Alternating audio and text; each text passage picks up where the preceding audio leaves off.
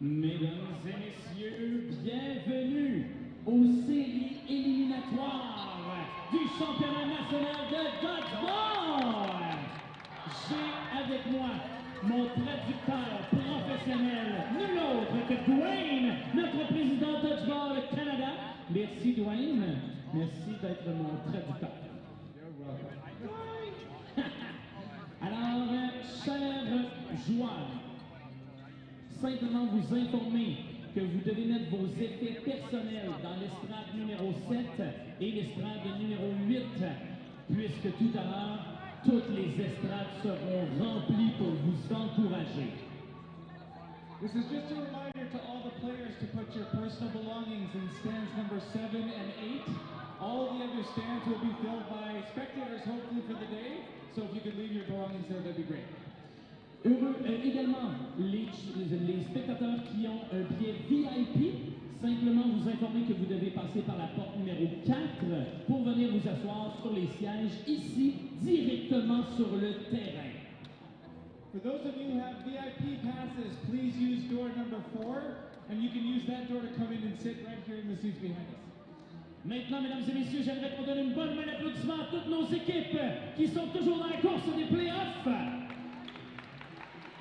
Sur le terrain numéro 1 de l'Ontario, l'équipe Reckless. Non, pardon, terrain 1, Valkyrie. Commonzam. Contre notre équipe du Manitoba, Rogue. Sur le terrain numéro 2, notre équipe ontarienne, là, nommée Reckless. Contre notre équipe du Manitoba, Red Bull Thunder.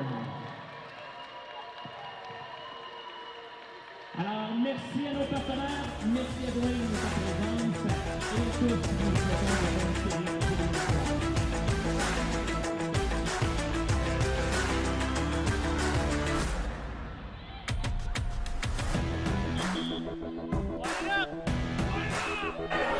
Hello everyone, good morning. Welcome back to the Canadian National Dodgeball Championships 2023 in Montreal, Quebec.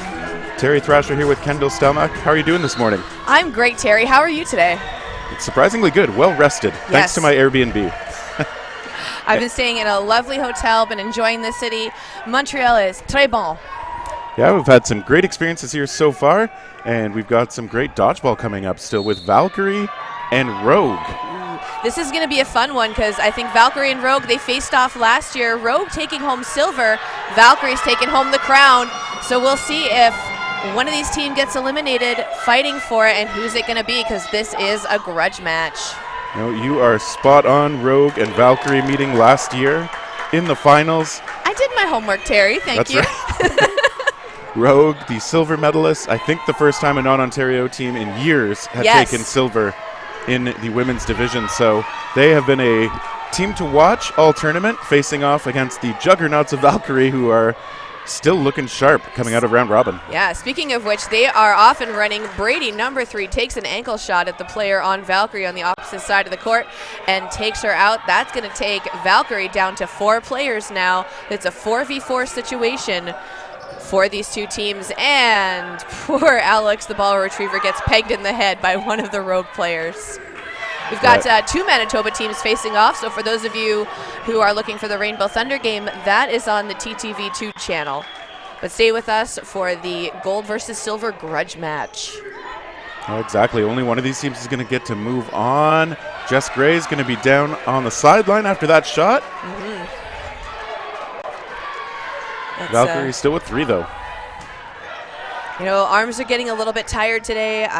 You know, they were playing longer games as well. We started off with the quarterfinal games yesterday in those regulation matches, 20 minutes each. So we'll see how these ladies can hold up. And they've been doing a great job. Okay, Brady looking aggressive out of the corner after hopping over those shots, but... I mean, let's be honest, when isn't Brady aggressive? That is true. But, you know, it's that aggression that gets you hits. Yeah, exactly.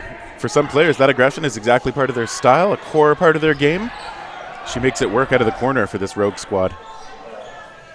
3 players left now for Valkyries.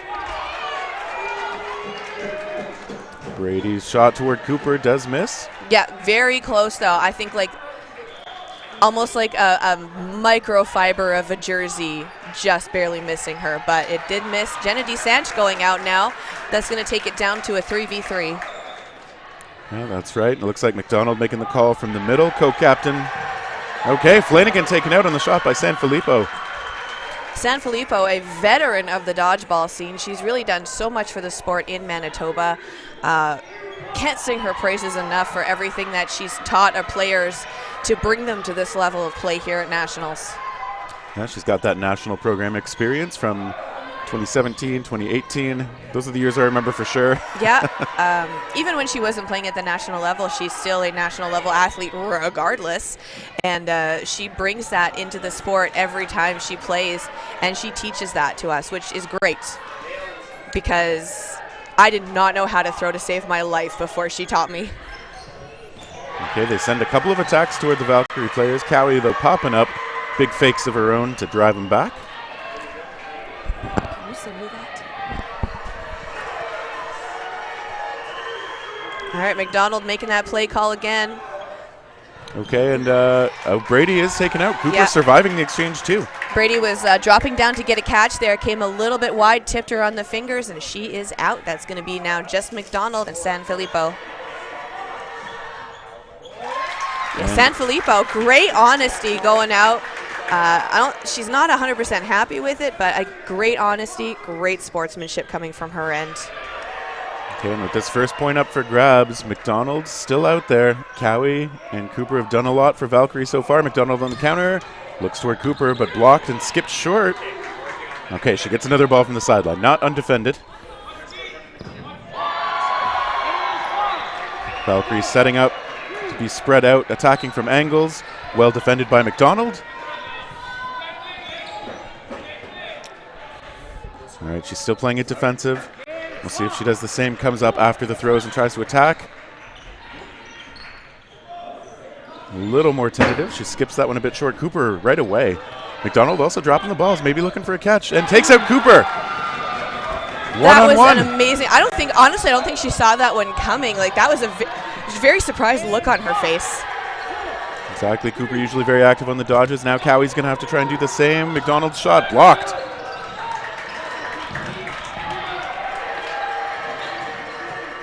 One-on-one.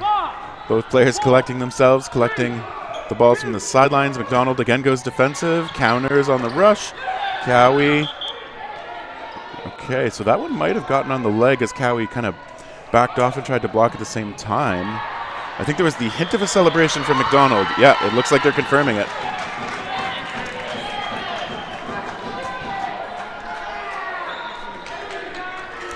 And okay, Rogue gets the first point in the grudge match rematch. Ooh, I think Rogue getting the first point might rattle the Ontario team a little bit, but I think Ontario is going to be very quick to recover on this.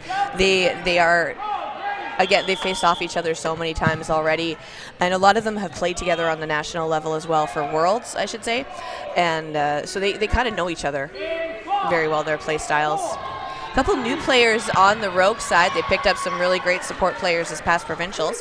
Added to the team, we have Mia Duchamp. She is number 1 on her. No, sorry, 00 on her jersey. They're both brunettes next to each other. So Saracen, I mistook her for Duchamp for a moment, but Duchamp is the one with the space buttons. Okay, and off the early throws, we've seen Valkyrie lose 2. Valkyrie just down by 1 player, though, since they have taken out 1 from Rogue. They're coming up to the line, trying to do the same. Looking for Brady, but Brady's surviving, popping up, and trademark aggression on display again. Yeah, she likes to get up there. She likes to do those pump fakes, and that fishes the balls for her team, because with that aggression and her name being so popular so quickly, like she makes herself a target, but she knows it works for her team as well. Yeah, very comfortable playing that style. Valkyrie up, looks towards Sanfilippo, got a graze. Yeah, great jump up, great air from Sanfilippo though, just right in there, but she wasn't high enough, but still a great dodge, or great jumping dodge. Great throw from the Ontario side. to get her with a dodge like that, I should say. And right up to the line, they go toward Brady again. This time Brady takes out Camilla Presenti. Nice long-range shot as Presenti was trying to back up. Rogue still with that player edge. Yeah, I think Rogue is probably going to start slowing it down just a little bit. They lost a lot of players very quickly in that first half, so they're going to start slowing it down. They're going to play their advantages. They're not going to give away too many balls, and they're going to slowly whittle away at the Ontario team, and I think that's going to work for them playing the long game. So Cowie and Kirkpatrick out there again. Valkyrie got a tough order ahead of them. They're still facing 4. They come to the line with some energy. Just one ball sent. Okay, no, Kirkpatrick with a trailer, trying to catch Brady off guard, but she was ready.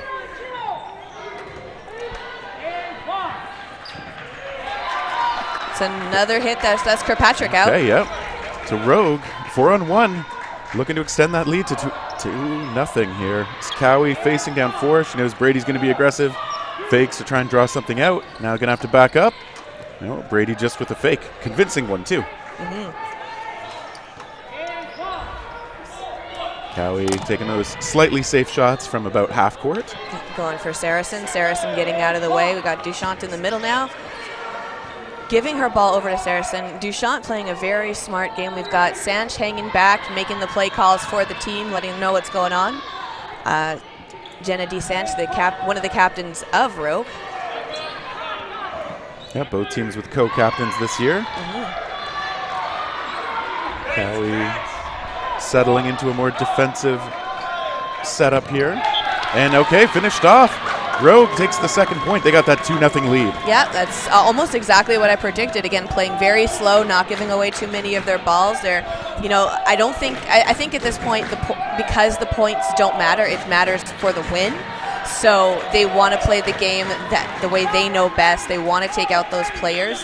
I think Valkyries is probably going to start playing a little bit faster. We might see some more coming off of those opening rushes.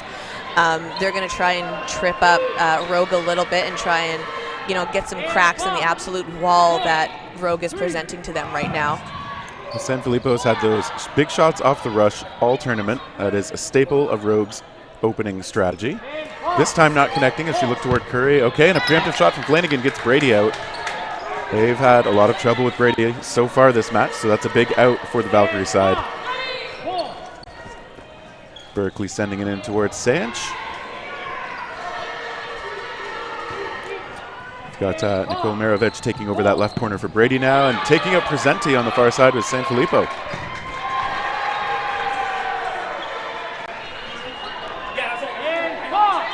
All right, Valkyrie setting up again. We got Claire Curry on the court in the middle making the shot, and it's caught by Sanch.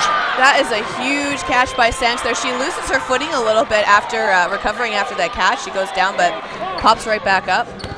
Yeah, loses her footing, but keeps the ball. That's the important part. It's always worrisome, especially in these matches, when you see a player go down like that, because you're like, oh my God, no injury, no injury. Well, that's true too. No whammies, no whammy. All right, so Valkyrie coming up on the counter. Marovich now deferring that corner to Brady.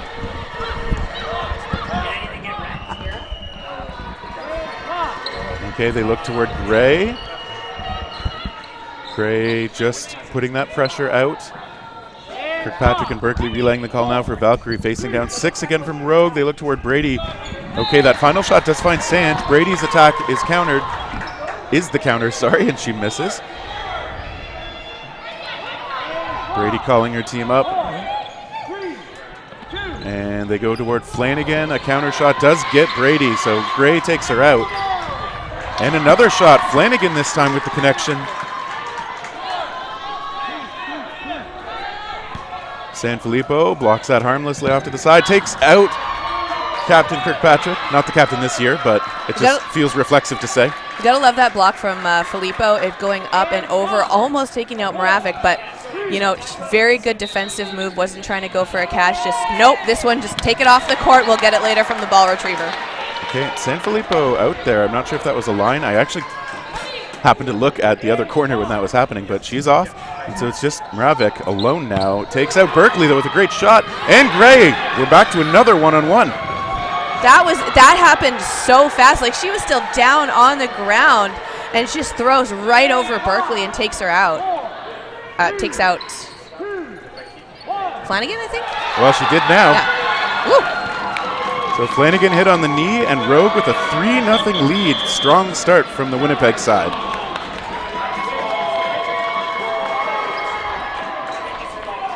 And so I think we got the regrouping over there in the coach Spencer Sereau talking through things with Valkyrie. I think a timeout must have been called because everybody's all huddled up now. I'm not sure who the timeout was called for, but both teams are going to use it. I see Coach Jesse Copé coming in from the lines there. He's ball retrieving for them as well, so he's doing double duty on his. I don't actually see him as a coach, but we don't have the coaches listed on this roster at the moment. Yeah, not every team has a coach listed. Valkyrie also does not have Sereau listed as the coach. But he's there. Rosters, he's got the clipboard. Exactly. we know what we see out there. You automatically assume coach as soon as they have a clipboard in their hands.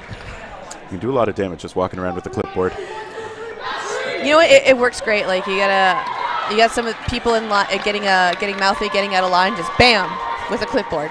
Gosh, I've never seen that happen at dodgeball. Hopefully. Not yet, anyways. Hopefully, it doesn't happen today. No, not today. Not today. Okay, so no fighting at nationals. That's right. They're going to get set up. They're going to start again. Rogue, of course, going to try and just keep extending that lead. You see, Kirkpatrick often does this off the rush, covering the team, running all the way over to the far side, and then deferring that ball off to the corner. And Sanfilippo didn't take one right off the rush, but took a big shot from the corner this time. That's a third point now on the board for Rogue. Oh, it's a double. Ooh. Bad bounce if you're a Rogue fan. Good one if you're Valkyrie. And like Moravec and Brady, they're a deadly duo. So taking both of them out, that's going to work out so well for Valkyrie's favor, because especially since they still have their full line on the court right now, while Rogue is running a shutout game at the moment. So, Valkyrie needs to get on the board. They want to score those points. Number 12 being hit out, though. Yeah, that is Claire Curry, who I believe hasn't had a lot of time on the court. She's been neutralized pretty well so far by this Rogue side when she's been starting the points. Okay, Kirkpatrick, I didn't even think she was going to take that one. Just steps into it, sails it a little bit.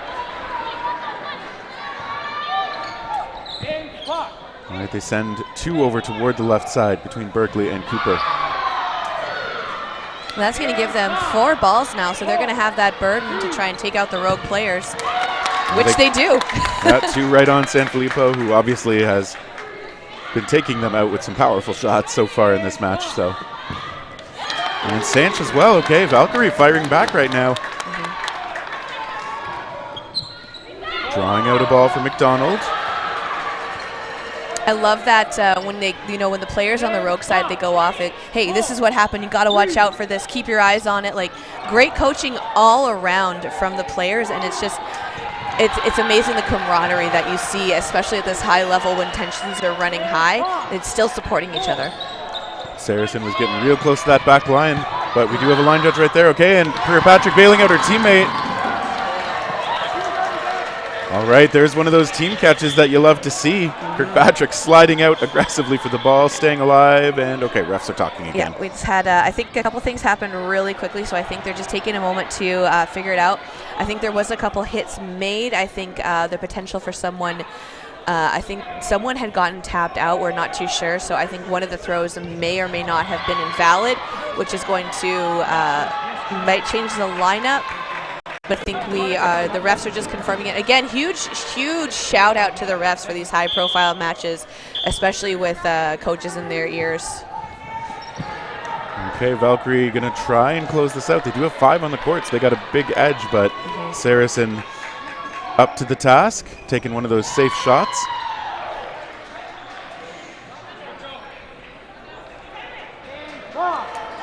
Takes another one, and now, Valkyrie's not going to rush it.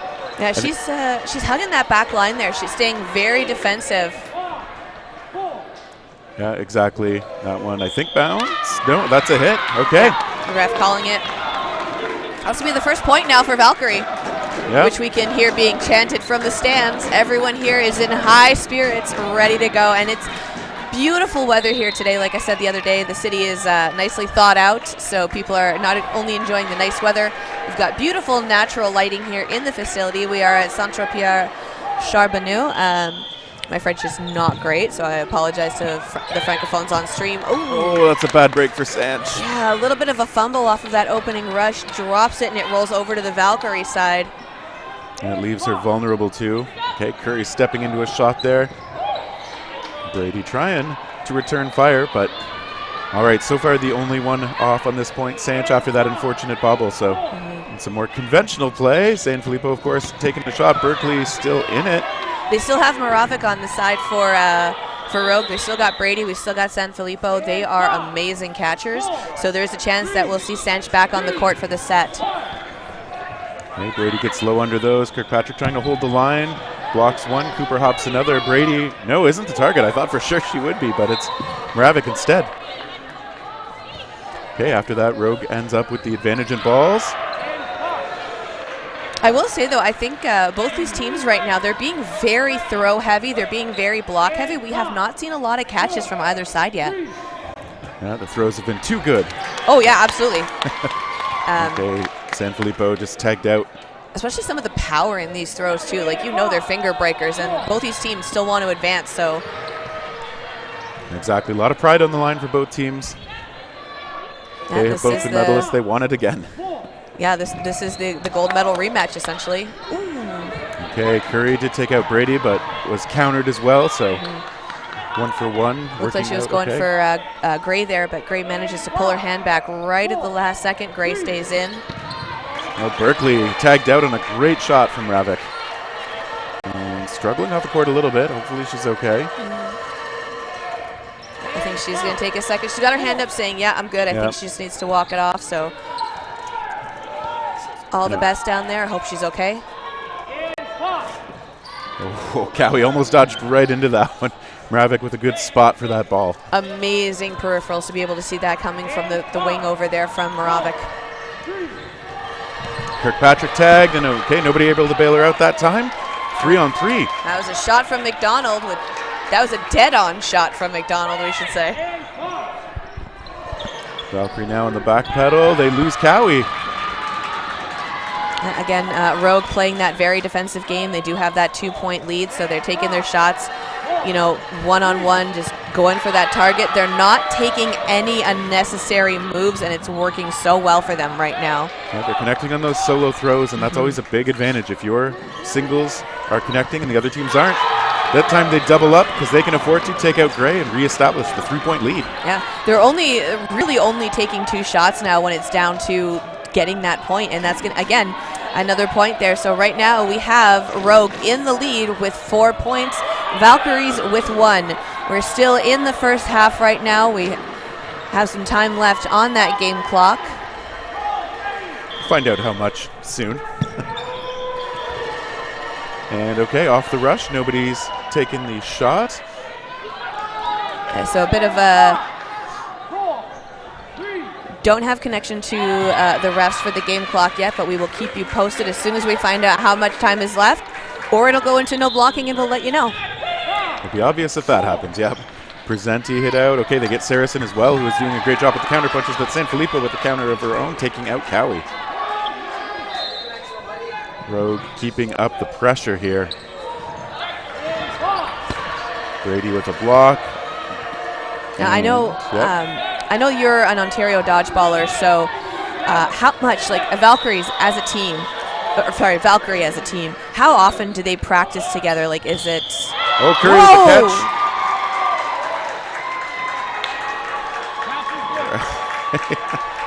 catch. So I don't actually know exactly how much, because I do play out of Toronto, and they are mostly out of Ottawa. Okay. I'm guessing from the way they play that they practice quite a bit. Yeah, like I'm just wondering, like, is it the same level? Because I know for Rogue, like, you know, there's a practice every week. They play, you know, in the competitive level in the dodgeball league. Like, they are eat, sleep, breathe dodgeball leading up to nationals after provincials. And we are in no blocking now. Cooper hit out. So this is the end of the first half. Yeah, that's why you had that stop and that reset. So that catch for Valkyrie right at the end, which, that catch was so hard she put her on her butt. That's going to bring a player back for Valkyrie. So going into that no block, that's going to be a huge upset for the Rogue side. San Felipe goes aggressive. I think that, does take out Claire Curry. But And Brady out as well. Jinx. I can't talk now for wait. No, that's not how this works. Okay, Sanchez shot. Oh, Flanagan, though, since she wasn't eliminated, she was ready for that catch. Yeah, so that's McDonald and Sanfilippo out now, so it is just Sanch left now on the court for the side of Rogue. She does have a ball on her side, but is so close to the attack line, and it cannot be retrieved by the ball retrievers. And tap on the foot, refs calling it as she goes down for the dodge. So that's going to be the second point now on the board. So it's a 2-point differential going into that second half. Yeah, Sanch at least confident as a catcher, so she was ready to make that attempt, but Valkyrie ends up staggering the timing, putting 3 on her, taking her out for that second point. And now, so this actually isn't unfamiliar territory for Valkyrie. Yesterday they were down 3-2 in their last playoff match against Hyper at halftime. And they were able to kind of storm back in the second half. So they are a team that does adjust, obviously, and frequently adjust really well. And obviously they'll have to because Rogue has been playing very strongly in this first half. Again, not a lot of catches, mostly throwing based. Yeah, it's been good counterplay, I think, out of Rogue. They've, again, made those solo shots work really well. They've connected on more of those overall than Valkyrie. And they made those counterattacks work really well, too. All right, so something for the halftime now. We're going to go down to our main man, Tony, right on the gym floor, and he is going to be bringing you some action and updates. With Katie from Rowe from Manitoba. Now, you guys are up 4-2 right now in this game. What do you guys have to do to basically capitalize and take this game from Valkyrie? We got to stay alive. Valkyrie's a great team. I mean, their score could be tied right now. Like, it's back and forth. They're a great team. We just need to stay alive. That's all we need to do. Well, keep doing what you're doing. Good luck on the second half, and we're rooting for you. Thanks.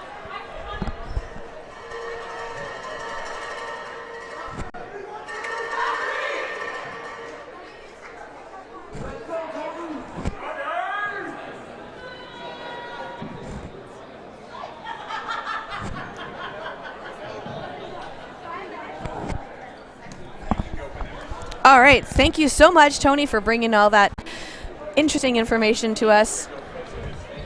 And we're going to see the teams lining up now, getting into that second half. So that 20-minute timer is going to start very shortly.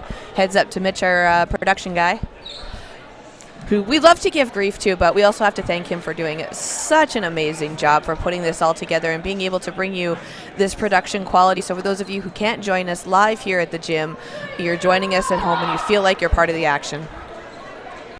Yeah, exactly. It takes a whole team to do all this stuff, and some of them are just in the background most of the time. So thank you to all those volunteers helping to make this happen. A lot of blood, sweat, tears, and swears. Hopefully you won't catch too much of the swearing on stream.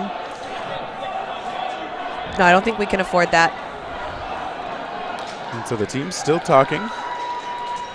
Valkyrie talking things over a little bit longer. Looks like Rogue's getting loose, getting ready to be lined up on that back line. Got fans from both sides in the stands getting their cheer on. Currently it's the Valkyrie side that's getting loud, getting recognized by the team.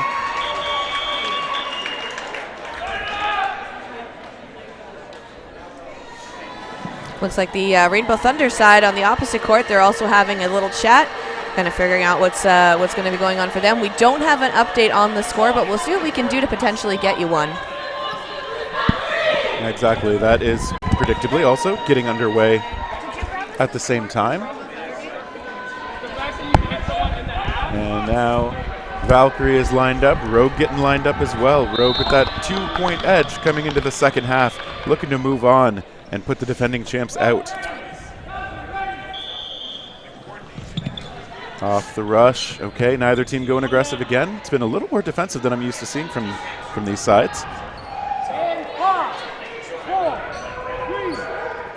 That first shot skipping short. Presenti currently holding down that left corner for Valkyrie. Kirkpatrick with the call from the middle. Okay, it's Flanagan. Flanagan, who is an MVP performer for the Canadian women's team last year in Edmonton, holding down the right corner for Valkyrie and weathering a couple of shots. One interesting thing about Flanagan, she throws with her left, but you'll often see her use her right hand to block with the ball. And they look toward Brady on the opposite corner. That footwork from Brady coming up to the court like that. She wears, I think they're boxing shoes, so they're very flush with her foot. It's almost like playing barefoot. They're very flexible shoes. Oh, Flanagan with a catch. Just nice. On her knees, stays squared up. Okay, wait, so there's a conversation though. Yeah. Quick update from the other court now. We have Reckless taking on Rainbow Thunder. That is going to be for another playoff spot, another Manitoba team. Reckless is currently leading 6 points to Rainbow Thunder 1. Okay, strong performance from them right now. And, okay, it looks like the catch did stand. Ref's just telling everybody back to the back line. Yeah, we're going to reset. They're going to start, foot on the line. Cooper, get back there. Yeah, she's just eager to go. They're like, all right. And like, no, foot on line, then go. Yeah. We understand, but. Okay, a couple shots toward Brady. But a nice nimble move over. And now Rogue to the line. It is Sanfilippo looking toward Presenti this time. Sanch still holding down the fort. Playing out high. Rogue with 3 balls in hand still for defense. Berkeley shot missing. Okay, the return shot also missing. Berkeley getting low under that second one. Just pancakes it right down to the ground. Absolutely beautiful dodge from her there. I think Sanfilippo throwing up the, I know, I maybe shouldn't have taken that last one. But trying to bail out her team. Sanch taken out. Okay, Presenti makes the catch on Sanfilippo too. This is a big swing for Valkyrie. Valkyrie with the catches. That's 2 already in this set. They're like, all right, you know what? They're throwing. That's all they're doing. We're going to catch them. Done. Yeah, getting a little more catching luck going right now and making it work. They are up 6 players to 3. You see the count from the ref. They going in there with that last 5 seconds. Brady shot misses. Brady takes a second. Flanagan lays down under it. Brady can't snare that one. Okay, she's taken out. She's saying, oh my gosh, my dang hair. Maybe got in her eyes a bit, maybe, while trying to make that catch. I love that, like, aggression from her. Like, she's such an intense player. Like, you worry that she's pissed off sometimes, and it's just like, oh my goodness. And when that's Saracen going out now, that was a shot from Flanagan. Thank you. Okay, so just one left. She's still in it. Is that McDonald down there? Yeah, that is McDonald. She drops her balls. Was that a catch again? No, it was not. Okay, Flanagan coming close. Cooper blocks that one. Not quite, though. It goes down into her foot. Heads off. And okay. Valkyrie down to 4. McDonald pops back up, takes the counter. Berkeley gets under it. McDonald back up to the line. Again, missing a little bit high. Presenti's shot misses. Okay, what a grab! That is a miracle catch right there for her. Absolutely amazingly done. I know I say ooh on the stream a lot, but just so unexpected. She just grabs it and goes for it. Cowie hit out now by Moravec. That brings her back in. Yeah, Moravec back out here after the great catch right up at the chin, I think, from McDonald. Berkeley takes a second shot and is caught up high, but the other target there is Presenti, and now Berkeley finished off. Yeah. So Presenti takes out McDonald, and then Moravec takes out Presenti, and then taking out Cowie. Or is that Berkeley? I'm sorry. That was Berkeley at the end, yeah. That was Berkeley. I'm sorry. I couldn't see the jersey correctly. Well, either way, Rogue now has the edge, and ref's talking to co-captain Sanch about something. I think they're she's saying it hit my hair. Yeah, Brady's still mentioning the hair there. We gotta get her a swimmer's cap. Yeah, that's she's had a couple hair hits over the years at the national stage, and we gotta get her like a swimmer's cap or something. That's just, or a bald cap. Just straight up put her in a bald cap. That'd be a look, all right. Maybe that'll be next year's trend at nationals. You know what? At least you don't get any ponytail hits. Way off the rush. Again, nobody taking that initial shot. Rogue to the line. Okay, they get Gray with the first shot. Presenti's going to collect that ball and let Valkyrie set up. Catches have been a big deal already in this second half. Going for Saracen. Okay, Brady taking out a return onto Flanagan. Yeah, Brady going in for that block, getting a little bit low, but I think connecting with her fingers. And I'm sure we'll see a bunch of dodgeball memes later about finger hits. And yeah, back line on Curry. Line ref was there and able to see it. That foot coming onto the orange line when trying to dodge. So Valkyrie loses another. Okay, Rogue still holding 2. It's Presenti. Okay, I think Sanch caught off guard. Didn't really react to that one in time, unfortunate. Yeah, she wasn't able to get out of the way on that one. She's kind of like, what the heck? I think Valkyrie, is starting to get into their head a little bit on the Rogue side. Valkyrie coming in, they're playing very strong, even though Rogue does still have that 5 points on the board to Valkyrie's 2, but Valkyrie are trying to bring it back. Mavic with the fake to buy the space. Each Valkyrie player with the ball in hand. Kirkpatrick caught off guard though from the blind side, taken out.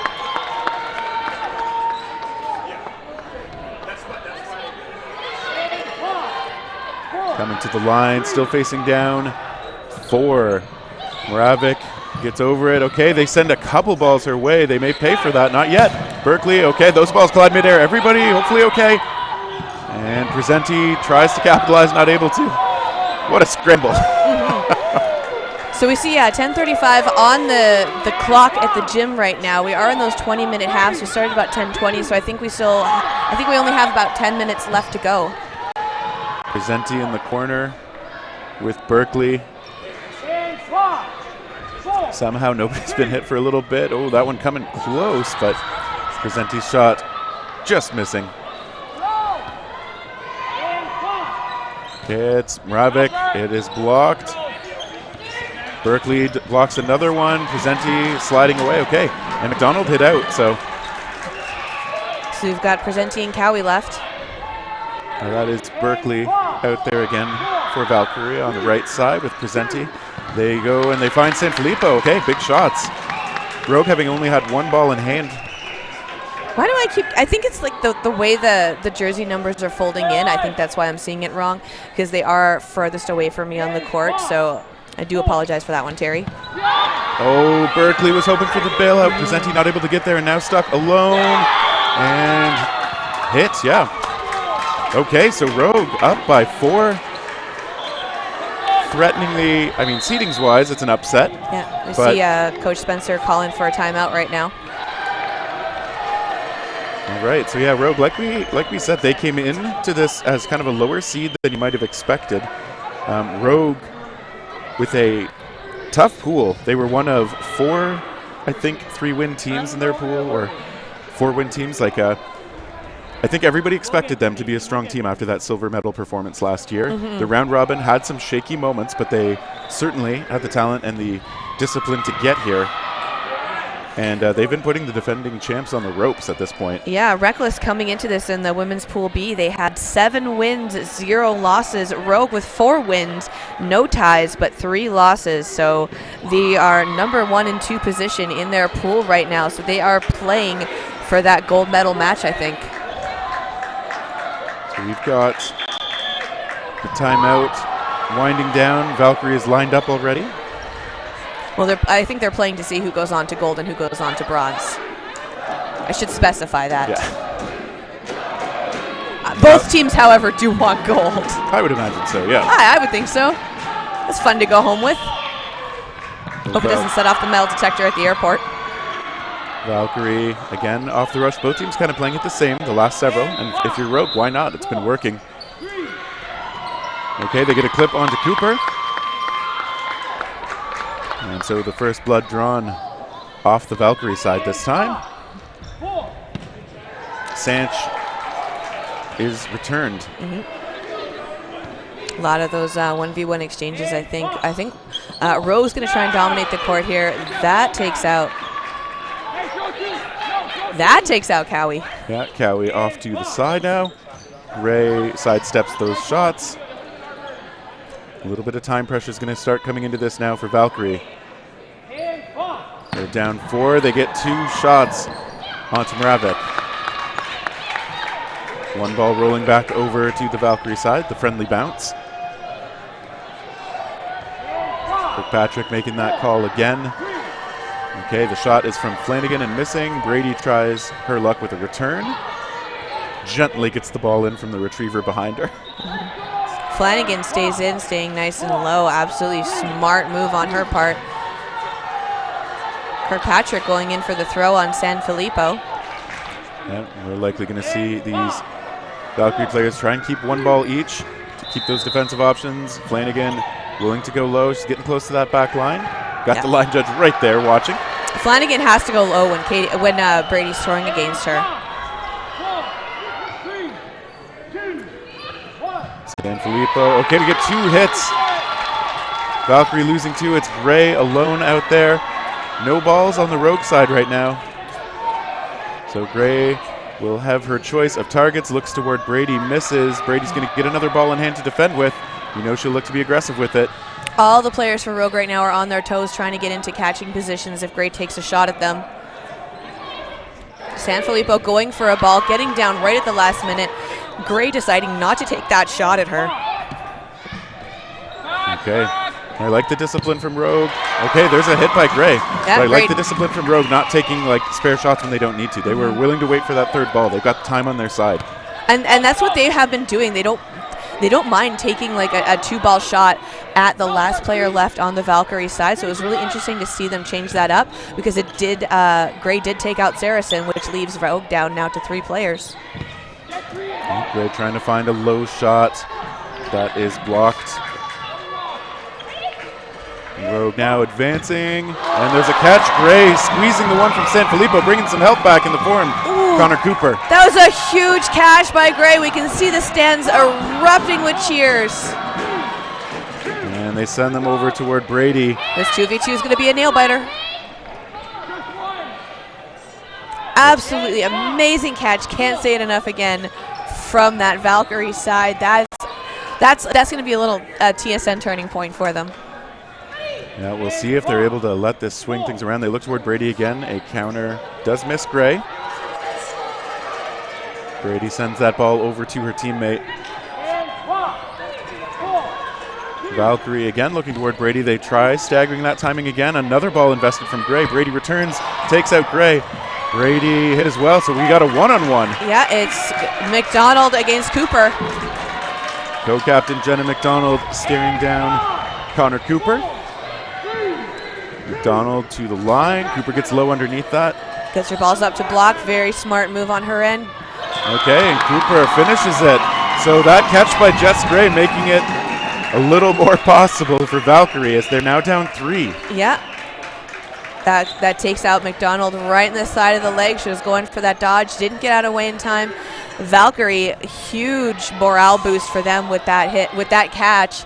That's going to get them some confidence back going into they think they can try and, I hope they can try and run up the score now. Get some more points on the board and close that gap. Yeah, the defending champs with a little bit of momentum, but of course Rogue's going to try and squelch that here.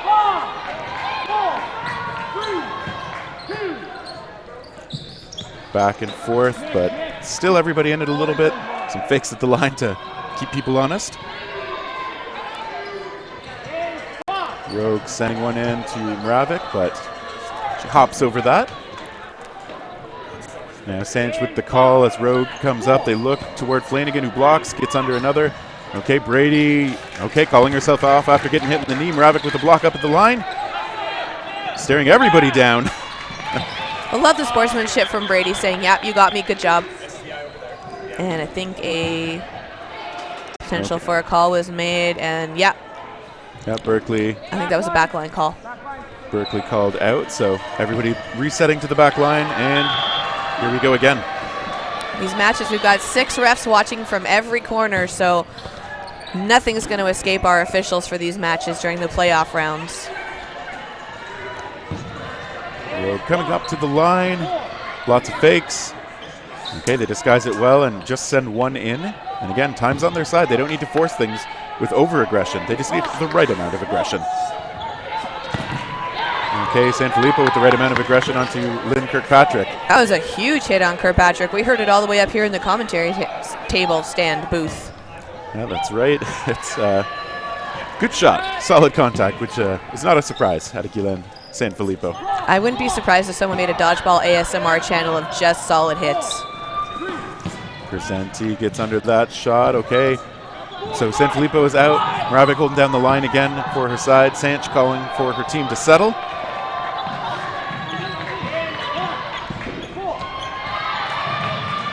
They get a couple shots. Yeah, they did get Gray, so. Yeah, that second one, it did bounce up into Presenti, though, but she manages to stay in.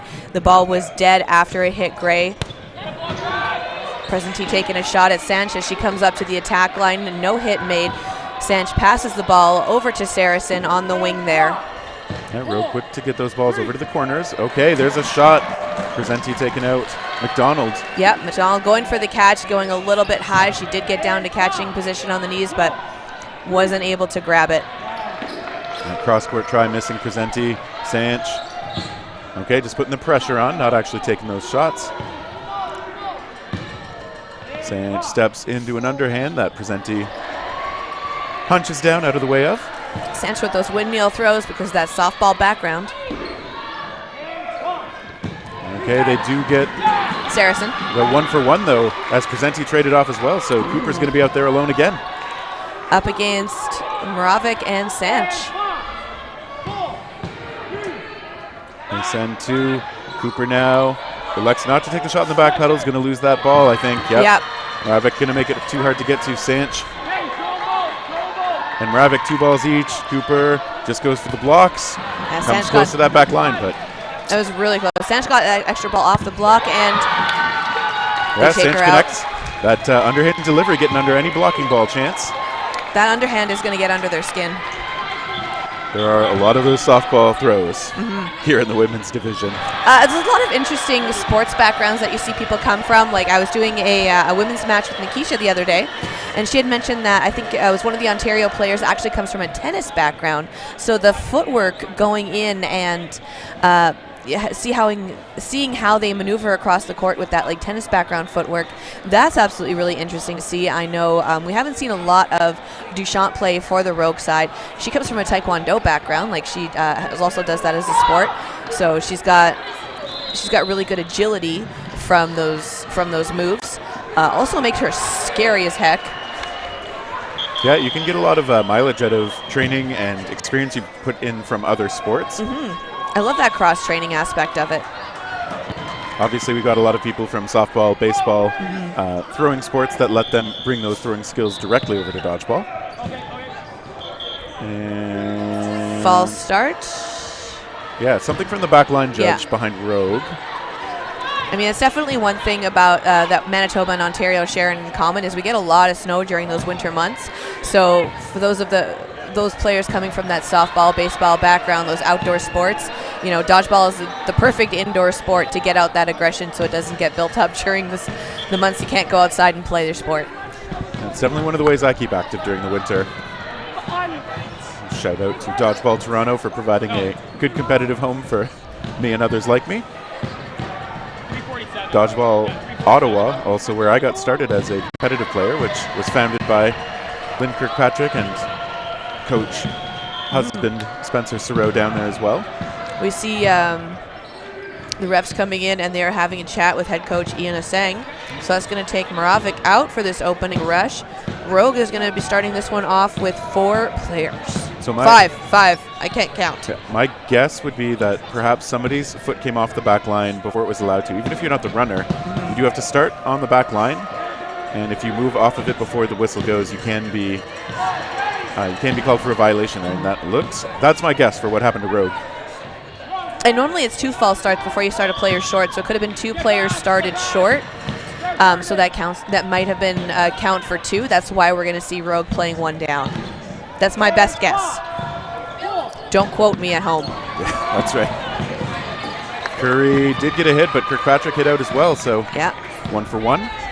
And another back line violation for Brady. Ooh. Okay, so Rogue's going to want to make sure they stay disciplined here. They can be patient, they can be disciplined, and they can work the clock. I can definitely see that getting into the heads of Rogue. Like they're really wanting it, and I think they might, you know, there's the potential that they might be losing a little bit of focus on certain aspects of it. Duarte and Filippo getting hit out by the players on Valkyrie. They are coming in hard on this round. Yeah, and they're going to have to. Obviously, they're losing time. Yeah, they're taking advantage of those players that are being taken out for other violations. So it's like very smart on the side of Valkyrie. And then for Rogue, of course, you have 10 seconds to throw. You can use all of it. Well, if she realizes she has to throw anyway, she might not have realized she had the extra ball. Okay, and that shot from Presenti coming close, but well blocked. Oh, McDonald, she knows how to get nice and low and block, and she keeps her head up. She does not break eye contact when she is dodging like that and blocking. Okay, Berkeley was able to bait her down, but not able to connect with that shot. So every time Valkyrie misses, they're losing precious time. Nice McDonald doing a great job. Yeah, staying low, staying out of the way. Valkyrie too, if they can find a catch, I'm sure will eagerly try and take it. Flanagan missing, as did Presenti. So McDonald doing a great job grinding this clock down, trying to secure that advancement for Rogue. She's got that staying power. I can't imagine that there's too much more left on the game clock right now. This potentially could go into a no blocking situation. McDonald could walk off depending on knowing how much time is left in the game. You know, the strategy is up in the air right now. I see the Rainbow Thunder and Rack Attack game just finished up. Pardon me, Reckless game just finished up. Yeah, I don't think they're going to do no blocking if the score won't be affected by it. So a lot of R-word team names I said just now, so I got a little bit confused. McDonald with a jump up.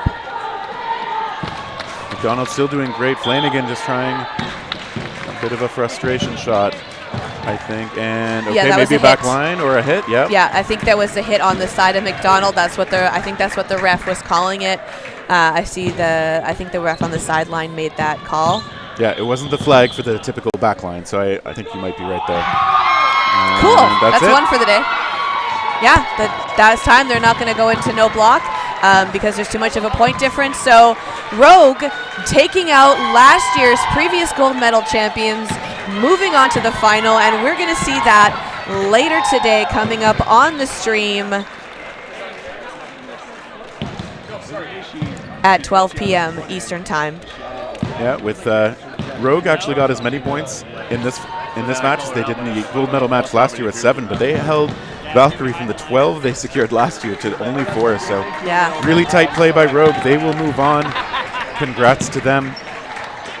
And so in the meantime, we've got obviously some more dodgeball action coming up. Playoffs all day. Who do we have on the stream right now? Let's see. Going into 11 a.m., we're going to see Hardest Foam taking on Mavericks. So it's an East versus West situation right now. Hardest Foam, bit of a dark horse last year. Did not expect them to go as far as they did. Absolutely amazed to see them crack that top 3. First time a BC team has done that. It was a bit of an upset. Everyone enjoyed it. We'll see what they can do this year. Yeah, and it's as close to a rematch of the men's side gold medal match as you can get. Rampage, several of their members from that now dissolved team over on that Mavericks side, facing off against Hardest Foam again. We will bring that back to you at about 11 a.m. Eastern Time. And you're going to be joined by Nikisha Suku and Bill Fisher. Great team. Can't wait to see the game. We'll see you there. Du président P-High, Riptide contre l'équipe du Manitoba, New Era. Sur le terrain 1, ici. Elaine Kirkpatrick hailing retired captain. So anyways, tell us a little bit about this game, and you know, Rogue has been retooling their team to come out, and you know, it's obviously not the result that you wanted to see on this, but give us your insight on this game. I mean, coming in, we knew that they were fierce. We knew that they have incredible offense, big arms. I think one of the things that they did to us this game was phenomenal survivability. I think they were moving side to side, getting laterals, getting away from our shots. Like, we just couldn't hit them. And I don't even think our accuracy was off. Like, full compliment to their skills. They were surviving, and we just couldn't hit them. And at the end of the day, if you can't stick your hits, the other team's going to take it. And again, and their offense was incredible. So they played great. What can I say? Like, I think we played well. I think they, took it. They earned it. Yeah, no, I mean, you guys are a phenomenal team. You guys have been so dominant, throughout the years. This is still not the end because you still are up for the third place bronze medal match. So, we're going to be expecting to see a lot of you guys coming in, guns blazing. I wish you good luck. Thank you. And then we'll go from there. Thanks so much, Tony. Thank you. Hi, everybody. Veronica, we love you. We miss you. We're thinking about you. All right, back to you guys. Good.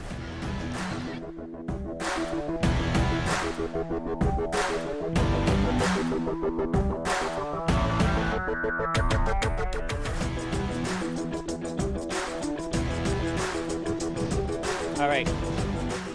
And here we have the captain of Rogue, Jenna, correct? All right, here we go. So give us your insight here. I mean, you faced a team that has been dominant throughout the years, and now you guys come in, and this score, I mean, 7-4, I believe, was the final score. I mean, give us your insight of this game, and what did you guys do? Because I know you guys had a little bit of retooling for this year compared to last year in Edmonton. So tell us, give us a little bit of insight for Rogue. Well, this game was definitely a rematch for us. We met them in the finals last year, and we had a good first half, a really bad second half. So this kind of felt like we wanted to come out and be like, let's repeat finals 2.0. So, I mean, they had nothing to lose. They're the gold medal champs, and we got everything to lose. We don't want to play Manitoba for third. We want to play for first, right? So, and we started off this tournament not on our best for the whole first day, a little bit of the second day, but then every single game after that is just like teamwork, and now we're ready to rock. So pumped for last game. Well, you guys put on a hell of a show. I wish you good luck in the gold medal match. I don't know who you guys are going to be facing. I think it's probably Reckless. So you guys do what you got to do, and we'll see you at the top. Thank you. Thanks.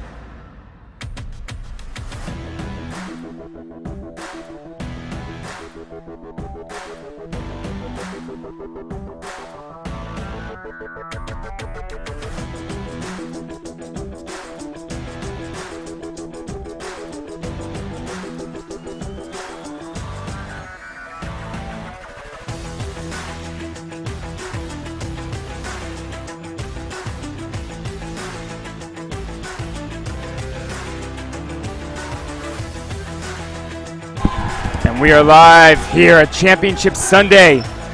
Woo! Let's go! Hit right off the top. You are watching two top provinces, British Columbia and Ontario, their top team out of both. You have the mighty Mavericks versus Hard AF as foam or as other things that start with F. Yeah. Mavericks on the near side, Hardest Foam on the far side. Samco was tapped out first, not Hardest Foam on the rush. And Hardest Foam hasn't evened it up yet. Woo! Never mind. Captain Wong with a big cross on Brandon Ferguson. Got evening up the player count here, 5-5.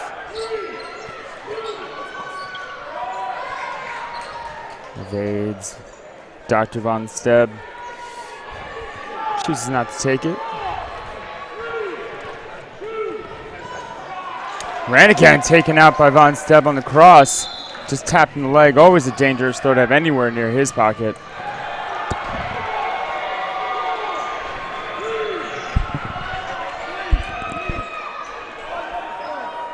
Can feel a lot of intensity here. This will be Hardest Foam's second consecutive appearance at the national finals. Last year, they faced off against Rampage. Rampage has absolved, and about 3 or 4 of their players, let's see here, Cam Renican, Jeffrey Snow, Michael Laziak, so 3 of the players from Rampage now sitting on the Mavericks. Yeah. Mavericks were eliminated last year by Future. Future's eliminated this year by Riptide. We've got some brand new and some familiar faces in the finals match, always great for dodgeball. And we've got 4 separate provinces here in the semis. Yeah, like you said, Hardest Foam taken out in that gold medal match last year. This time, they won it all. And Riptide put on quite a showing against Future yesterday in a nail-biter of a final. And, just a missed block there by Zanke. Captain Silvera on the move here. And I think we talked about this earlier, a known legend in closing, Captain Silvera. Oh, yeah. You know, 3 versus 1 is a hard work, but this is a real strategic, athletic person. But Von Stebe with a big hit there, coming up there. Such a smart trade play. Yeah. You're up players, you get to take Matty, you're in close range, and if he takes you, by some reason, you still have 2 solid players left on Hardest Foam. Hardest Foam trying to dethrone Ontario. Ontario men's has never not taken the gold. Will this be the year? I don't know. Kind of want to see an upset. Also have a lot of Ontario pride in me. Ooh, so we shall see. What happened there, Bill? False start. So you get 1 warning per half. Otherwise, that player becomes out. And who was the false start on? I don't know. I think it might have been on Zanke. I'm okay. Not entirely sure. It wasn't clear from the way the refs were talking about it. Both teams choosing to not throw off the rush. Smart for Mavericks because their onus wasn't on them to throw. Good pump fakes. Von Stebe with his arm is on fire today, taking out Libel. He really is a monster. I think he had 3 outs last game, and Snow. And so as you said yesterday, Jeff Snow. You have to call him Jeff Snow, right? We call him the Iceman. The Iceman. Oh, nice tag there by Maddie reading that. And now they've sent Captain Wong packing. You've got a strong veteran line on the Mavericks side this time. You have Michael Laziak, Cam Ranican, and Jeff Snow, and also Matthew Silvera. So they went for experience on this line. And as you see, a lot of the times when there's 6th player, Ranican is in the back shadowing. He's kind of a monster at being able to pick up those deflections and predict where balls are going to be. That's one of his skill sets that a lot of people, he's like the best shadower ever. Like, I can say that confidently. He was making catches in that finals last year against Hardest Foam that were, it was terrifying. Yeah, we went back to Ontario and we said old man Cam, showing the youngins how it's and done. And Laziak with the catch from on the shot from Samko. Another phenomenal catcher. Whoa! Decker with 1, almost got the second. A catch and a hit there is what I think it was. Decker, such a nice guy. Great catcher, keeping Hardest Foam into the game here. Zanke coming up, applying pressure here on Von Stebe, but we know Von Stebe's arm has been on fire. Certainly has been. And Libel back into the game after that catch from Laziak.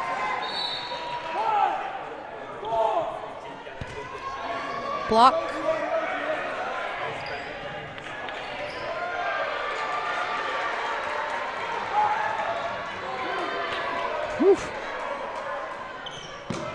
Oh, big shot there by Garcia Silvera.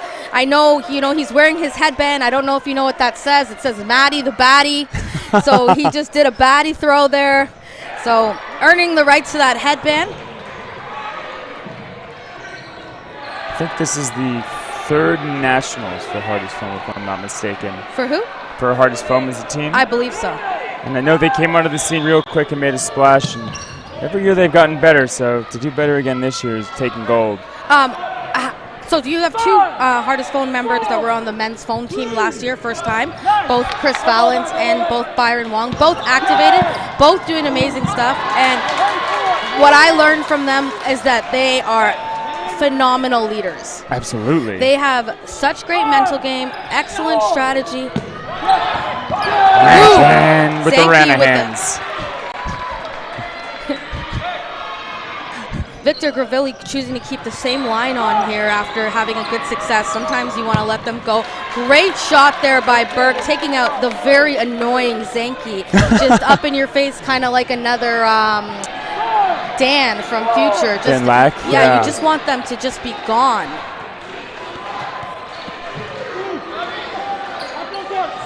Okay, good, remember that shot.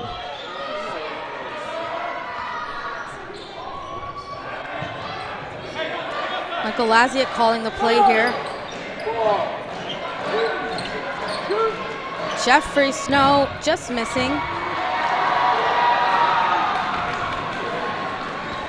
Coe was quite ready for that shot.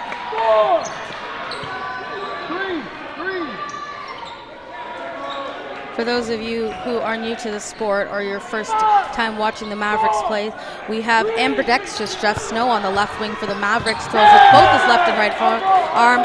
Burke quickly tagged out there. Yeah, Laziak with the out.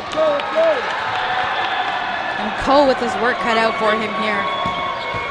Able to, for me that looked like, I didn't think that was an out, but I have a weird angle on it. Yeah, it looked like the Mavericks side said safe, and then the ref had pulled out. But that was a hard one to call by the positioning of Coe's body. yeah. Okay, we have 2-1 on the side of Mavericks. Hardest foam going to make sure they do not drop here. Oh, Shame. Leibel off the rush there. Yeah, light work on that rush for him. Yeah, and you were talking earlier about how Long and Valance made the foam team, but on the other side, we also had Decker, Solberg, and Coe on cloth. Is that right? Oh,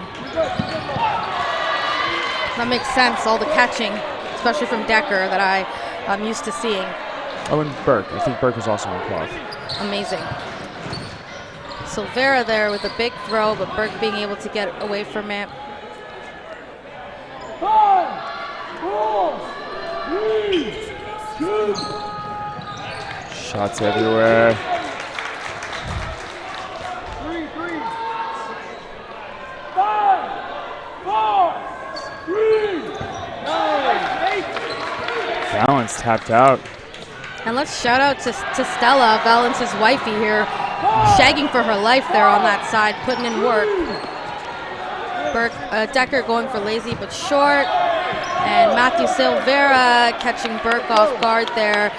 Matthew Silvera is one of those players that you can't really take your eye off of him. If you do, he is going to rush counter, and he's so athletic that he's able to, as you say, get in and out. Yeah, his confidence is, he's so confident in getting into a situation and taking things, and there's a ferocity to it. Like, Decker with the catch on Ranahan, giving him some of his own medicine.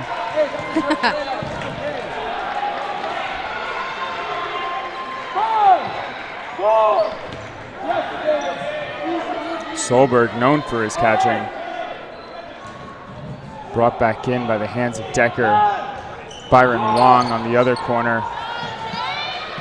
We have Laziak, Silvera. Love the strategy from Byron Wong. He quickly, like you said, you can't take your eye off Garcia Silvera. Whoa! Unlucky for Goldberg on that one. Laziak, and Byron Wong now has his work cut out for him. Not only 4 players across the court, 4 Team Canada players against 1, but Wong getting tagged out there on the double tap, and Mavericks taking quick lead here with the 3-1, being completely dominant early in this half. Absolutely. 3-1. Is it 3 in a row now for the side of Mavericks? Yeah, Hardest Foam took the first game, came out swinging, and then the Mavericks have won the last 3. And we're seeing a bit of, I'm wondering if we're going to see any lineup changes here. Mavericks have their media guy with them. They're putting out a bunch of good social media stuff. I remember their old tagline used to be "Feel the Teal," but now they seem like they're going a little bit more mature with it. So if you can follow the Mavericks on social media, you'll get a lot of great highlights, great photo ops and action shots. If you're new to the sport, it's a great place to start. Yeah, I love their Instagram. It's really high quality. I need to find out who their editor is. So a lot of the Mavericks come out of the Humber College program in Toronto, and they actually have one of the other Humber College students who works there, who starts working on the staff of the Mavs. He's back there with his camera doing a lot of the media for him, for them. So nice to have high quality media. What is sports without high quality action shots? Absolutely. And we're back into it. Shout out to our media team, working hard to make sure that you're able to cheer for your family and friends.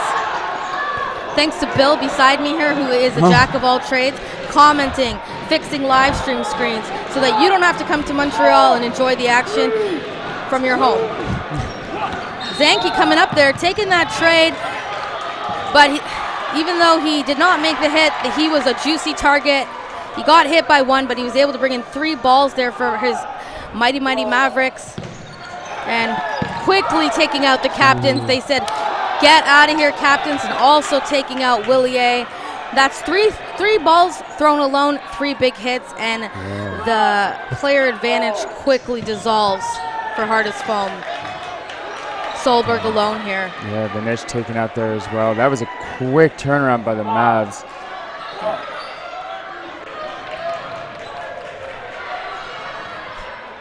They see an opportunity, they're going to take it.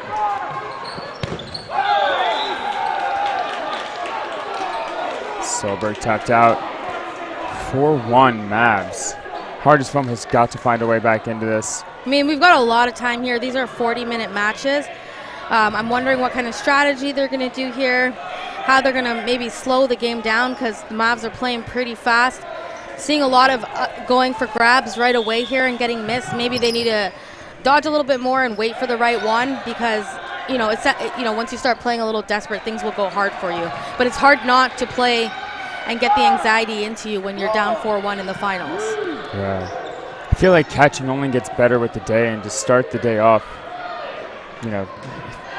take some time to get those eyes warmed up, so to speak. Great dodge by Burke, able to evade that throw down the middle from Mavericks.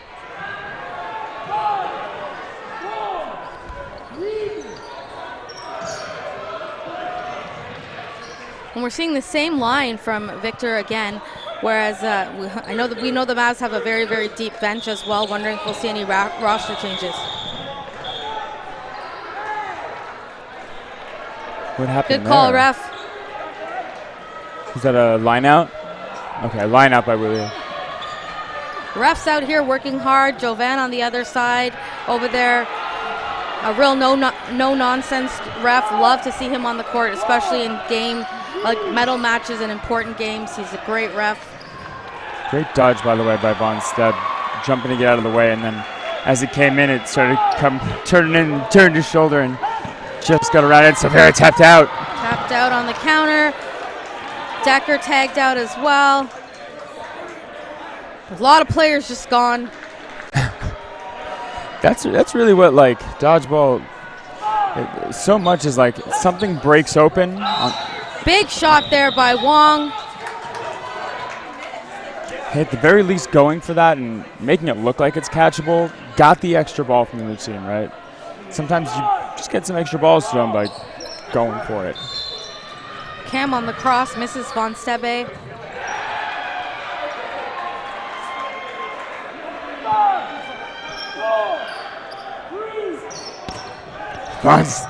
Oh, great pump fake there by Von Stebe. That is a high IQ there to have somebody juicy right there in front of you and do the pump first. Nathaniel Zanke, super athletic. Let's see where he ends up. He gets real low and small, and then it's light work for Von Stebe to take him out. Yeah, he was in such a dangerous position. He had a dodge that was a heavy commit, turned an 80% throw into a 100% throw. Great work. Von Stebe out here taking names. Now, can they take the set and get back into this? We're hoping here. We want to see a hardest foam take this set. We want to get ourselves a better dodgeball game going on here. And Gravilli here, noticing right away momentum starting to shift and calling a timeout. Yeah. Experienced coach in Gravilli here. A lot of these players he's coached on the Mavs for a very long time in Humber and in Team Canada, but he was also a coach for Valence and Byron, and he knows we can't take our foot off the gas against the hardest foam, or the momentum will quickly shift. You started seeing it there a little bit, very little bit, but it was there. Yeah, I'm such a fan of especially Valence and Wong on how they play those corner positions and how quick they're able to transition from defense to offense. Yeah, and you know what? Valence has so much depth. He's also able to be just a monstrosity of a middle player as well. Yeah. He's got hands for days. When he was in the program, he was injured, so he wasn't throwing much, but he was making everybody's life hell with grabs, just eating. Yes, he was. So, I've been playing against him long enough to know, no throw against him is safe. I've seen him, dive for catches. Yeah, he's okay. I think I could tap him out. He falls for my pump fake all the time. Give me 100 shots.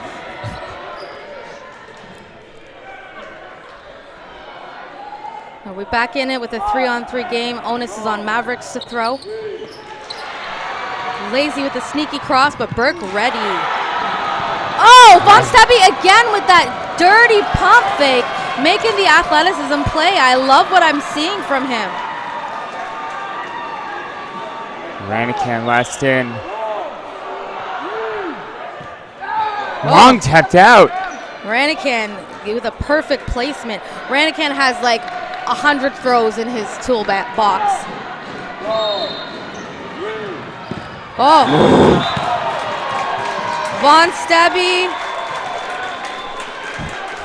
and Burke, remembering last year what Cam Ranican did to them with catching and making sure they did. We're double tapping him. We're placing our feet right. We're doing proper form on this throw. He's got to go because one grab and then all of a sudden. We've got a 4-2 lead for the Mavs. The onus here will be on hardest foam to throw since they won last game. And ladies and gentlemen, we got ourselves a dodgeball game. Yeah. He is such a tough out. Great work by them securing that. Great pressure from the Mavs. Oh. Garcia Silveira being taken out early as well as Von Stebbe. Wong taken out. And who they get in Snow response? taken out. And we're back to a 4-on-4. Silveira? Oh, Valence with a sneaky throw there, but then getting hit out. Okay. And we are back to, it was 20 seconds and we have 5 players left in total on the court. Our live stream team isn't doing what they're supposed to do because they're engaged in the game. You gotta yell at the players. Stop being so exciting. People are unmanning the booth. Oh, Cam trying to do that sneaky thing again. He says he hit him. I say, let the refs make the call. Yeah. Okay, refs making the call. It was a close shot. I believe in Joe. Oh, all the refs coming in. They know what's on the table here. Vic Gravilli, go back in your box. He's shouting from the... Oh, no, he's chewing gum. I thought he was shouting. I take it back. Sorry, Vic.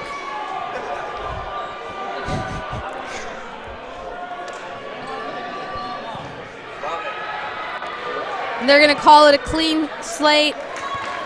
Clean block. And Burke able to stay back on. You've got 2 veteran closers on the Mavericks side. We've both seen Cam Ranican and Michael Laziak do magical things, but the player advantage is on hardest foam. They're using their pumps really well. Nobody wants to get caught out here.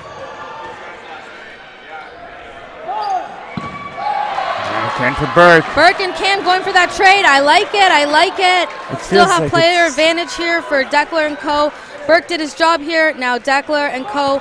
need to take out Michael Laziak, which is no easy feat here. He's got the whole court to himself. Yeah, he's already had 1 catch. 4, 3, 2. And Decker with a big grab. Ready, completely ready for that throw. What a catch. And now we're within 1 point here.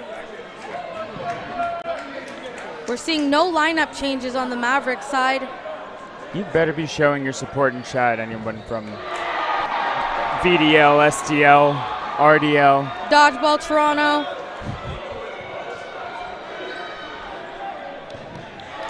Oh, I was listening off the Vancouver leagues. Well, I like Ontario too. And there is a wild game going on, and while we're lining up here, Manitoba's New Era taking on PI's Riptide, the unsung heroes of the tournament. It's a tie game over there. Riptide, you know, kind of fell off. They were podium takers out of PI for a while.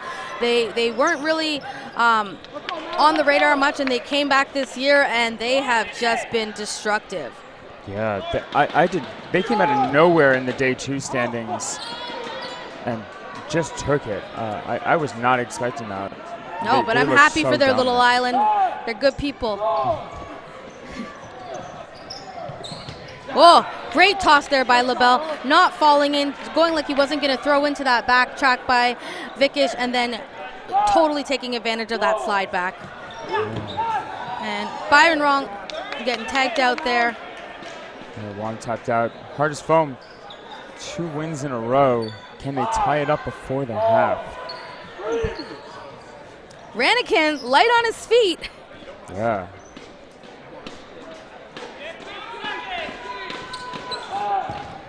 Oh, Ko going for a grab there, but not able to secure it, and that is a kill for Snow.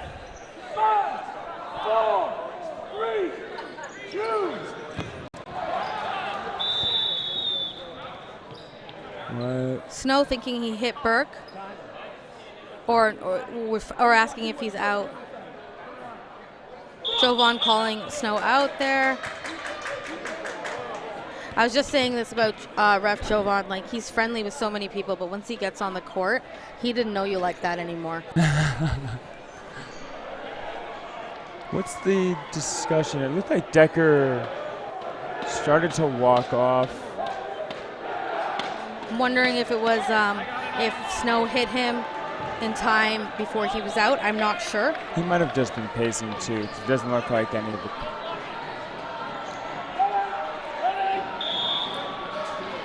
Okay. 5v3. Oh, nice cross there from Libel on Valence. And a big grab by Matty the Batty. And he's putting his ears out there because he wants people to sing the Matty the Batty song. Number 2, he's showing off now. And another, let's... Looks like there's going to be a discussion about one of the calls here. And they're switching side. We're not doing no blocking. It might have... Oh, that was no blocking. Oh, that's what the reset was. I don't know if I'm... Oh, that might have been why the... Okay, I understand. Oh, so there wasn't... We didn't get a time to call no blocking. The game ended. So we won't be going to... That was why no Snow was a question of being out. Okay. Can you give us a signal when it's no block? Okay, cool. So this has been quite an intense game here. We've seen a lot of back and forth, a slight dominance from the Mavericks, keeping on predominantly veteran line with a couple fresh legs in Zanke and Libel for speed, especially off that rush for Zanke. We've seen also a veteran line. We see Byron and Valence not sitting at all, trying to keep composure here, re-strategizing. The Mavs have probably the deepest bench in the tournament, so it's interesting to see what they're going to do here, what the plan is here. Again, hardest foam having to come back 2 sets. I mean, you got 20 minutes here, so anything can happen. Yeah. Riptide and New Era starting off here. Again, still 4-4 here in their second half that they started off with.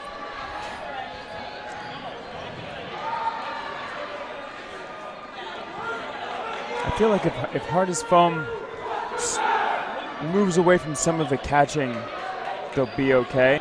Yeah, or like just wait for the right one, right? Like I'm thinking that like, but you understand that cloth players, they're just such good catchers that, you know, it's the same. Oh, they're all so phenomenal in terms of catching. Like, I feel like if hardest foam moves away from some of the catching, they'll be okay. Yeah, or like just wait for the right one, right? Like I'm thinking that like, but you understand that cloth players, they're just such good catchers that, you know, it's the same. Oh, they're all so phenomenal in terms of catching. Like So it looks like what I'm seeing here is we're not going to see any roster changes on the Mavericks side.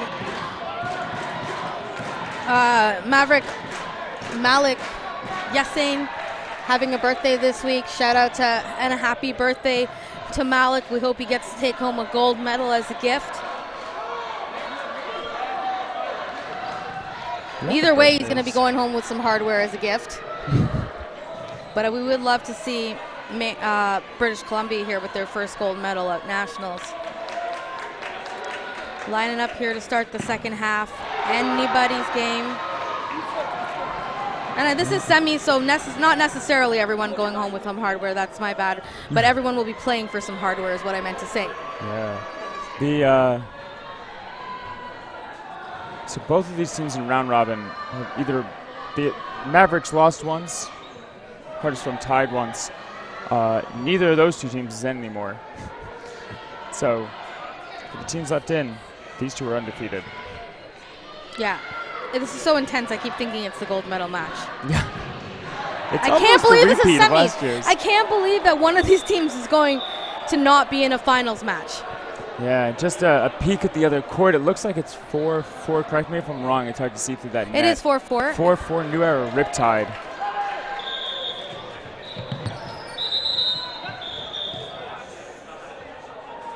Something kind of going on here. I don't know what's going on or what the call is. Gonna have to have another refs meeting here. I'm very confused.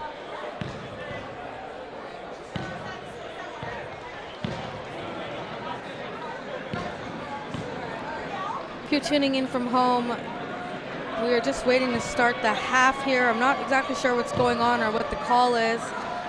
We'll just take a moment here to shout out Phoenix Coffee for all the free coffee this weekend. That's been fantastic. Antipode Restaurant, Tourism, Montreal, and the Hyatt Place Hotel. I've heard nothing but good things about that coffee, and I have yet to be able to get it, so that's where I'm going directly and it's after originally this. originated from Brampton, and that's where I'm from. We just built different over there. It's a true story about Brampton, where that coffee's from. More samosa shops than pizza shops. It's like a little India there.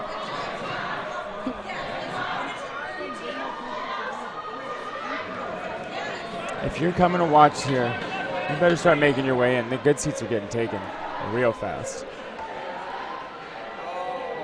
It's only going to get louder. What's wrong? The space allowed for the balls to be. Oh. Yeah. Okay, so with the balls being too close to the center, I think you have, 5 meters that they have to be within? If it's too far, yeah, you get some. Ooh, trick shot there! You fancy! Okay. Taking out both that was some finesse there. Big pump there by Maddie, and then allowing Libel to set up for that crazy cross on Chris, and then quickly taking off Byron. Mavs out to a hot start in the second half. Another big shot there.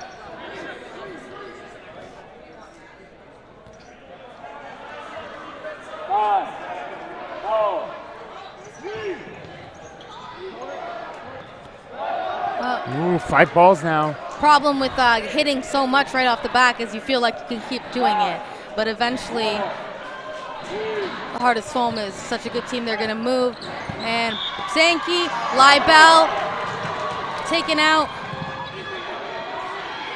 Beautiful athleticism from Garcia Silveira, but it is now 4-2 on the player side for the Mavs. Willier getting around it. He was the one that clutched them this spot against Northern Touch, right? Yeah, that was a hot game too.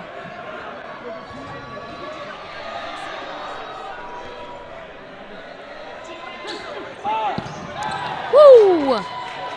Big hit there. Oh! Von Sebi almost securing the bag there, but Maddie the Batty coming out victorious. 6-3. There's that ferocious confidence coming out of Garcia Silveira. You gotta say it right. You gotta say Maddie the Batty when he's wearing the headband. Zanke getting tagged out, and Thompson in for Zanke, another pair of fresh, fast legs. You take a look at Thompson when he's playing. He's got amazing footwork. He played very, very high-level tennis. Ooh. I'm always interested. Ooh, Bam! Solberg hitting the butt. Bell just not missing off this rush anytime soon. It can be so disorienting and confidence shaking when someone is dominating you on the rush. If they're just that much faster, just to always start down 6-5, it's tough.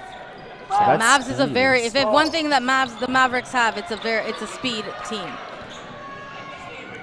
Speed team. They're fast.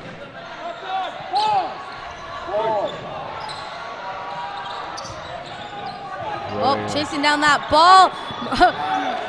Garcia Silveira just dodging that other ball coming at him. And Hardest Foam losing a number 8 there. Yeah, Von Stead. Oh, Libel. He can do no wrong this game.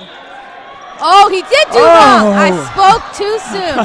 Catch does not count. Libel letting the line get the best of him. He changed the multiverse with that call. Thompson with the block. Garcia Silveira sitting down.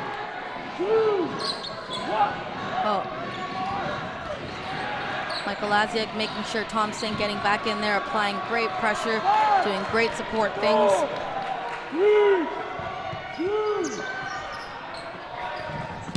Decker with a catch. Snow tapped out. Decker with the grab. Snow tapped out. Like you just said. I'm sorry, a little delayed there. It's like you have a shadow. We said at the same time. The mics were delayed. That's what it is. Thanks for having my back, Bill.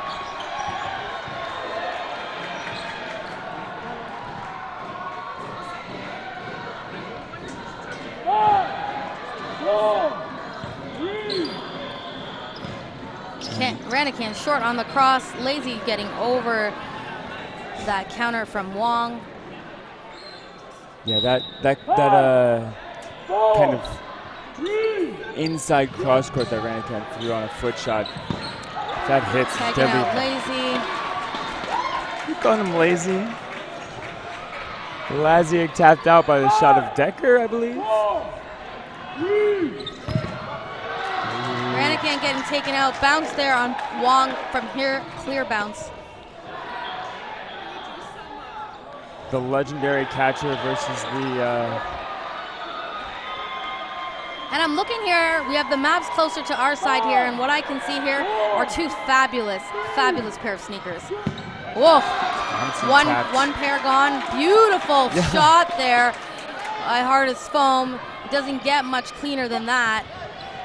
Silveira trying to take out Wong. Wong able to evade the ball. Onus here is on Hardest Foam to throw. They choose to throw one.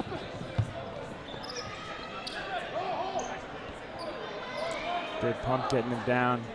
Opting not to throw alone at Matty Silveira on his knees, probably a good choice. Sometimes just knowing you can get someone to commit to a dodge when you're going to pump fake is enough to kind of get your confidence where you want it. For sure. A few throws here going wide, both trying, both totally missing the target. 4, 3, 2, 1. The block there by Silveira. I really like just how many pump fakes that Hardest Foam size. Yeah, that was beautiful. You have to on a player like Matty. Team catch, Hardest Foam. Decker fighting that urge to spike that ball there for a second. 4-6, we've got a 2-point game. We've got a huge Hardest Foam fan club in the stands there. I feel like Decker and Matty the Batty, as you call him, are like that same kind of energy across the court, right? That kind of confidence that... Oh yeah, Decker is definitely a baddie as well. And O'Brien stepping in as a new fresh leg, and Ferguson for the Mavericks, giving some of their players a rest, but choosing to keep Snow, Libel, and Ranican on the court still.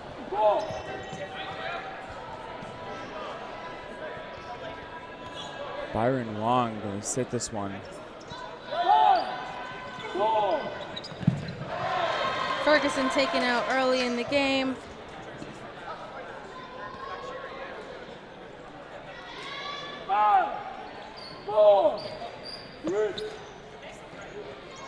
Balance goes for Snow just off the mark. Valance getting taken out there. Still a 2-point lead for this Mavs side. No change in point difference since the half.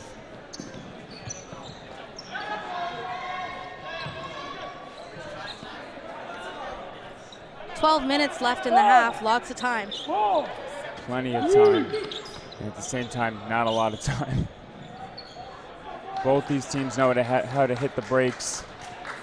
And every passing minute's going to put a little bit more pressure on Hardest Foam. It's very quiet in here. It's very intense.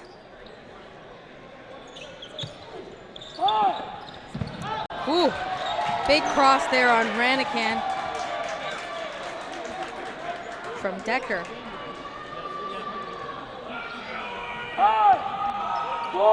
Somebody really cheering for Hardest Foam for their life. Oh! Libel with a huge grab. Coming back Ferguson. Who got caught there? That looked like Vinish. Good pressure there from Ferguson, but dying on that pressure. O'Brien coming in to kick sweep that ball, make sure that it stays with his team. It's Hardest Foam with the player advantage, but the onus is on the Mavericks to throw because they have more balls. Thompson doing a sneak across there on Decker, but Decker able to easily move past it.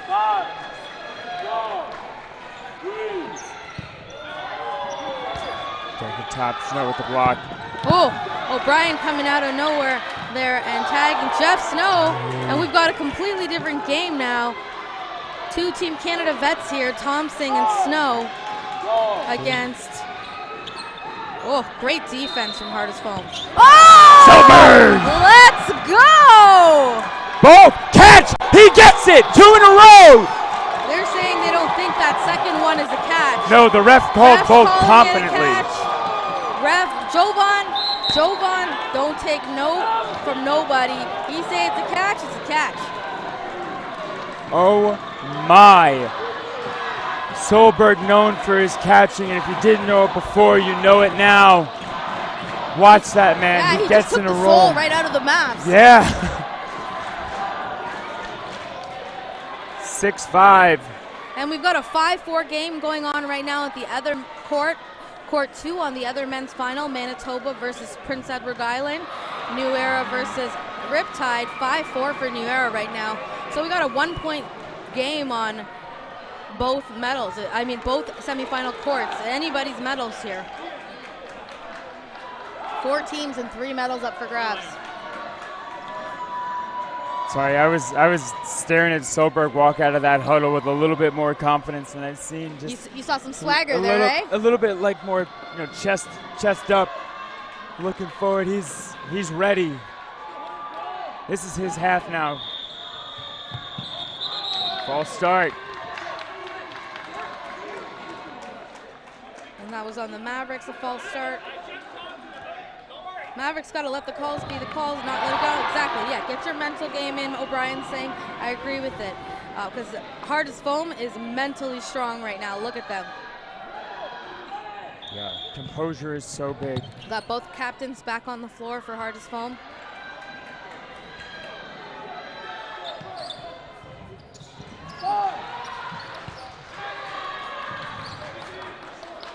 Still got 6 players on both sides. Mavericks with 4 balls. The onus is on them to throw. Everybody staying alive. Nobody wants to be the first one to get hit in this game. This game is on a wire right now. And that tight rope is just getting tighter and tighter.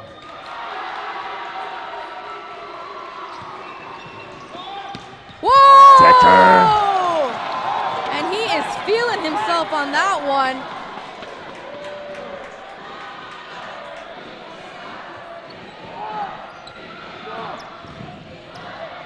Might have been Decker's 4th catch.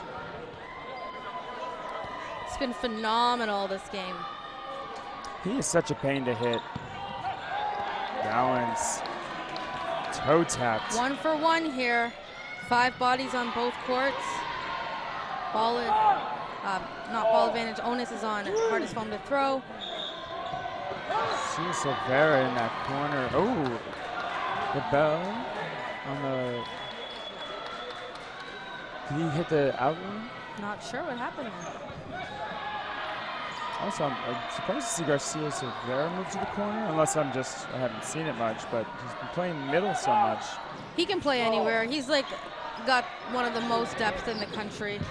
Oh, for sure. I just don't think we've seen it this match as much. Whew. Oh, Decker on fire. Goldberg tagged out by Cam and double tap by O'Brien. O'Brien getting caught there at that line.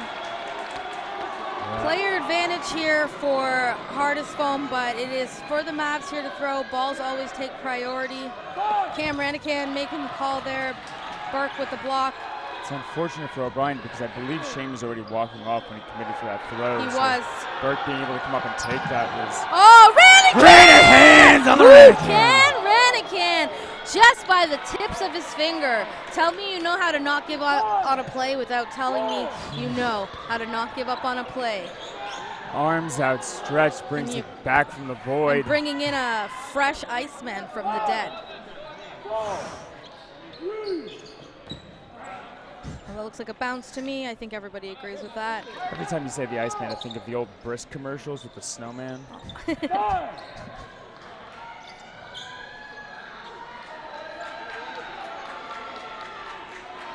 Interesting to see what the play call will be here. Cross court at Thompson. Thompson was too ready. That was light work for him.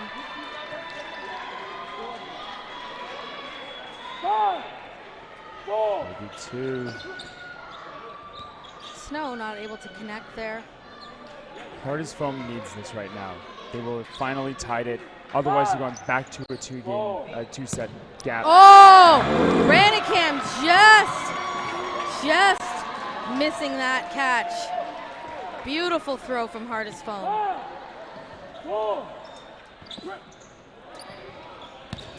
Up!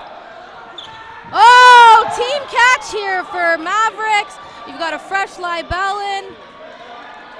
Mish tried to time that too.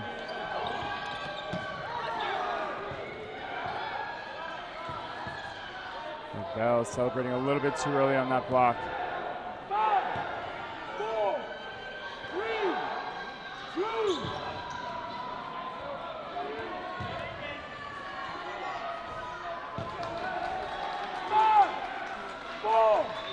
That's finish there. I can't start to see, right? On the court? Yeah, that's finish. So finish with a big task ahead of him.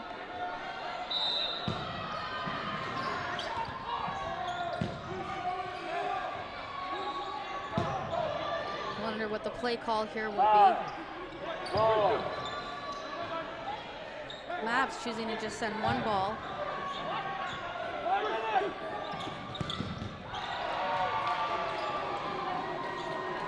Finish still in the clear. Smart move putting that ball there, taking away that 1 foot. Good job playing from the line. Not letting them charge him down, especially Thompson with the speed and those shoes. I love those shoes. The bell protects his neck.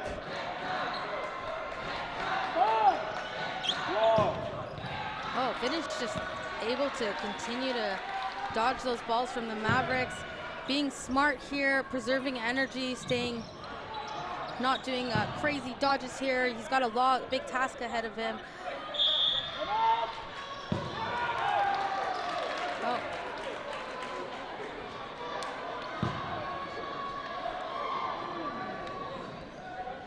Going for a timeout here. If I'm Vinish, I'm anxious here. This is a big point. You've got a big task ahead of you. I think there's about 6 minutes left. Am I right on that? Just over 4, yeah. So now they're at the point where he's got to win fast or lose fast. Yeah, this is one of those times you might want to go for that catch. Yeah, catch is definitely there, but playing it steady. No, I'm saying if you want to do a fast winner. That's what, yeah. Right, because playing it steady, you're not going to have as many openings. You're playing from 60-foot shots. And then, you know, for Mavs, they can drag this out to no block, and they'll be happy with that, right?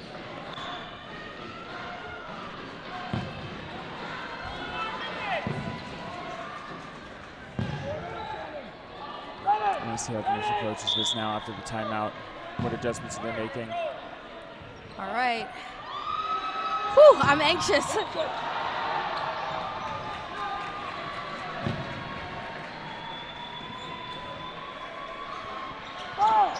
Oh! He did try to go for that catch and make a quick close. He almost had it. Mavs able to take that point. You've got a 2-point game here, about 4 minutes left. Mavs. Hardest Foam's going to need a big, quick win here. Mavs are going to try to be as elusive as possible here and not let them force that extra point. Mavs only got six. They got 6 on the court.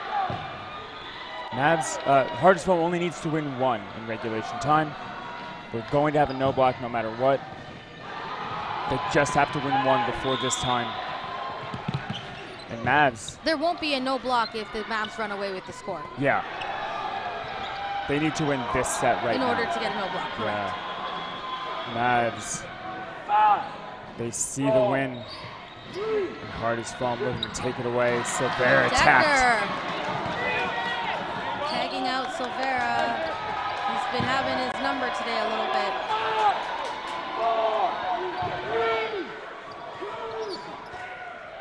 Both balls missing Snow. Snow making the call here.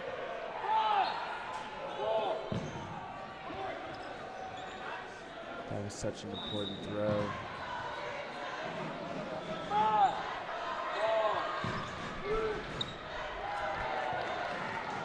The bell survives.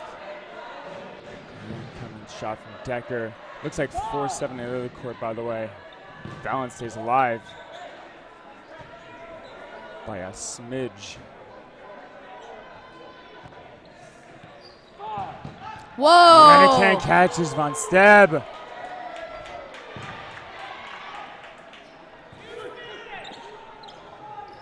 Wong able to dodge both balls by the Mavericks. Yeah, good job keeping his feet inside too. Really good. Mavericks still with 6 bodies on the court after that catch from Ranican. I like that LaBelle and Tom Singer in on this set. Both of them have shown their survival prowess and just how on their blocking. Yeah, and Tom Sing's always great to have on the court. He's a good winger, but he also is very aware of when his wingers are throwing to be able to get in front of them, cover them, make sure they are able to get in and then back out quickly with protection.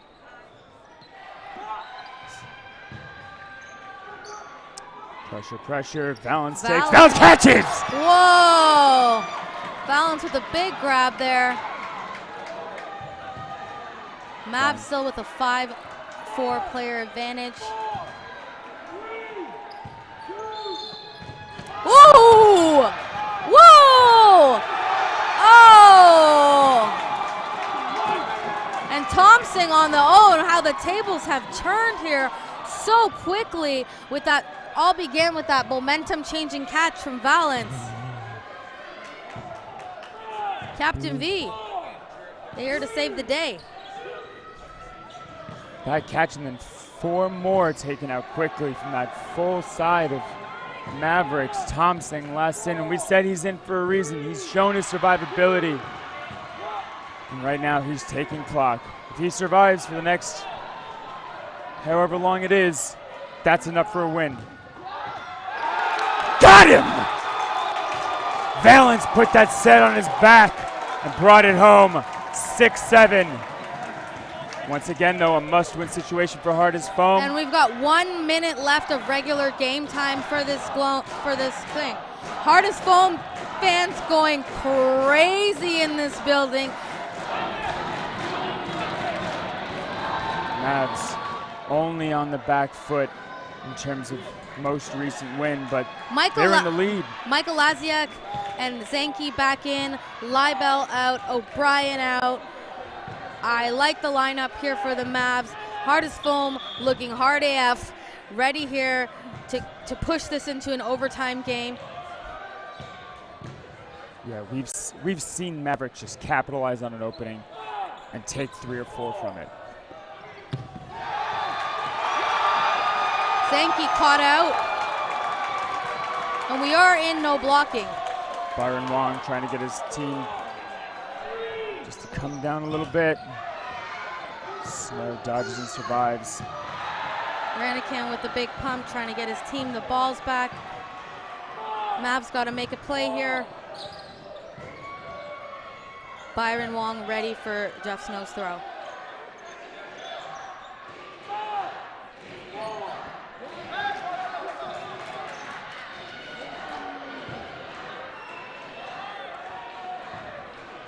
Burke thought he saw an opening on Snow, but is there really ever an opening on Snow?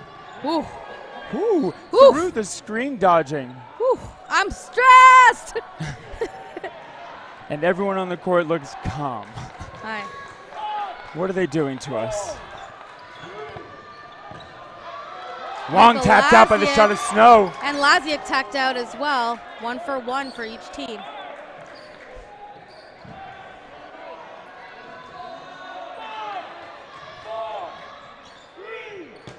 Oh. Snow tap, Ranican last. I still never count the Mavs out when Ranican's last on the court. No. If you've ever counted them out when he's last in on the court, you know you don't do that.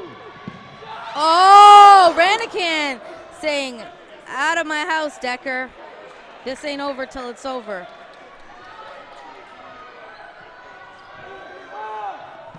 Got him! Bonsteb tagging out Ranican on a fast counter. We've got a tie game here. This couldn't be crazier. We are going into an overtime game here. I believe 4 minutes of regular play. Was that no block? Yes. Okay. There's too much. They're doing cool stuff. That explains why you dropped the ball. Oh. I don't know how I keep missing that. We don't have the score bug in front of us. Yeah, so forgive your commentaries. We do not have the clocks in front of us. We are doing our best here. But yes, this should be going into a 4-minute regular game.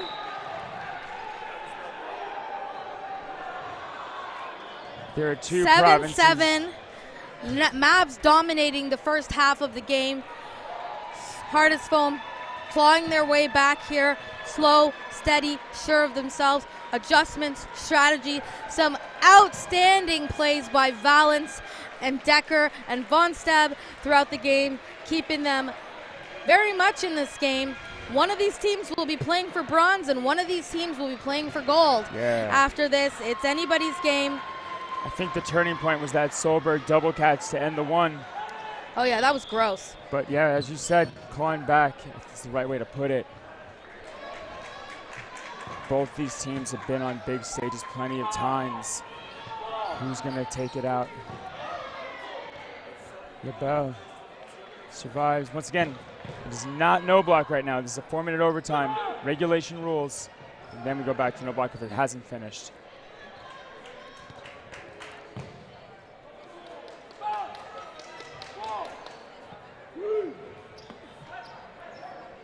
Shout out to everybody watching at home on Twitch, Dodgeball, the Mavericks, Hardest Foam, the commentary and live stream staff. We appreciate you tuning in and supporting what's going to be probably one of the spiciest wins or losses of the tournament. Zanke tagged out by Bonsteb. There goes one. But can they reciprocate? And who are they going for? Hardest Foam is taking a lot of shots on Snow.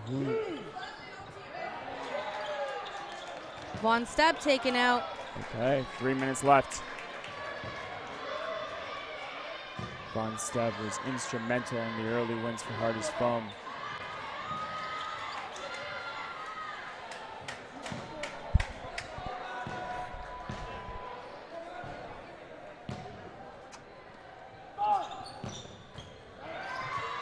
By Bell with the block. Matthew Silvera quarterbacking the team with play calls here. Great call by Silvera. Beautiful throw. Taking out Burke. Good use of that pump fake to get a commit. Going on the cross there on Wong. Wong able to evade that ball. 2 minutes left in regular game time, and Valance tagged out. Ball, run away. And on the other side of the court, while we're waiting for that ball, New Era successful over Riptide. And they'll be advancing to the gold medal game. Solberg takes out Snow. 4-3 player advantage here for the Mavericks. Feels intense in here. Wong tagged out. The catching duo left in for hard as foam. Ranican on the corner against Solberg. Oh, beautiful cross shot there on Leibel. He almost had it. Looks like it nicked his finger there a little bit.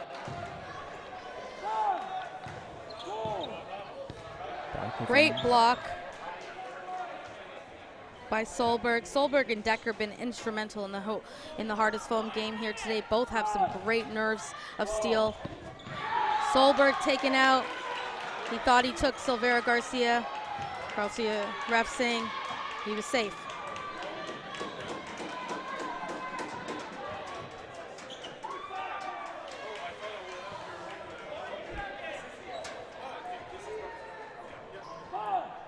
Can Mavericks clinch it here? And Mavericks out. advance to the gold medal round. Back-to-back finals appearances. Oh, you could not have had a closer game. Both of these teams could easily have been playing for gold, but the Mavericks are going to be the ones playing for gold in 2023. Hardest Foam's got to puke and rally here and get ready for a medal match if they want to beat PEI in the bronze medal match, and the Mavericks will be taking on New Era. I think this will be New Era's men's team's first time in the gold medal match at Nationals. Yeah. So this will be a mix-up. We've got PI. So we've got 4 provinces playing in the men's side for medals now. That's very exciting. In past years, it's been very Ontario dominant. Now you have an Ontario, a Manitoba, a Prince Edward Island, and a British Columbia all trying to take hardware home. What's your thoughts here, Bill? Yeah, I mean, what a match. Back and forth both ways. Fantastic work by both sides. Great job from Mavs there at the end. Just staying with it, keeping that one-man advantage, just one for one, and whittling it down to the very end. Yeah, and some very, very creative play calling from Silvera Garcia there towards the end, switching it up, trying to throw the Heart of Foam off their game, and it was a success in the end, but I think both teams did a great job. We're so appreciative of you turning in here from Quebec, from Montreal for the 2023 Canadian National Dodgeball Championships. We will be moving into medal matches very soon. My name's Nikisha. I'm Bill Fisher. And thanks for tuning in. We'll talk to you soon.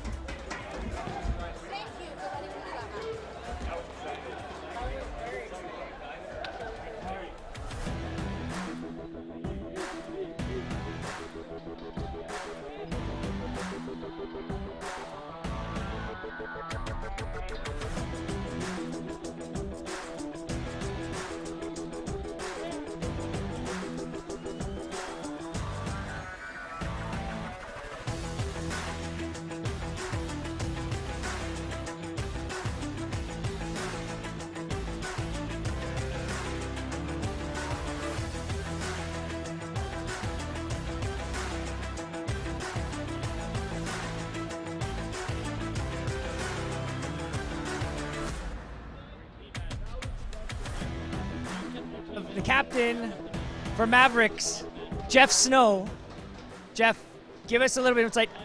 This game was super, super tight. What were your expectations walking into this game against a team like Hardest Foam?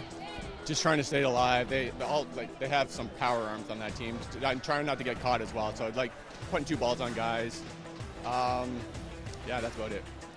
That's fair. Hey, you know, you were talking about like a lot of hard throwers. I mean, you know, a lot of things transition between both teams. There's a lot of things that happen. A lot of big hits, a lot of big key catches.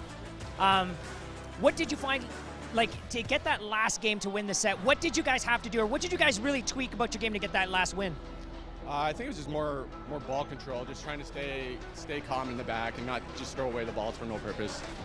Amazing. Well, you know what? There's a lot of fans. I mean, you guys, there's a lot of Hardest Foam fans, but there's a lot of Mavs fans. And I know for sure people at home, there's a lot of feedback, but there's a lot of Jeff Snow fans at home. So anything you want to say to them? Thank you for the support, and yeah, just thank you. All right. Well, good luck. Good luck on the gold medal match. All right. Coming up. All right, let's go up a little closer. All right, here we got Shane Solberg, Hardest Foam for Vancouver. This was a crazy, crazy game to watch. This was back and forth. You guys were down 5-7 with only a couple minutes left in the game, and you guys came back, forced overtime. Tell us a little bit about that. Well, you know, we were playing, and we just thought we got to do our best against these guys because they come out and they bring it every time. So we just blanked out, if you will, like I'm doing right here. I blanked out and just played our game. Hey, you know what? You guys brought it. They brought it. I thought you did amazing. You guys have an amazing crowd that's behind you, that's supporting you. And you know what? This is not the end because you still move on to the bronze medal match. What do you guys need to do in order to bring home some hardware? Who are we playing in the bronze medal game? You guys are playing New Era. Oh, it's like a mirror team. Just a bunch of big guys, big arms who all can catch. So, you know, it's going to be a tough match. So it's the game that we were kind of hoping to see on the other side of the fence in the finals, but we're going to have to play really hard against those guys. Hey, well, you know what? You keep doing what Shane does. Keep doing what Hardest Foam does. Good luck in the bronze medal game. Yeah, sorry for this bad interview. I'm just terrible at this. Hey, man, I appreciate you. All right, back to you guys.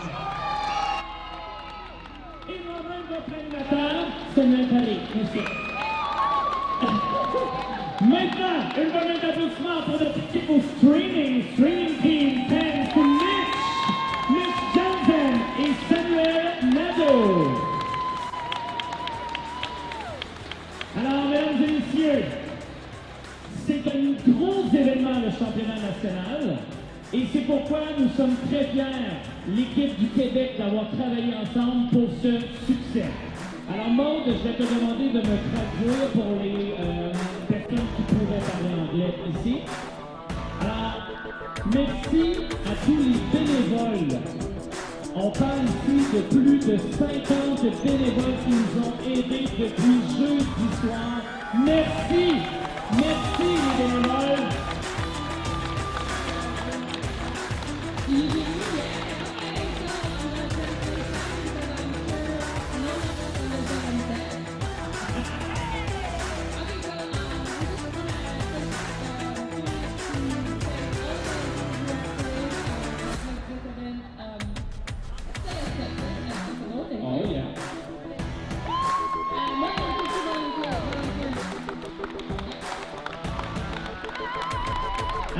La seule chose qu'on peut vous dire, c'est que l'équipe qui a travaillé ici, on a réalisé qu'on travaillait très bien ensemble.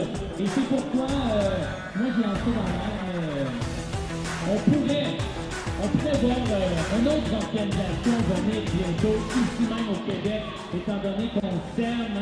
Alors à suivre, il pourrait y avoir un prochain événement à venir ici.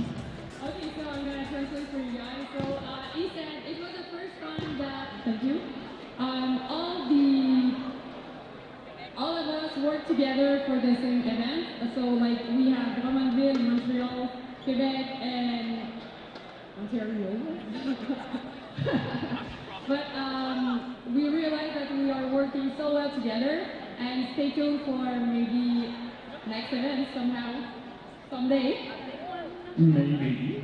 Ok, alors maintenant, mesdames et messieurs, laissons place à notre finale de bronze. Une bonne main d'applaudissement pour nos deux équipes qui vont s'affronter ici même sur le terrain numéro 1. J'ai nommé de l'équipe du Manitoba, Road. et de l'équipe Ontario, Reckless.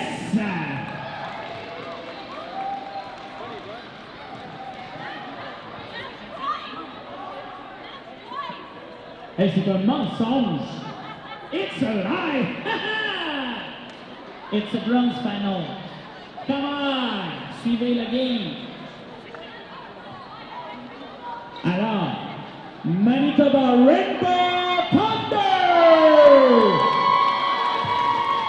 et de l'Ontario Valkyrie. Je me suis fait fatiguer.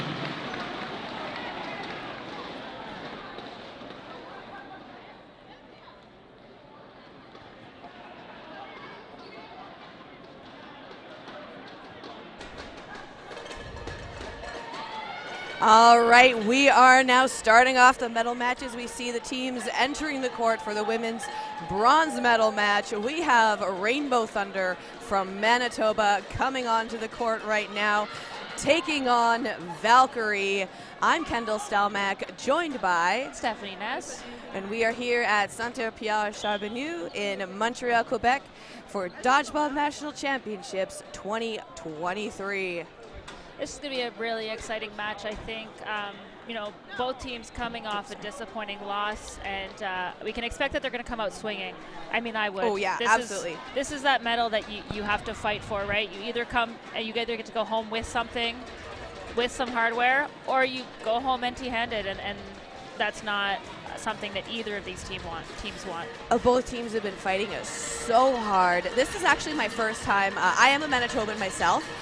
So we are watching the teams warming up on the court right now. There's not actual gameplay, so just a heads up to those of you joining us at home who are just tuning in. The match has not started. This is my first time getting to comment on a Rainbow Thunder match during this tournament. Absolutely love them. They're absolute sweethearts. They're wearing their classic jerseys. Each of them has a unicorn that represents a player on the team, specifically designed for their personalities. That's super cute. You love to see that when your jerseys represent the team itself. I'm from Ottawa, and Valkyrie, a predominantly Ottawa team. This is a team that I grew up playing with, formerly called Beaver Tails. Made that transition in, I think PEI was our first year with Valkyrie, and you know, they just have flourished and turned into this powerhouse of a team, predominantly from Ottawa. There are Shade Berkeley from Calgary, and then you have Claire Curry from Toronto. Everyone else plays out of Dodgeball Ottawa. That's awesome. Yeah, looking forward to see them play. I think we're going to see some fire off this opening rush, and I can't wait to see it. Both teams are going to be going hard. I know Rainbow Thunder has, for 2 years in a row now, taken the second place in Manitoba up against Rogue. So it's really nice to see them on the board, coming into their own, carving out a path for themselves in the women's pool that they had. Really nice to see that on the board there. Valkyrie got a chance to commentate on that last match with them. They put an absolutely amazing fight up against Rogue. It was a lot of exchanging of balls, like a lot of 1v1, the points moving very slowly. Definitely a nail-biter of a match. Lots of amazing catches in that second half from the Valkyrie team. So maybe we'll see that again. I know a lot of players on the Manitoba side. They're known for their catches. Kaylee Kroshak, she's a catcher. She's definitely one to look out for. We also have Jamie Tapper, JC Morris, Jamie Lee Lundy. Lots of players also on the Manitoba side coming from softball backgrounds. We're going to see a lot of those big windmill throws today from this Manitoba team. Absolutely. Kaylee Krochak, actually one of my teammates at the World Cloth Championships this year. Yes, you're both on the women's team. We're both on the women's team, and you know, coming from a foam background, she stepped into that cloth game and fully just embraced it. She was like, cloth is it for this summer. I'm doing it. I'm all in. I'm bringing it back to my leagues at home, and that's what you want from a teammate. You want to see that dedication, and she really did a phenomenal job. I loved playing with her on court. This was the first year that the World Dodgeball Federation has introduced both formats onto the stage. So we previously saw 6 teams going into Worlds last year in Edmonton. with both men's and women's and mixed foam and cloth teams. So it's nice to see a lot more talent getting recognized on the world stage right now, diversifying the format. I know that cloth is like it has like little pockets all over Canada. It was relatively new to Manitoba, so I know for us it was like really amazing to see a Manitoban make a world team for this format. Yeah, like we do have a lot of Manitobans on the world stage too. For sure, and you know, it was our first year, so to see people across the country want to buy in to something that they maybe hadn't seen yet. You know, one thing, these skills are transferable, and I want everyone to know that who's listening. If you are good with a foam ball, if you're good with a rubber ball, if you're good with a no-sting ball, you can play this cloth game.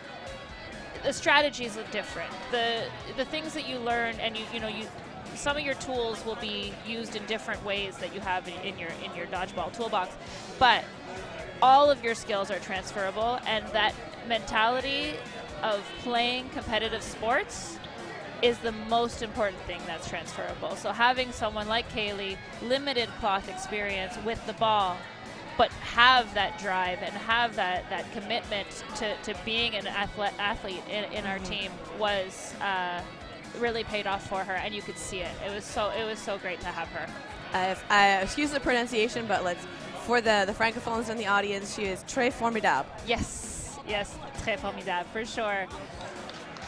On that note, Valkyrie on the other side doing their warm-up. You see Camilla warming up with Coach Spencer Sureau.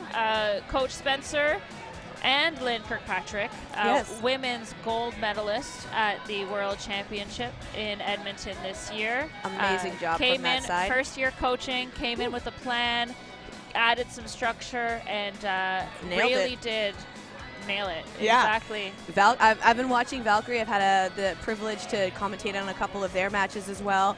I know Ontario's right next door to Manitoba, so it's, you know, Ontario has a lot of pride in the players that they bring, and on the national stage, Ontario always brings an army of players. They always have a lot of teams. It's a big province. There's a lot of talent coming from there. But, you know, as the sport grows, we're going to see a lot of that starting to diversify. We just had that amazing hard as foam game taking on the Mavericks from Ontario. Mavericks barely squeaking out that 1-point win, or the 1 point over hard as foam in overtime there. So we're going to see this one come out really close as well, you know. But Ontario, like they've kind of been like the heart of dodgeball in Canada for so long, and it's getting bigger. It is getting so much bigger. I was saying that on an earlier broadcast, just how incredible all the athletes from across Canada came in here. You know, traditionally we would see a lot of Ontario in the top 8 teams, and there was 2, I think, this year. Mm-hmm. 3. Mavericks, Melee, and Northern Touch did make that quarterfinal. So that was really great to see. But I love seeing, you know, in these semis, only one Ontario team. Yeah. PEI, been around for so long. I was so happy to see them in that game. And even if sorry. No, go ahead. I was gonna say, even if they're not necessarily playing, like going back to like Ontario being the heart of dodgeball in Canada, you know, a lot of it is those players. You know, they come here, they might be in different roles, like as coaches or as captains, or they might be there to support people. But a lot of them, because they've taken that love and shared it across Canada, they at least know, like, hey, I taught him that. Yeah, exactly. I taught her that. I think that's a big difference from this year. More teams have come with coaches this year than ever before. So, you know, Victor being one of the first coaches that we see in this dodgeball community, and then Spencer and Lynn interchanging on their team. So Lynn coaching for Fury, Spencer coaching for Valkyrie, and then you see players who maybe aren't retiring but decided to take a year off, for sure, and then do some coaching in other provinces, and you see Heather Irving in Saskatchewan, Jen Ritchie coaching in PEI. You know, Mark Zravi and Shade coaching in Alberta, and it's really nice to see these experienced veteran players come back and share that knowledge. It is, absolutely, and it's great to see that. And it only can go up from here. I mean, we hosted Worlds last year, but we're going to see the teams lining up right now. So the game is going to start very shortly. Remember, this is a bronze medal match. So someone is going to be setting off a metal detector at the airport when they leave Montreal. Oh, yes, absolutely. So we're going to see, I think it looks like Keitha Cowie rushing on the Valkyrie side, and Klassen, I don't know her first name. Danny Klassen. Danny Klassen rushing for Rainbow Thunder. She is a speed demon. This woman, I don't know that I have seen someone rush that fast in a very long time. The pass back is clean, and we're going to see who gets out on top. Claire Curry likely taking the pass back for Valkyrie. And Kaylee Krochak, I know this because I played against them, and she smashed me off that first point on day one. So she had your number, We're going to see her probably receive that ball from Danny Klassen. Yeah, so it looks like we've got a lineup with Anderson, Ewell, and Klassen, so a lot of fast rushers to the line there. Ewell, also a veteran of the sport on the world stage as well. She played mixed foam division, and she took home a gold at Worlds as well. Big shout out to this all-women reffing crew we have. Love to see it as we grow. These people, these women know the sport a lot more. A little false start off Valkyrie there. Yeah. I think Connor Cooper, number 2. Oh, and the ref saying no. Like, whoops. I think they're going to restart the game. Yeah, they're going to restart. Yeah, they're going to have to because the whistle did go and also, shout out to us, all women commentary crew. Yes, exactly. Let's keep this women in sport growing. Shout out to the Canadian Women's Dodgeball Association. Absolutely.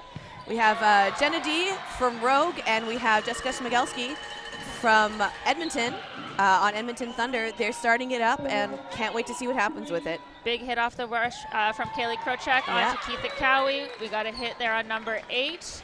Ooh, Valkyrie came out swinging there. 2 players gone off that return. Going into Jenna Anderson and taking out Taylor Ewell. Jenna Flanagan with a rocket. And Jess Gray following it up on Kaylee Krochak. Looks like it knocked the wind out of her a little bit. She was down on the ground for a while there. Needed a bit of time to recover from that hit. That's going to take it down to 3 now for Rainbow Thunder. They've got First, Morris, and Klassen. Play call from Camille Presenti out the middle. Morris, another gold medalist in the mixed foam division. Just missed. That's that day 3 throw, I think. Yep. We can expect to see some adjustments made from JC Morris. She's got that deadly windmill, though. Got to watch out for that. Good movement from Connor Cooper, taking on 2 balls like she wanted. Now Valkyrie's on offense with 4 balls. We got 5v3 players here. Big hit off the toes, shoe shine. Yeah, that second one tapped her out in the elbow as well. That was a double tap on Morris. First making a play call. We can also pick up a little bit of sound coming from the court. The referees are wearing microphones, so we can hear the ball count now. Yes, that's really good. Oh, good hit there. Good honesty from Amanda First. So the referees are going to count down 10 seconds. That needs to be that time needed to exchange a ball. They have either that or they're going to have to forfeit all the balls to the opposing team if no throws are made within those 10 seconds. To those of you who are newly joining us at home and don't know, that is a particular rule. Yep, so for those joining also, we are in this bronze medal match. First point of the game here. Not what Rainbow Thunder was hoping. I think 5 players v1, but Danny Klassen moves well on the court. Let's see what she can do if she can spoke too soon there. Yep. Quick finish of the game for Valkyrie. Great honesty by Klassen. First point now, going to, like you said, the Valkyrie. I know it's just Valkyrie, but the Valkyrie. we have a Valkyries back home in Manitoba, so it's absolutely nothing against Valkyrie. If I say it wrong and make it a plural, it's just because I'm so used to saying the other term. Yeah. Because it's an awesome name. Yeah. Just a miss there from Krochak off the rush. Connor Cooper getting low, but the ball dropped right in front of her. Good hit, double tap there. Just a little, their throws just off just a little bit to make sure that that second one comes in after Kaylee's moved. Yeah, we're going to see a lot of aggression from the Valkyrie side. They're going to want that medal. Again, they just played Rogue, and that was the grudge match for the gold medal from last year. Yeah, exactly. Good cross there on Jenna Flanagan. She's a hard player to hit out. Oh. Clausen and First being taken out by Valkyrie. Yeah, big exchange there. Valkyrie come out on top. 2 players hit out from Rainbow Thunder, and Claire Curry getting smashed in the face there by a cross, but taking it like a champ. 3 on 3, a little bit more even than the last point here. Let's see what Valkyrie can do. Great throw from Jessica and Gray. You see Burden now on the side for Rainbow Thunder. They have 4 balls they're going to need to throw. Yule sends one over and takes out Gray. Keith Cowie, Connor Cooper left on the court for Valkyrie. 2 of the hardest players to hit. Let's see how they can do here. Great movement. I kept messing up the numbers and names on the jersey earlier, so I know who they are now. They have made an impression on me. Throw. Sorry, go ahead. Yeah. Oh, no, it's fine. I was done. Oh, just a great throw from Connor Cooper there, just getting the toes of JC Morris. And we know how low JC can get and make those blocks, so huge, huge play. Connor herself getting low to the ground, dodging 2 balls. 1 ball in hand now for Taylor Ewell. We got 4 coming in, and a big hit on the movement. Ewell wasn't 100% on that one. She is double checking with the referees. You know, it looks like, yes, it was a hit.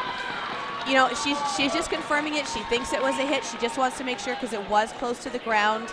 So absolutely no fault for wanting to make sure, especially because this one is for all the marbles for them right now. Exactly. That's what these refs are here for, to confirm those play. And always better to check with the ref than to just assume. So yes. Good play from Taylor. Nice block by Anderson, going up with a jump there. Anderson had like a 1v5 yesterday, so she's going to be tired today. I hope she had a good rest at her hotel last night. Hope they have like I hope she had like a bubble bath, or there was a hot tub. Is it the Hyatt Montreal Hotel, one of our sponsors for the tournament this year? I'm not too sure, but they do have amazing facilities there. We are also sponsored by Antipode Restaurant, Tourism Montreal, as well as Phoenix Coffee. They've been giving out for free all weekend, and I can taste color for how much I've been drinking. There we go. Good take there. Anderson just got a little bit up over that ball from Connor. Looks like that was a finger hit there, so it is just Connor left now. Getting the balls out. Coop, known for being this last player. This is something we practice at home all the time. And, you know, I'm sure we each have our money on the opposite player, but we're going to see what happens. You know, I really don't like to pick a favorite. I am from Manitoba. You would expect for me to cheer for the Manitoba team. Oh, wow, that takes out Anderson. Yeah. You know, she is not happy about that one, but it looks like she's taking it in stride. I never like to pick favorites. I will cheer when I'm not doing commentary, but I'm cheering for everyone to have their best game. What a Canadian response. That's like, who are you, Switzerland? You know, I'm definitely, I will commentate very unbiased dodgeball, but in my heart, I know who I'm cheering for. I got to cheer for my best friends. These are people that I grew up playing dodgeball with, and you know, I want to see that medal come home to my city for sure. That amazing catch. Yes, that was Clausen, number 17. Big catch off of Claire Curry, one of the hardest throwers in women's dodgeball. That was incredible. You know, if injuries are going to happen, like, this is the game where, you know, it doesn't really matter anymore. I mean, I wouldn't put that out in the universe. No. But I mean, like, it's, you know. Oh, and Camilla Presenti returns the favor, catching Karen Vanderdyken. It's more so like, you know, they might get a little bit reckless towards the end because they're going to take those big risks for that medal. Yes, they have to. Oh, good trail by Taylor Ewell there. Claire Curry getting her ball out, reacting to the first throw, and good positioning from Taylor Ewell. Bounces go in there. Everyone's safe on that side. We got 5 players v 5 players. Big shout out to the ball retrievers throwing those in for the Rainbow Thunder girls. Ooh. Good cross on Jenna Flanagan, and then Jessica and Gray returns the favor on Taylor Ewell and goes full cross court. That 5v5 turned into a 4v4 pretty quickly. Morris Great goes out. Yeah, great positioning on that ball. Morris reaching for a catch just a little bit, trying to save herself, I think, with her positioning. Kroshak just towing the line off of that dodge. They were trying to push her off court, but she stays in. Well done. Disarm. So we're back to 3v3 here. Jessica Graylin, Kirkpatrick, Camilla Presenti coming up on offense and not connecting there, going straight to defense. Now to Rainbow Thunder, they got the count to throw, nothing. They did throw 2 balls though, which I'm not sure it's something that I would do. You don't want to load up this Valkyrie team. Oh. So we'll see what happens. You are very correct about that one. Going for the trade there. That was good. I think Lynn Kirkpatrick just asking if the ball's connected in the air. Yeah, that's. I think that the hand motion she was making for that one. Good call. Yeah. Good call on her wanting to double check that. Exactly. 5, 4, 3. Looking for that quick counter is Kaylee Krochek out of the right corner for Rainbow Thunder. Big crosses here. You see that a lot more this year in women's dodgeball, which is also amazing. A testament to how much throws are getting better and accuracy is getting better. Big hit on Jessica Gray by Kaylee Krochak. Let's see if Camille Presenti can lock down this point here. 2v1. Krochak has a great arm on her. Good dodges there. Krochak pancaking down to the floor, getting into a catching position on the knees there. She doesn't, they don't follow up from the Valkyrie side, so she gets up to grab a ball. Takes a shot at Vanderdijken. No, Clausen. No, Clausen. Yep. So many braids. Yeah. Good take. Camilla there just trying to set herself up. You know, she knows that they're standing at the back. She wants to draw them in just a little bit. I'm going to see a little bit more good movement side to side. Ooh, great dodges. Great dodges, taking out that 1-2 hit. Good job for Rainbow Thunder to stagger their throws, but she is not phased. Camilla coming back from a knee injury from, I'm going to say like 5 years ago, 6 years ago. Good take by Camilla there. And moves like it never happened. Like that's the coolest thing, is just full recovery. She committed to it, and you can see it, a lot more power out of her throw now that she can actually put that pressure on that knee. So it's been, I think, 2 years now. She's out of this injury like fully, and it feels good. Awesome. And now it's down to a 1v1 situation. It's Clausen taken on Presenti. You hear the ref counting down the last 5 seconds. She needs to throw. And that's a hit for Clausen. That's going to put Rainbow Thunder on the board with their first point of the game. These are relatively long sets that we're seeing right now. We only have 4 points, or 3 points collectively on the board, but they have been playing for a while. We see the retrievers coming in now to set them up for the team. Lynn Kirkpatrick starting the rush here. I think we're going to see a little bit more speed coming from Valkyrie. Yeah, we got Vanderdijken and Clausen going out on the rush for the Rainbow Thunder team. That's a smart move, because you said they're speed demons. Yes. 5, 4. Ewell getting taken out. Yeah, they know they don't want to go against that arm. They know who needs to come off the court off that first throw. So. And Ewell is a ruthless catcher. Ooh, should have done some vocal exercises. It's a tongue twister. Jenna Flanagan getting low to the ground, and Kaylee Krochak just missing. That was a great strategic move for her to get low like that. If it was a jump, she might have been hit by Krochak. Oh. And here, a line out. No, they're calling a jersey hit there, that it did hit the jersey when Jenna was on the ground. Great reffing here. Great job by the refs. You know, eagle eyes all around. It's a very thankless job, but thank you, refs. Yeah. It's hard to not take it personally when you have to make that difficult call. Exactly, and a reminder that our line refs are equal refs to the head refs in the middle there. Head refs will have a final decision if there is conflict for whatever reason, but you know, it's your job as a line ref to make that call, not just look at the lines. As well as have that extra set of eyes just in case the head refs need to confirm something as well. Yeah. All right, so we have Morris, we have Clausen and Vanderdijken left now for Rainbow Thunder. Good block from Jessica Gray, getting low to the ground and making sure that ball stays on her side, which is a learned skill. I'm going to catch so much heck from the Manitoba teams when I go home for messing up the names. I'm sorry, Manitoba. I love you. Good windmill from JC Morris. They're just missing under Jessica Gray. I think Connor Cooper was putting that pressure on her, and she was unsure of that release point. She wanted to make sure that she came out on top there. Looks like it came off a little late because it was a bit high and had an arc to it.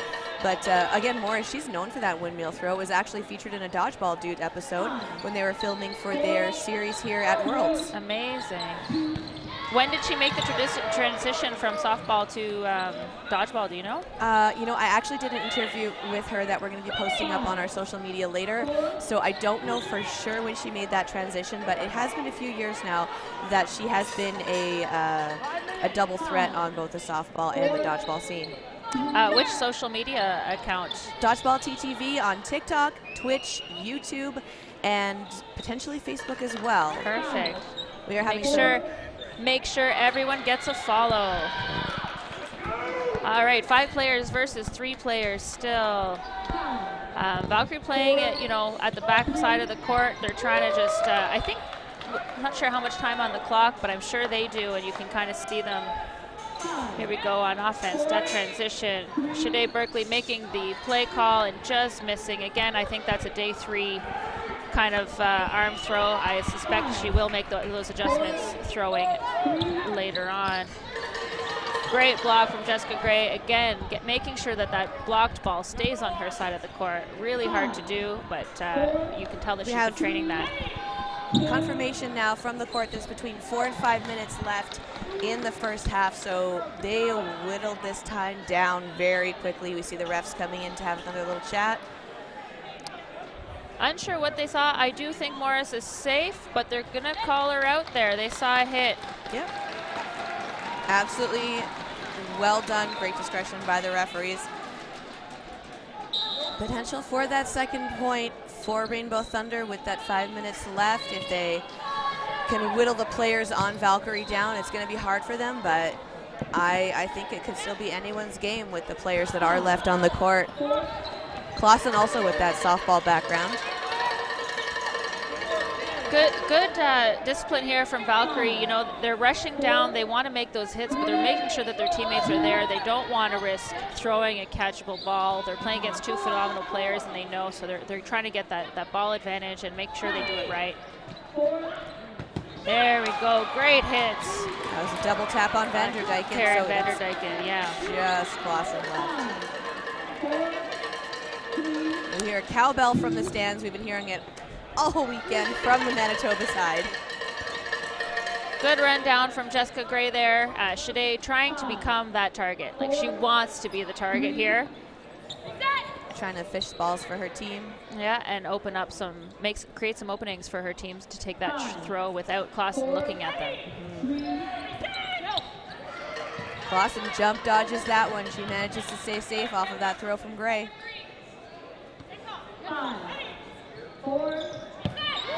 Taking out Kirkpatrick though. Clausen slowly whittling them down. Or at least trying to. Yeah. Another big jump from Clausen, avoiding that shot from Gray. Yeah, Valkyrie a little bit stuck on the back hill there. I don't think they were expecting that hit, and but now they're bringing it back. There we go. Ball's out the corner like they're expecting. They just need to remember to lock it down and make those play calls. Big fake by Keitha Cowie, getting Clausen moving. Yeah, I thought she was going to throw for sure. Yeah, she's sneaky.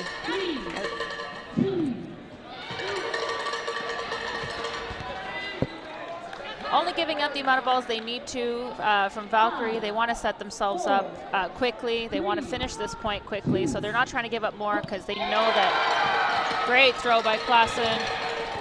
Yeah, she was going to go for the catch there, didn't quite connect with it, slipped out of her hands. That's going to take it now down to 3, but it is a formidable 3 that Klassen is up against. Yeah, for sure.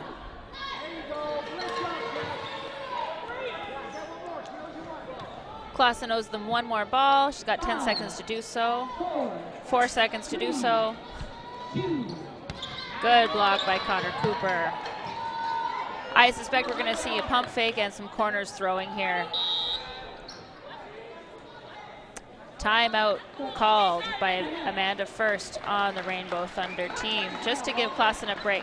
Yeah, Harder and First were both coaches for the mixed foam squad for Team Canada. So Coach Amanda, she's traveled extensively and played dodgeball all over the world. So she's brought some interesting new tricks, interesting strategies to the Manitoba dodgeball scene, and she's, expanded them with those coaching skills for Team Canada, so they've been spreading across the country. She is a powerhouse with strategy on the court, but Valkyrie also going to take advantage of that timeout, and they're going to discuss some strategy as well on how to take out Klassen. Yeah, exactly. They're playing a very controlled game on Valkyrie's side. They don't have to rush this point. They just have to do it right. That's probably what they're talking to each other right now. Like, we don't need to win quickly. We just need to win. So lock it down, let her throw at us, get out the way. Yep. Dodge, block, whatever you need, and let's hit her. Yeah, get those balls over, get as many balls in hand, and make sure she doesn't get a catching throw. Exactly. You hear a lot of chanting coming from the crowds from both sides now for each team. All right, we're starting again. Players on the line here. Nice clean reset, no false starts. Good throw by Keitha Cowie. Looks like there was a call from the back line. Connor Cooper, false start, did not start with her foot on the line. Spoke too soon, I guess. Yeah.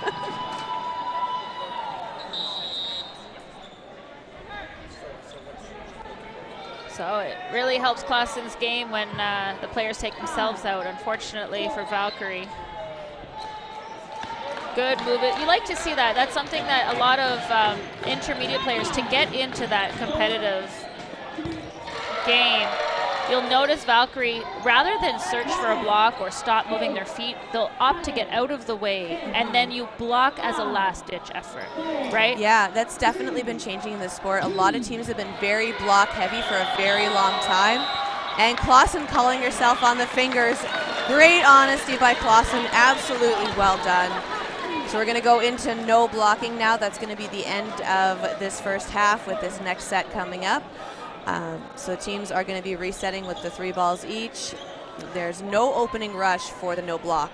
No, exactly. So it is 3-1 on the scoreboard. If it hasn't been changed yet on the court right now, it's still saying 2-1, and they've just changed it. Yep. So they heard you. Yeah, just the end of the first half here. We're going into no blocking of the bronze medal game at the Canadian National Championships. I expect Valkyrie to come out swinging just to see if they can get some balls from Rainbow Thunder. It didn't work, and it was on them to throw. So there we go. Claire Curry throwing one, 3/4 of a I can see Kroshak and Yule trying to get some catches off this one in the 2 down. Yeah, 2 down on both sides, so 4v4 here. You love to see those exchanges. Very fast, very even. Big hit there on Yule, but then number 8 throwing in. Oh, and missing. I guess the ball bounced in. Kirkpatrick making the play call. Going for Anderson from Gray there, but no hits were made. That does get another ball over, though, for the Rainbow Thunder team. First and Anderson changing up positions on the court. Big hit from Camilla Presenti. Yeah, it's going to take out Kroshak. Anderson stays in. Coming up really close to the foot off of that dodge, but it goes over just in time, so she is safe. She stays in for Thunder. That one got her, though. I think it went off the ball in her hand, unfortunately, and no blocking. That's a no-no. All right, Amanda First coach and captain. You know she's going for that catch, so you're going to see her kind of, I don't want to say ditch balls, but throw some balls that are definitely not catchable, and they're, you know, good trade there. So we're going to go into the second half now. It's going to be 4-1. The Valkyries are in the lead for this women's bronze medal match. I believe we're going to take it down to our correspondent, Tony. He's in the stands. He's going to be chatting with some people during this halftime. Before we get the countdown from our producer, Mitch, I know going back to the social media and the interviews and everything, I've been running around all weekend asking people what they love about dodgeball, but I don't think I got a chance to ask you. What do you love about dodgeball? Oh, man, I needed to prepare for this. I think my main thing, there's a couple things. Obviously, playing with my friends, right? Like being an adult and being able to play a sport with your friends and getting out there and at all levels. Like we have fun tournaments, we have competitive tournaments. That's one of my favorite things. When it comes down to it, though, I love strategy. Dodgeball strategy is something I'll talk about with anyone. If you ever want to talk about it and you see me at a tournament, please come by. I will talk strategy all freaking day. I love it, and it's impressive to see. And then just like getting out there and smashing someone feels so good sometimes, you know, like when you're within close quarters and you have a good release. And I'm not saying, definitely not smash in the face, but a nice like off the chest, it comes back to you, pops back up in your hands. You're like, I hit you and I got the refund. That is probably one of my favorite plays. Nice. That's awesome.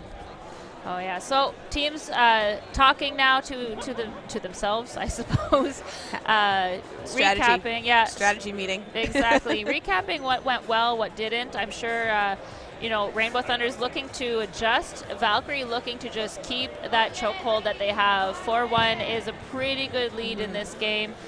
20 minutes left, though, so anything can happen. Yeah. I'm sure they just want to make sure that they stay on top. So switching it up, because normally it's like, oh, guessing strategy for each other's home team, but what do you think the strategy Rainbow Thunder is going to be discussing right now? I'm not sure. I don't know them well enough to know how they're going to adjust in terms of it, what if they're able to acknowledge what Valkyrie's doing. And I don't know, from watching it, I don't know that Valkyrie's doing anything particularly better that's interrupting their gameplay. I think Valkyrie is just hitting better and dodging better, right? So I think what they need to do versus what they will do is maybe different, but from what I think Rainbow Thunder needs to do is start lateral movements. They have to get out of the way of these balls. Valkyrie has a bunch of cannons.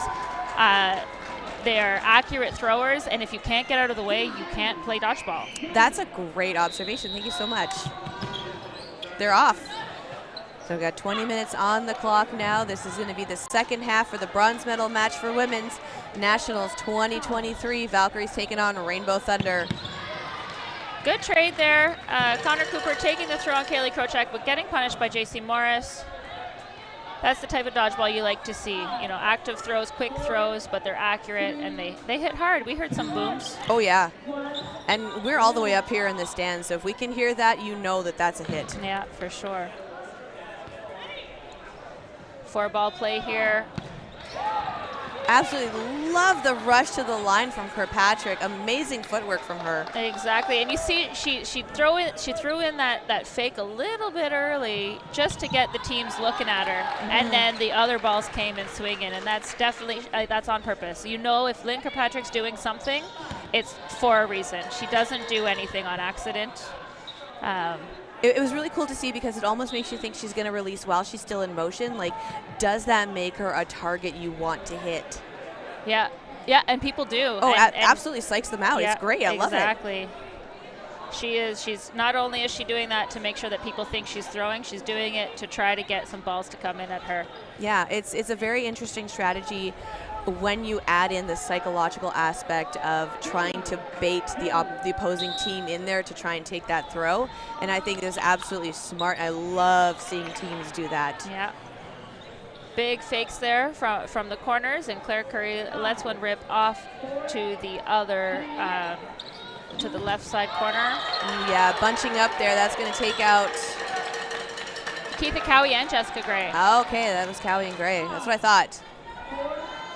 I got a bit of a a railing in front of me for that one, so I couldn't see. Hit on Taylor Ewell, but then before the ball touches the ground, releases it, gets Claire Curry in the tuckus. Words I like to throw in. I usually love give it. myself a list of words that I try to throw in. I haven't used razzle dazzle yet, but I'm looking for it. Ooh, great hit there from Anderson. On to full cross court, on to Lynn Kirkpatrick, who is one of the best blockers I know. So very good accuracy here. Shanae Berkeley, I suspect, looking for a catch. Great blocks, going to position herself well.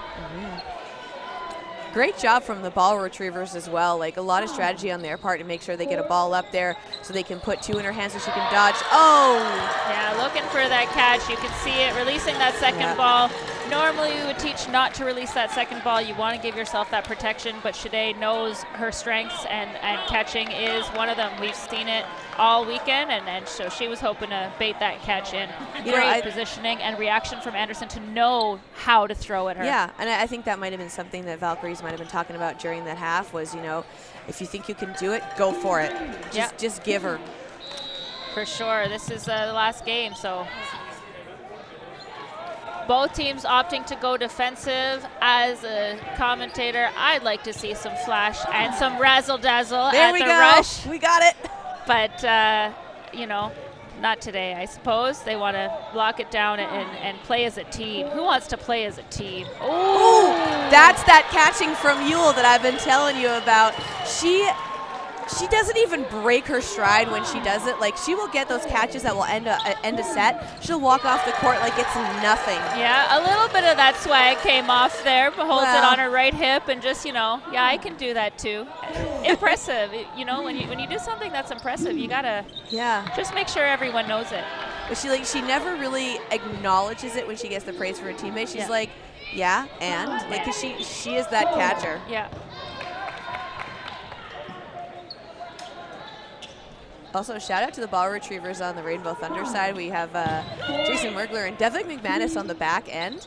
Yesterday during their game, he was wiping off the court for them. Oh, nice. It was lovely to see that. On Valkyrie's side, we have Adrian Halliburton, David Armstrong, and assistant coach Alex Vetlovsky doing the shagging, or ball retrieving, I suppose, on that side. Yeah, it's an interesting transition to use to use just ball retrieving, let's put it that way. Especially to our folks across the pond in the UK. It is a completely different meaning, and more consistent terminology through dodgeball is helpful. Or funny, depending on how you look at it, to be honest. We got jokes, I guess.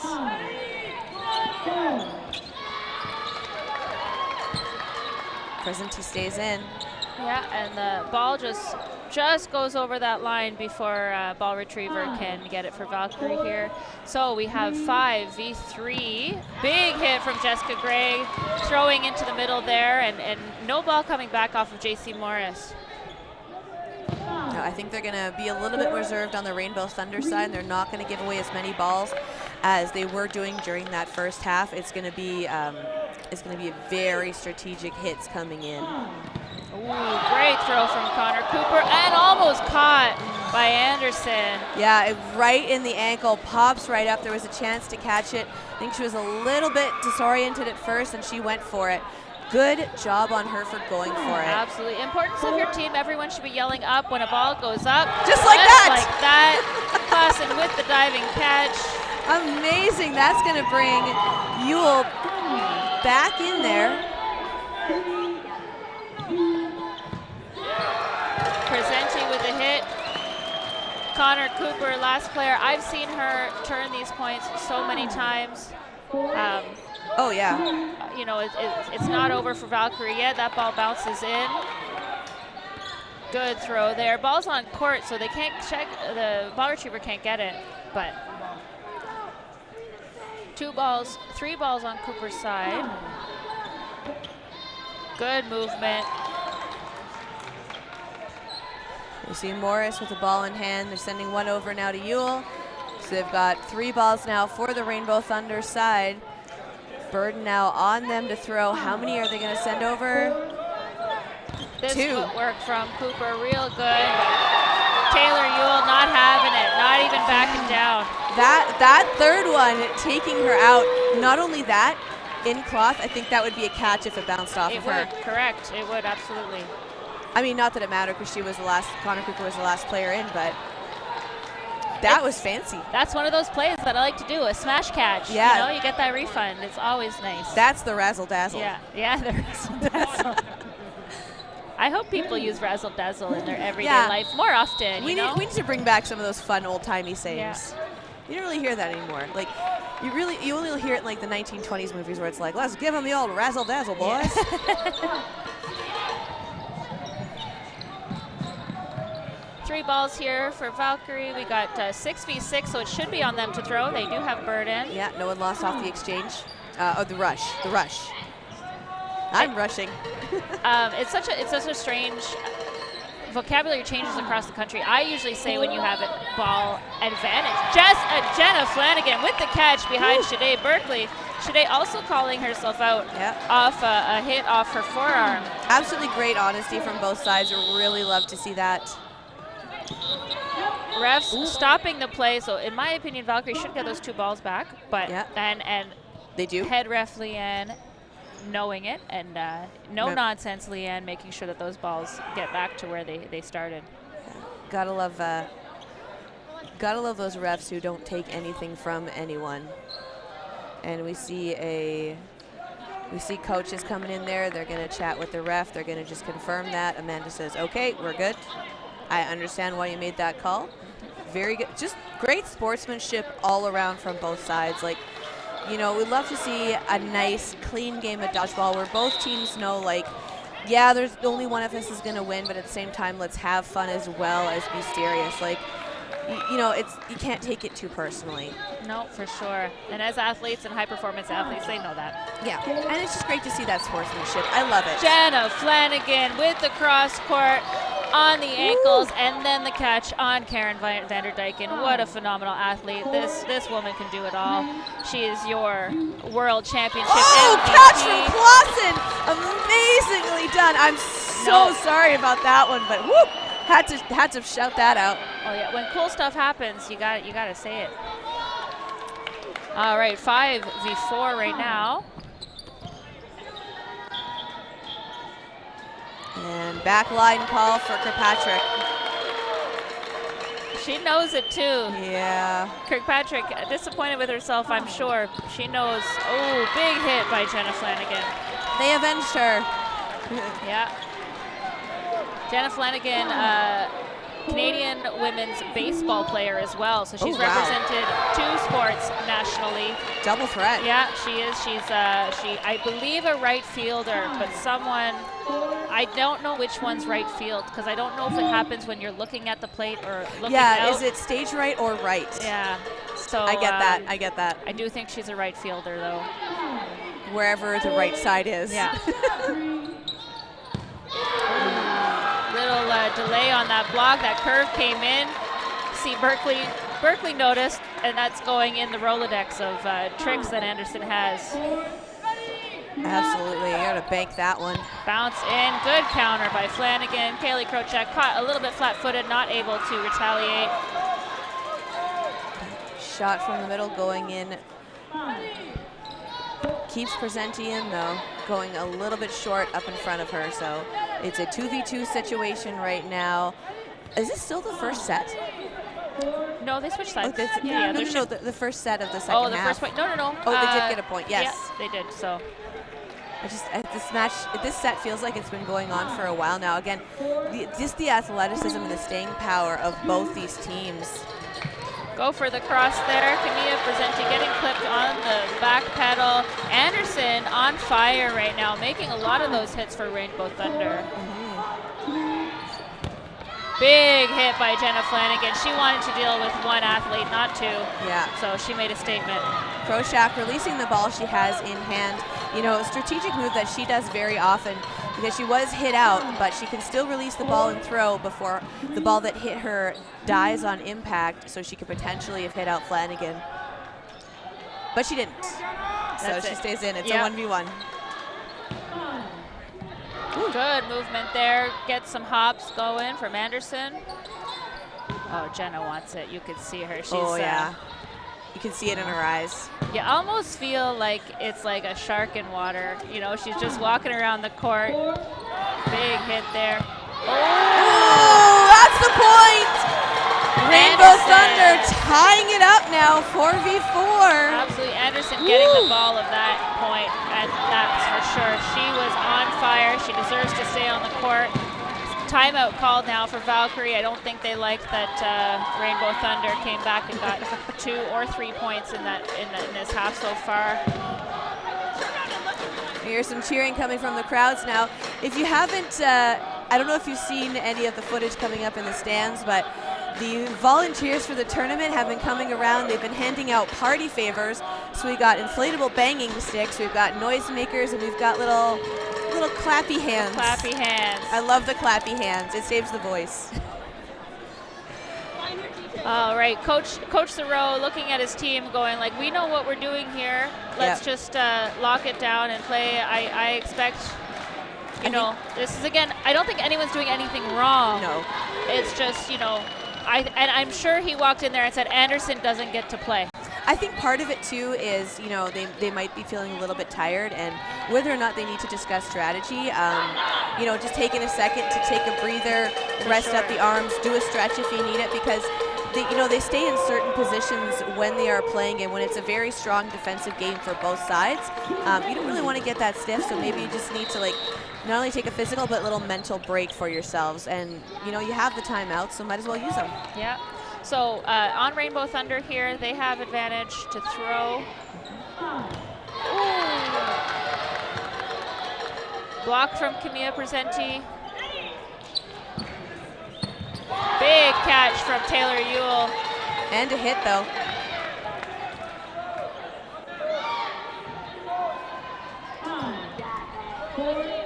Kroshak making that play call. Hit on Claire Curry as well. Not happy with herself, walking off with a little frustration.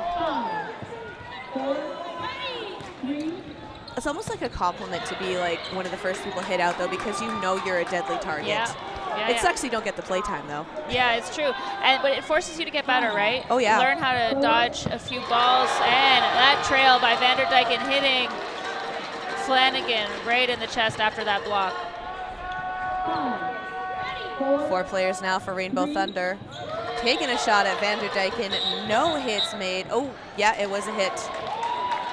So it's going to be down now to 3 for the side of Rainbow Thunder. Anderson still in there with Clausen and Morris. That's a deadly trio.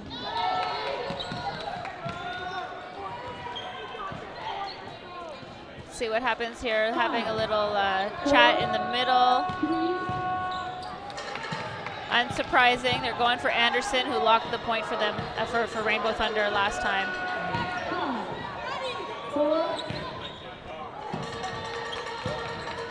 Absolutely well done on both ends there. See them making the play call now from Presenti. She's telling them what to do. And it looks like it was going to be from the wing from Gray, but no hits made off of that throw.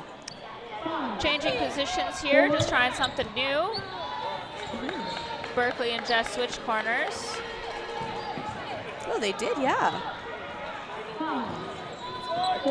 I like how with the both of us, it's like we're reffing too, because you know, you watch, one of us is watching who throws, one of us is watching who counters, and then we switch because we both have our teams. Yeah, for sure.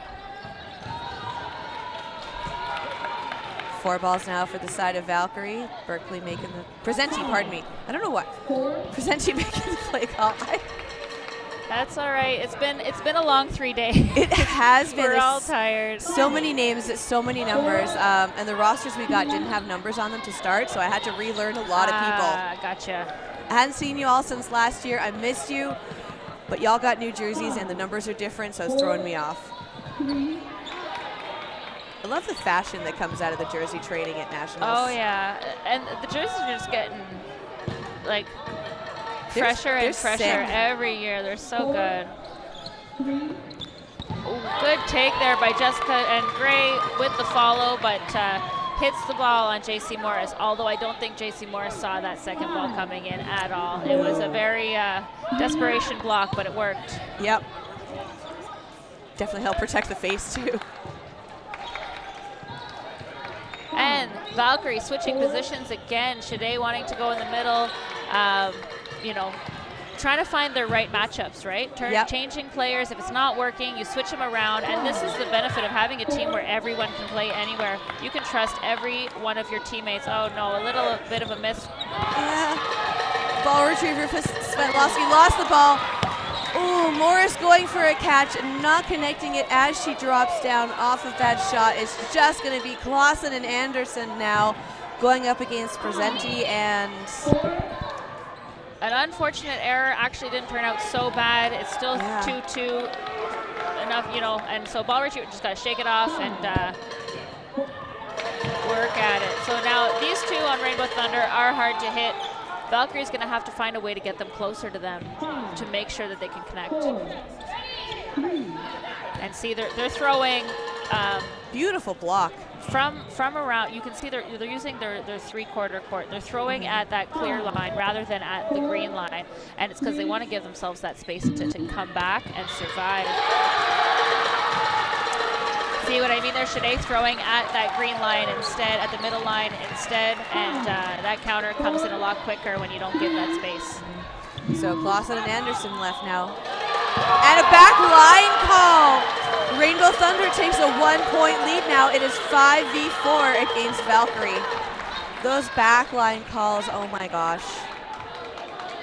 You know, one thing I will say that I personally, I know this has been a very controversial take, the back line for women's, I think we should just make it even across the board. I agree. I mean, when it's a co-ed game, we play with the men's line, and you know what? The women are just as fantastic as getting across the court. I Make agree. it even. I wouldn't say that was controversial. I think most women, if you asked them, they would prefer to play with that full court, regular court. Big hit there. Right into on the ankles. Patrick, yeah. I know some people still say they prefer the short line, but you know, to me, I think, catch by Ewell.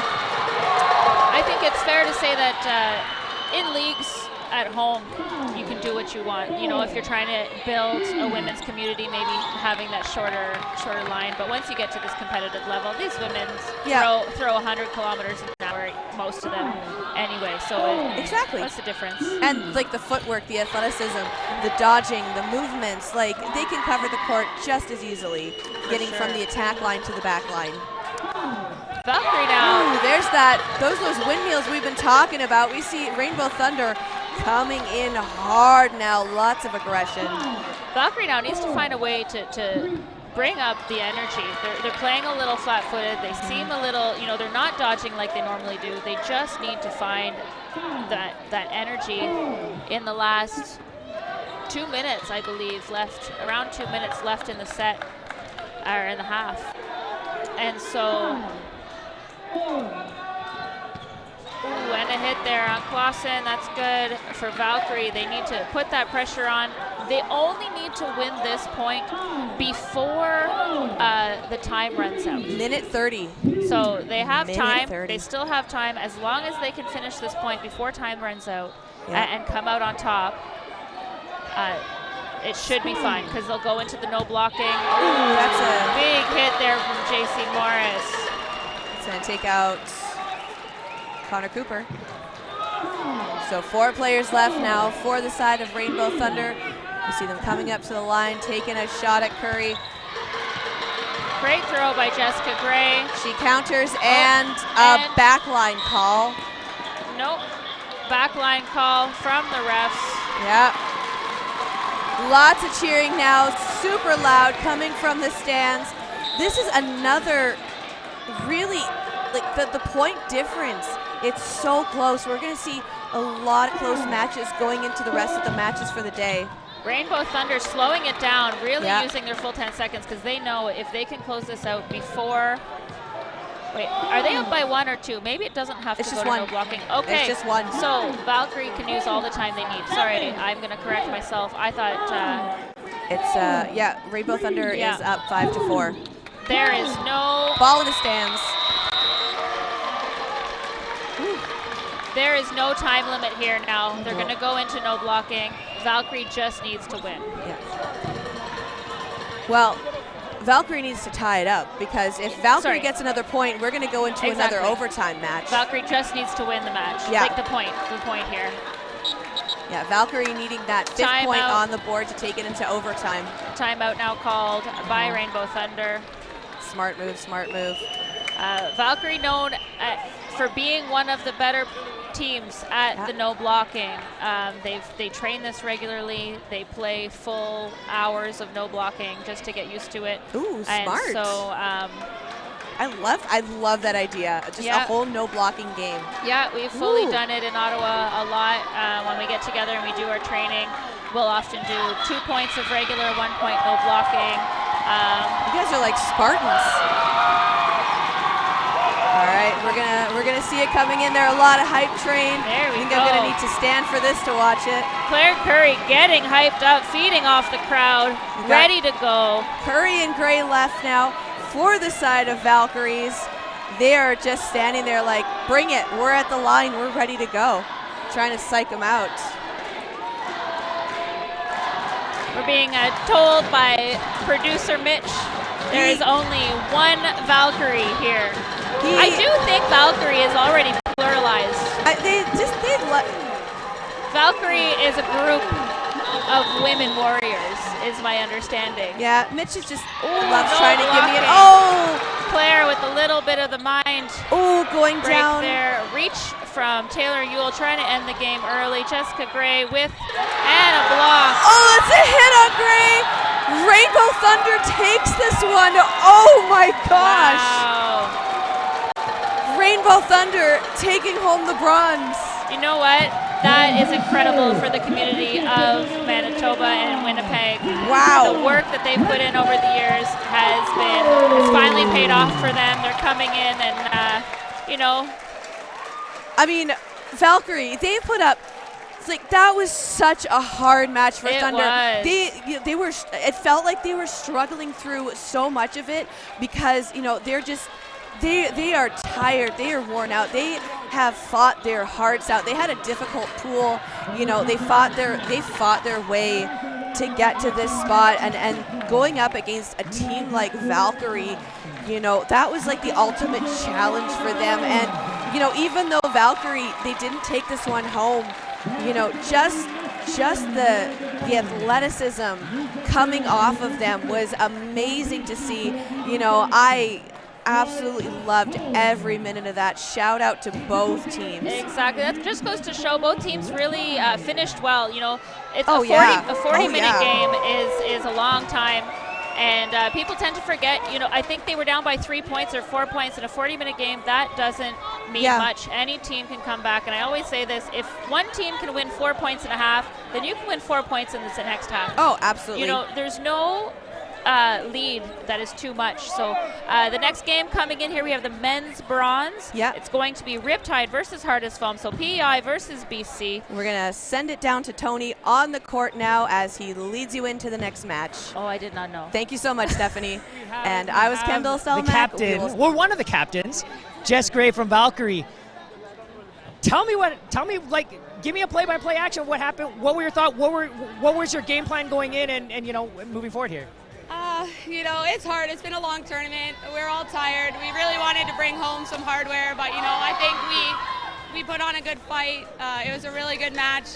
We just came out a little shy, but I think we played amazing, and I wouldn't take the court with anybody else.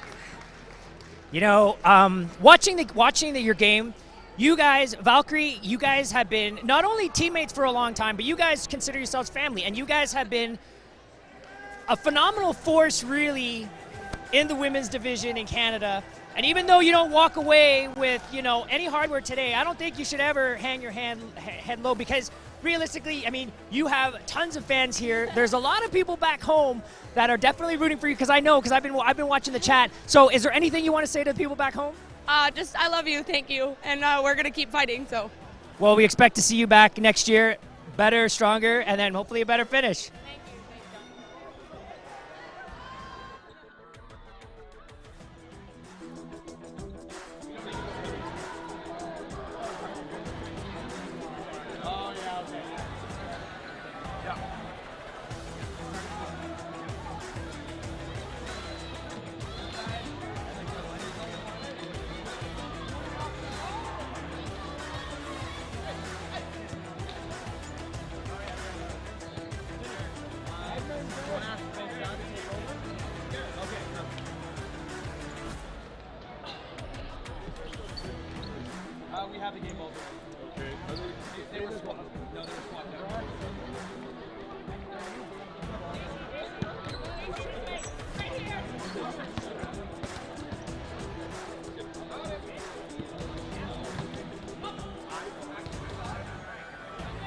All right, and here we have JC Morris from Rainbow Thunder, who just took 3rd place against a team of a caliber of Valkyrie. Now, what was your game plan going in? Because I mean, you guys are a newly retooled team. You guys went into Edmonton, you guys retooled, and now you guys are coming home with the bronze. So what was the game plan going in, and what was your game plan really executing when you're taking on a team like Valkyrie? So first of all, I'm going to say that Valkyrie did amazing, and they're obviously an amazing team. So it's such an honor to like beat them because they are so good. In round robin, they're the only team that we lost to. It was 5-2, I believe, but every round was so close that like we knew that we could do it coming into this game, but we had to make sure everything was on, which they weren't. I'm going to be honest, I did not hit anyone in the first half, but I kept trying to like pursue and do well for my team, and so many people on our team came through and had an amazing game. So yeah, sorry, that's such a long-winded. And it's like, this game is a game of inches. You guys were down 4-1 at the half, and to win that in sudden death 5-4, you guys came back with 4 unanswered points. Tell us a little bit about that. So our coach and captain, I am one of the captains, but the other captain is Amanda First, and she holds down the fort for all of us, but she always says that the game is 0-0. Go into the game, if you're losing 10-0, it's 0-0. Push hard for that next round, and that's what we did. We came through in the second half because we knew that we could do it still, and just play like it's 0-0. Well, you guys put on a heck of a performance. You guys had an amazing crowd behind you rooting for you. The people at home on Twitch that were watching, I'm sure you've gained a lot of fans with this. They're going to remember you. They're going to remember Rainbow Thunder, and we're going to look forward to seeing you in future tournaments. Congratulations. Thank you so much, and thank you everyone for watching, and our fans. We love them so much, and thank you. Awesome. Back to you guys.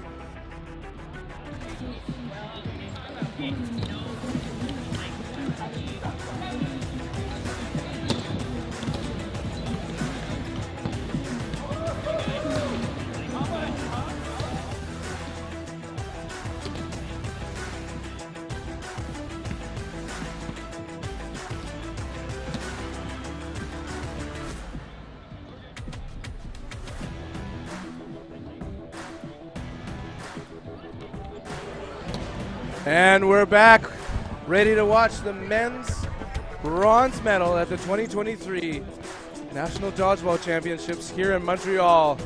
Could we call this the Saltwater Cup here, Mitch? The battle of PEI versus Vancouver. They're going to be going coast to coast plenty of times here with these throws. So, my fellow Islanders, just the wrong islands, PEI. This is their highest placement ever as a men's Atlantic team. Not just the shout out to Avonlea Armada as the women's team from PEI. They've done incredible in prior years, but this is the best ever finish you're going to see from Riptide.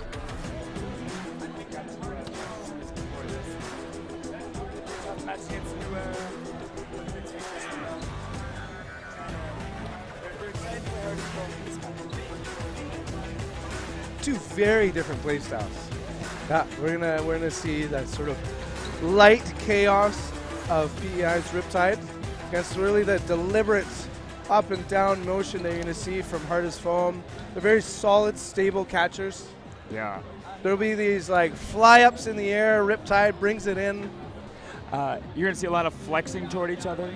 I noticed. I watched the match with Future and Riptide yesterday, and commentated the last Hard as Foam match.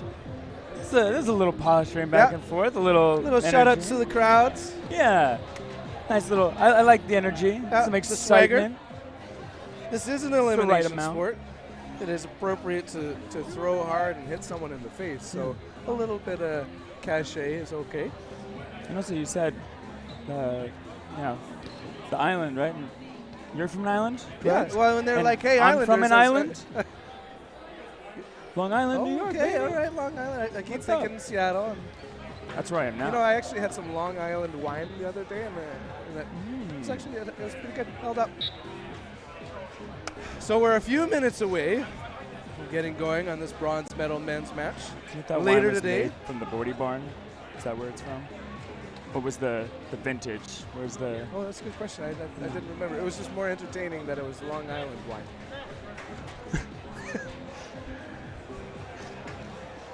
PEI, Riptide, with probably the longest standing fan favorite jersey. Riptide? Oh yeah. When they came out with this look, this was the defining like jersey for you subsequently seen like a neon look. Yeah. Okay. I appreciate it. I mean, the last match, it was a little harder to tell who was who. You know, if you're new to the sport, it's very hard to tell these jerseys apart. Sorry, very easy to tell these jerseys. Yeah. Danny Borghese, number 93, warming up by himself there. Bringing the hype. Captains and coaches talking. So, hard as foam, no coach. Matthew Lawrence, Matt Larry, coaching Riptide. Then there's no Sunday quite like Championship Sunday, is there? Championship Sunday. Okay. So on your near court, you're going to be watching Hardest Foam. On the far end, Riptide. Both teams currently being announced. Borghese pumping up the crowd.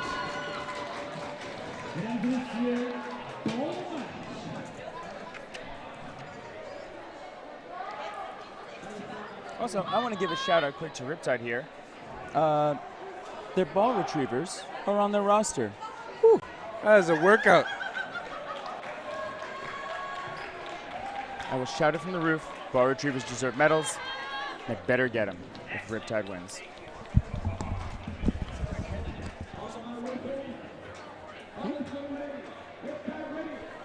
About to get off here.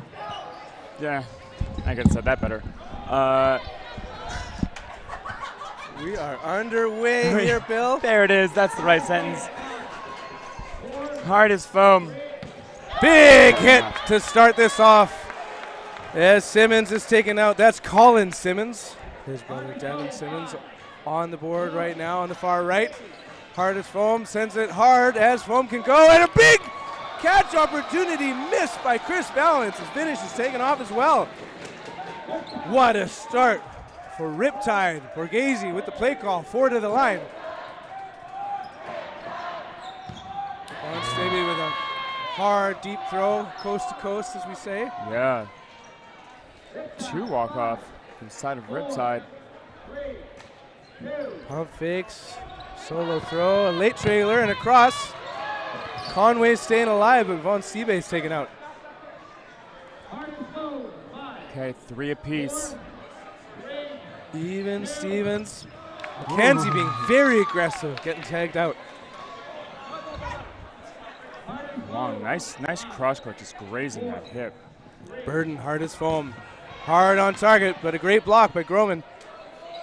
Sporting the 23.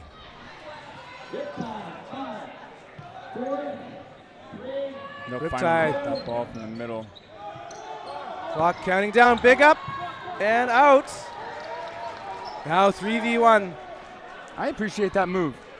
It really, you don't see enough players take that hit, know they're dead, and take that shot. So great awareness. Roman staying alive. Burden with the extra players. Hardest foam. Willier, Ko, Captain Wong. And it's a connect. Yeah. First point on the board. Honest play there by Groman. Just skims the back. And whew. Hits the shell.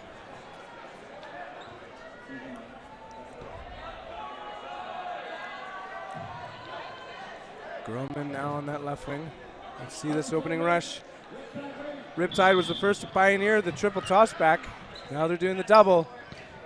Kenzie sends it. He gets targeted. Ooh, Burke tapped out on that initial shot from instead of Riptide. Big shot, better block. Willier staying alive and protected by Von Siebe into the huddle for a play call. Decker was absolutely on fire the previous match. Ooh, ball retriever, good work. Slapping that ball to the sideline to better retrieve it before it rolled forward.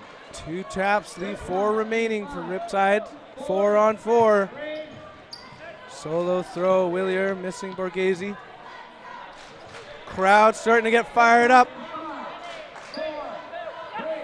2 on target. Burden to throw with the extra ball is hard as foam. Solo throw. McKenzie showing how unbelievable aggressive he can be and commanding that attack zone. Yeah. Counterattacks happening. Now 3 on 1. Riptide looking to get on the board, and like you were saying, McKenzie, he's just been staying up there, spying the other team, and head ref says no. Sam Cole, live to die another day. Shot clock counting down. Groman reaches.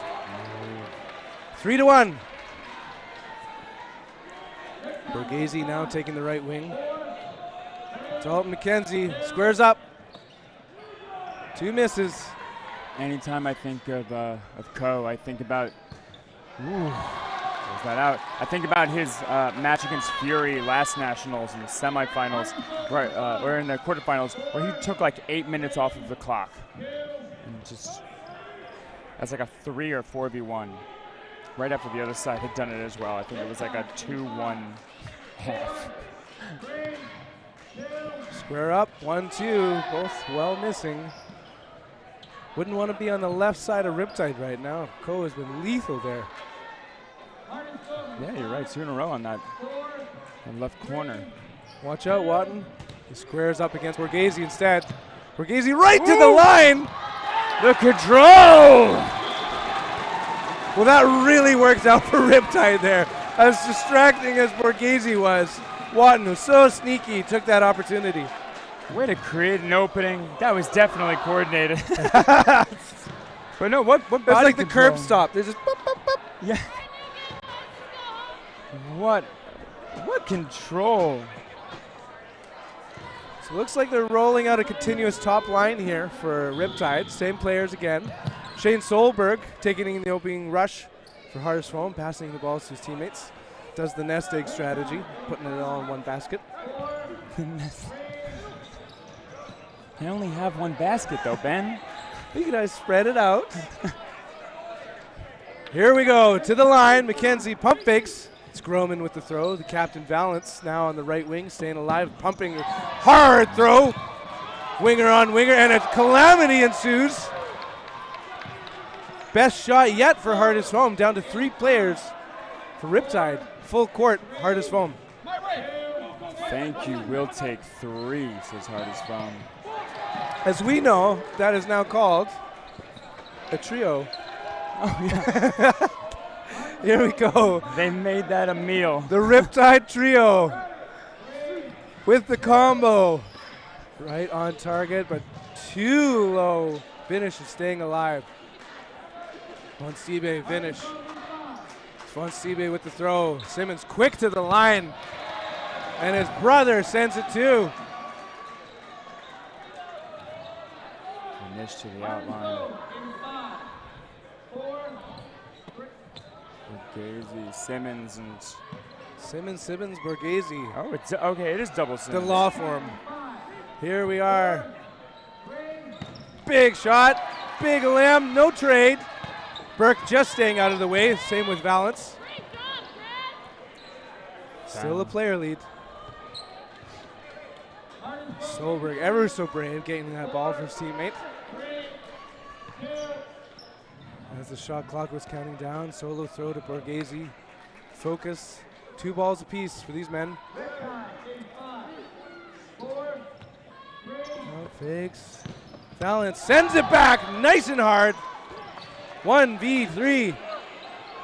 For KZ. He's so fast out of that defensive transition. You have to watch him. You take that shot, you have to know it could be potentially coming from him if that's the call. Hardest foam men staying to the back line. No rush. Borghese rips it.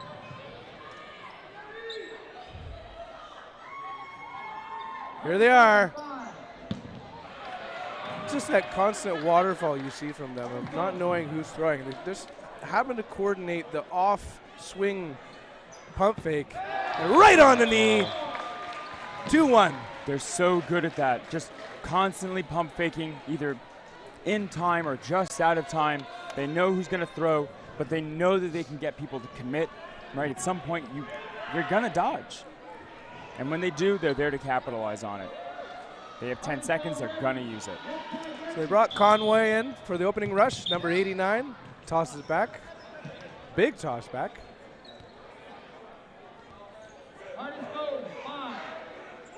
Balance. Big throw. Just getting back. Chance of Riptide in the crowd, getting very loud. Hard on target. Great block by Valance. Decker protecting his teammate. In and out. Meanwhile, McKenzie, Burke making it 5-4 advantage. Riptide with the burden. Finish just getting out of the way. Those BC guys with that inside body block, super close. Roman stepping up toward Long. Pump fakes. Throw, good ups. Counterattack. A limb for the GOAT, number 23, Roman. Conway in the middle. He hasn't had a throw yet, I don't believe, but he's protecting his teammates now. Passes it off to the winger. Hardest foam with the burden.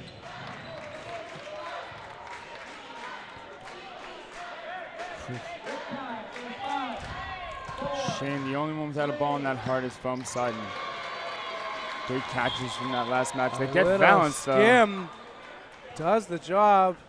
Shoe tie time. Safety, get back to the line. Player advantage still. Riptide. Shane making sure shoes are tied nicely this time. Here we go. 1 foot on the line, not two. It says double knot in the rules. No single knots here. Solo throw, resets the shot clock. Burden, Riptide. Simmons lets it sail, ball up in the air. No damage. I don't think I've asked this yet. If you're in the chat, I want to hear your predictions. What's the final score? Who's going to win? I want to hear it. Potential double there. Almost took 3 players off the board. Wharton's lucky to be alive as Conway on the left wing readies and delivers. Good ups by Byron Wong. He knew where he was on the court. He knows where he is because he knows where he is not. And now the burden shifts to hardest foam. 4 balls, 3 players. Solberg with 2.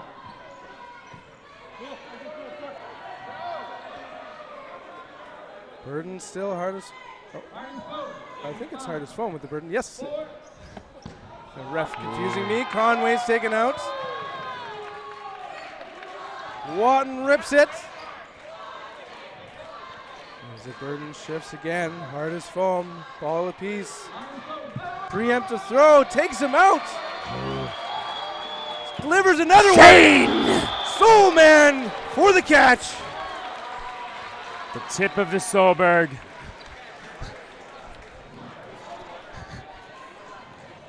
Refs say we'll allow it.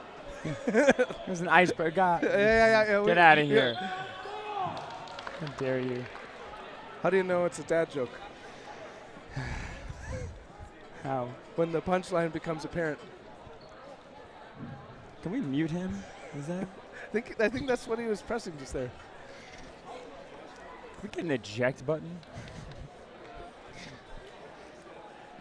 So, Bill, coach is in. Of course, there's no coach for Hardest Foam, so the team just comes together to discuss. Timeout from the side of Riptide. Okay, why would you say they're doing it? What is there to learn so far?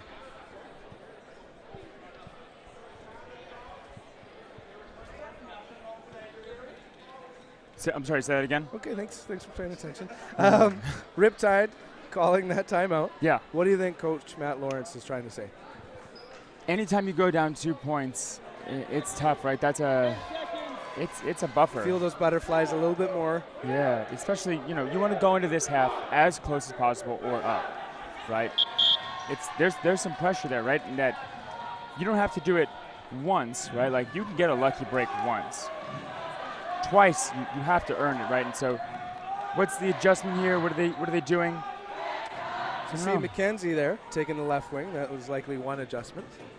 I think the big thing with Hardest Foam, right? You want to make them earn those counters. Derry now while Solberg is taken out. The hero from the last set. Pump fake, solo throw, no counter. Big aggressive pump fakes from the Hardest Foam men as they come in for huddle. Spreading out to the line. Solo throws. You think you could have it, but no. I mean, between Willier and Vanish in the middle, like, you're guarding 2 cannons. Willier taken out.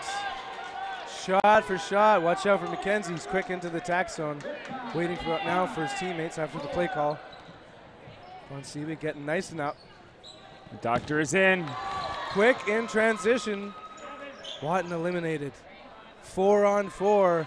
Burden to throw. Hardest Foam. German survives. McKenzie with the pressure on Wong. It's always fun to see 2 wingers square off against one another. Right now, watch out for Captain Valance. Readies and delivers. Crowds chanting again. Shot clock reset and counting down against Hardest Foam. Valance finish. And it's Wong with a potential double tap. Okay. For our eyes only. Yeah. Right on target. There's 2 out. Tough turn of events here for Hardest Foam as the player advantage is over to Riptide. Pacific heading to the line, throwing against Atlantic. Kenzie, just unbelievable work entrances, and his charge is just too good as he gets targeted. Shots fired back and forth, now 2-on-2. The counter game and the cascade that comes from it. Hardest Foam, they're so phenomenal at it. Good ups. Great protection by Valance. Derry not scared at all. Slow to retreat. 2 balls each. Valance solo throws. I like it. Making them uncomfortable, not letting them come to that line for free. It's paying off. Great call now. Burden, Riptide. There's that counterattack. Derry hits the floor. We got pancakes for breakfast. Yeah, I was told that Riptide thought they came out a little slow against New Era in the last one, so let's hope they pick up that speed and find where they need to be ASAP so they can hit the ground running real hard in this match. Timeout? Time for refs to confirm with Dalton McKenzie, number 12, whether he was hit. He went down, and we had a second flapjack there, and he looked to the refs. It was great work on his part just to confirm, was it a hit? Flapjack. Line judges coming in now.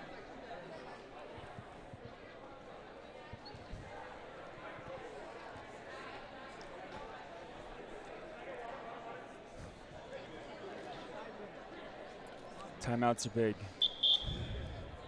Confirmed. A limb. 2 players to 1 advantage. Hardest Foam. Extra balls on Riptide means they have the burden. I always feel like the dodges and the almost like the speed of reaction slows down a little bit right after a ref break or anything like that. So if someone dodged for like 4 minutes in a row, it almost feels like right after that person gets hit. Let's see. Patience on the hardest foam team. I was expecting a counter there from Balance. They ready.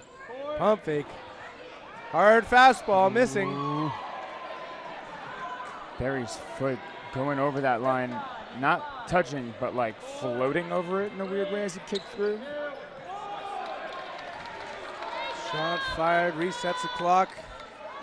Balance, finish, play call time, spreading out. Double ball block.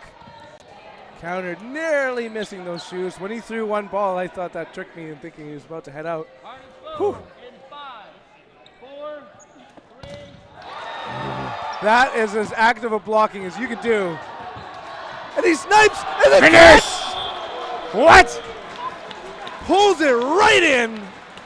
He was already on his knees. That was instant completed catch. Wow.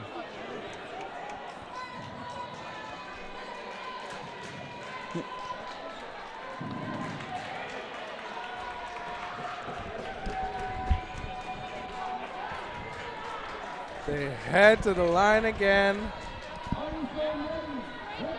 Unbelievable heroics. Catches win matches. We're seeing that now. Hardest foam men just on target for bringing in catches. They're so aware. And it's part of what's so deadly about playing into their counter-heavy style is that they're such good catchers. Willier Simmons taking off the board. 5-on-5. Balance taking a rest. Coe back on. He's taking that wing, maybe sharing it with Cody Burke. Burden to throw, hardest foam.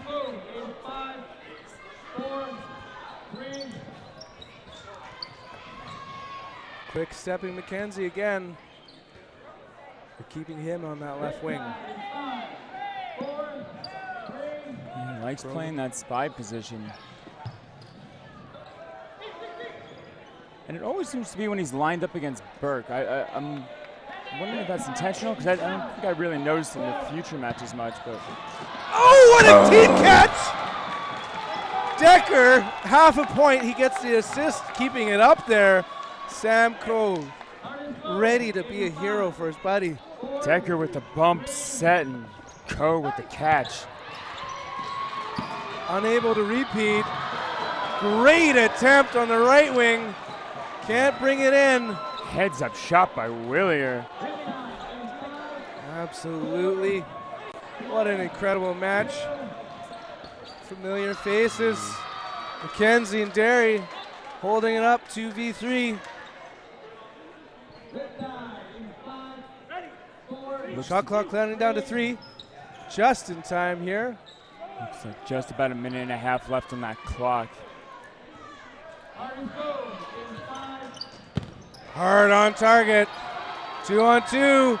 Riptide needs this. Clutch mark. Almost reaches. Derry narrowly protects himself.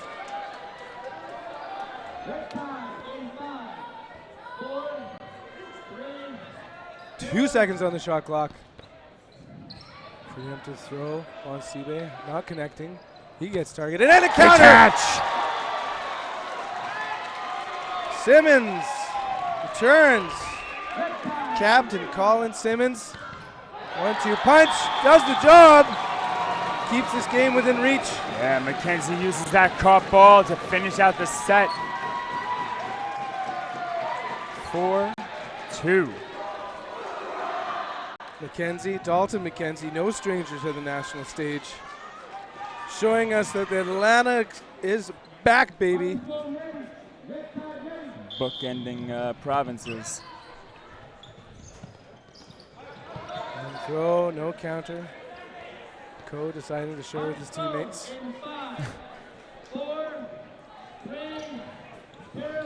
Good ups by Simmons.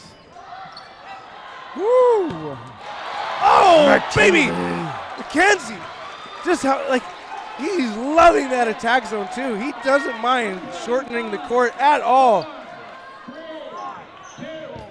Up and out. Okay. But there's another catch. The Riptide vibes are infectious.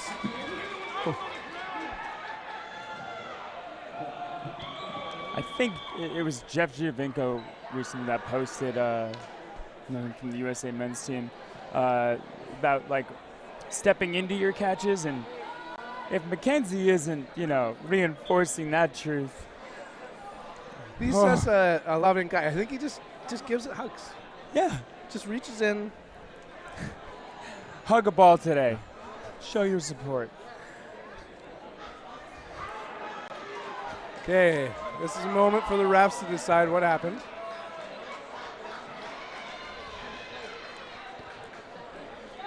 Dalton McKenzie. Wearing a typical quarterback number. Kind of the quarterback of the team, even though you keep calling him a safety, essentially. He's the... Oh, I don't know. Or is it linebackers that tend to be the spy? The spy... Yeah, I think... I don't know football well enough to say for sure, but that's spy. Kind of being up there, kind of keeping an eye out for things, not letting any of those like huddle shots or this and that kind of make their way in. Well, and the lesson learned here for Dodgeball and everyone watching is this is such a well-coordinated, like just sort of communal team feeling that they know it's okay for him to be like loose there and not necessarily in on the huddle and the play call, and it gives them extra momentum, extra speed. Yeah, you'll see everything's communicated to him up. It's something I look out for a lot because there's a lot of players I've seen do that where they feel that they need to keep that pressure up there. But if the other team isn't pushing up, it isn't always necessarily important. But Mackenzie's doing such a phenomenal job of it, and also the team is a part of it, and they're communicating to him. Well, they're not leaving him on an island because they're all on one island. Yeah. Okay. So we have time violations if the play takes too long to get called here? I don't know who called the time. No, it's the refs. Time violation. Absolutely. Give it to the refs. I'd go flip of a coin or like a vote system. I think the European dodgeball, they do a vote system. You know, you could snap a quarter. Just break it up.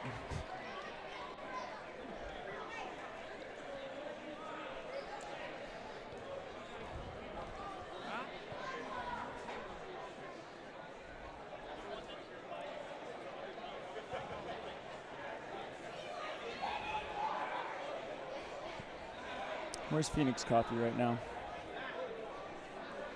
Oh, hey, isn't that the best free coffee you've ever had in your life? I haven't had it yet. Oh my goodness, it's so good. And great presentation. And they are donors to Rainbow Railroad. For anyone, if you got time now on Twitch, Twitch community is so great for Pride. And I'd say in Canada, maybe there's a US version for folks like you, Bill, but Rainbow Railroad just does incredible work globally. And so it's actually fun to listen to the story of how they make their coffee downstairs, but then also the story of why. Nice. Yeah, every time I've walked by, it's always been like they were setting up. This little seminar. They really seem very impassioned, and like the people who are coming over. So I'm very glad to have them as a sponsor. As we get back to the game, sudden death, no blocking. It's going to be 3-on-3 as Simmons immediately taken out. Goodbye, Colin. Those breaks and dodges do not go together. Good ups, pumps, wingers exchanging, no damage. Watton, Devin Simmons remain for Riptide. Hardest foam heading to the line. Hard throw, counter misses. Cody the Burke slowing his team down, and 1-2 punch does it. +3 score at the half. 5-2. let's see how this Riptide side changes it up. I'm almost surprised after they called timeout after their win, right? They got the win to make it 4-2, and then they called the timeout, right? Yep. I think we've called this in the past. We haven't really called it much this week, but it always feels like if you win, roll with it. You want to keep running. Because otherwise you're essentially giving a timeout to the other team who just lost, right? And now they get to say, hey, it was this thing. They get to discuss a little bit more.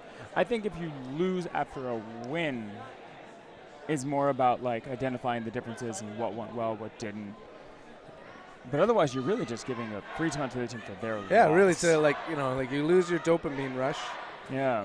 And I'd say Riptide just thrives off that good vibes. Meanwhile, the hardest foam men, they were at the gold medal match in 2022. They placed 8th in 2019 when they were fresh onto the scene. So this will be a lower finish for them, but what was wild was you got to see Mavericks, the hardest foam. That was go watch it. Oh my goodness. Yeah. You know the result here, but please, there's a couple matches that I have absolutely loved, and the other one was I think it was Dark Horse Melee. Okay. The other. Were you watching that? Well, you also got to see Future take on Fury. Yes, that one was also incredible. There's so many matches from here that have been. That's probably my number one takeaway from this tournament was how many, and you can see right now our court, but we've had up to 4 playing simultaneously, and pretty much any seat in the stadium has a good view of all of them. Yeah. And there's just been times of going, all these games right now are amazing, and for you and I, we often get to float around, so it's been fun to like, okay, I want to zoom in on this one right now. The number of times, even watching that last match, right, I got to see Riptide New Era just from afar, but still well within distance, and just kind of seeing these moments, and I wanted to call it out on stream, but it's like, no. This is the stream for this. Back and it's to like this it felt like exciting NFL match. Red Zone. Like that's we need just like here's the biggest action happening right now. And the only action happening right now as we're lining up for the second half, 5-2 currently. Hardest foam over Riptide. Both sides ready. Opening rush. Ko pushes the ball back. Line violation. Okay, so still 20 minutes here. Chat, this is your chance, second half. What's your prediction? Where is this going? I've only seen one so far, which was 6-1 hardest foam. And I was wrong. So wrong. Not in a terrible way. It's a decent half score. What are your thoughts? Where's this going to end? Who's going home with the bronze? Valance now taking his usual position on the left wing, complemented by Vinish. Sends it hard on target and gets countered in the process. Dalton McKenzie, I don't want to square up against you, says Byron Wong as he's taken off. Each of the hardest foam men with the ball. In and out goes the ball. Hits that kneecap and bounces away. It is really the worst spot.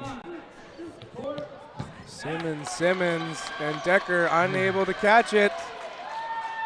Said good gloves today, just not right now. You have to be precise when trying to hit Decker, and that was a beautiful shot to take him out early. But he's in delivers. Borghese and McKenzie off. We got a 3v1. The legend of Vancouver, though, CV they call him, not just because of his great dodgeball resume.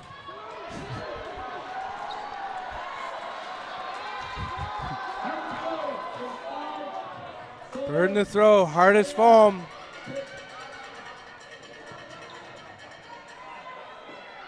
Shot clock reset for Riptide.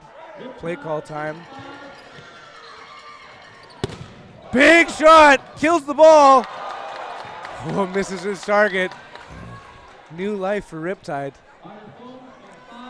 Those balls collided. Always love to see it happen. Good 2-ball block. One of the things to look for is Chris Founds' footwork is superb. Oh my God, yeah. Good rip. He doesn't mind the backcourt throws. No, when he has the arm to back it up. Big shots to PEI, 1-2 throw. Valance staying alive. Team catch!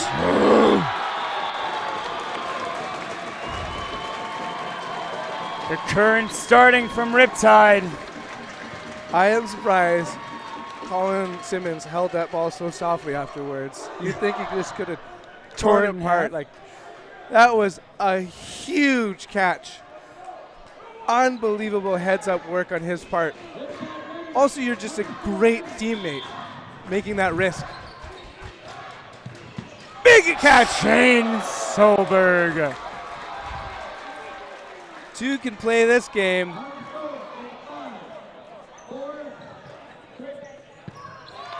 Two hits, back to back to back. Hard as foam. Coming back with a fury. 4 off the court for Riptide already. Well, watch out, one of them is Mackenzie. Yeah, that's true. They haven't taken Mackenzie off yet, and Mackenzie's been a monster. Watton readies with 2 balls himself. Mackenzie hard on the captain. Sends 1-2. Constitué taken off the board. 2v3. Are you kidding me? Wow. Now 2-on-2. Oh my. Timeout. Oh, a ref call. Timeout.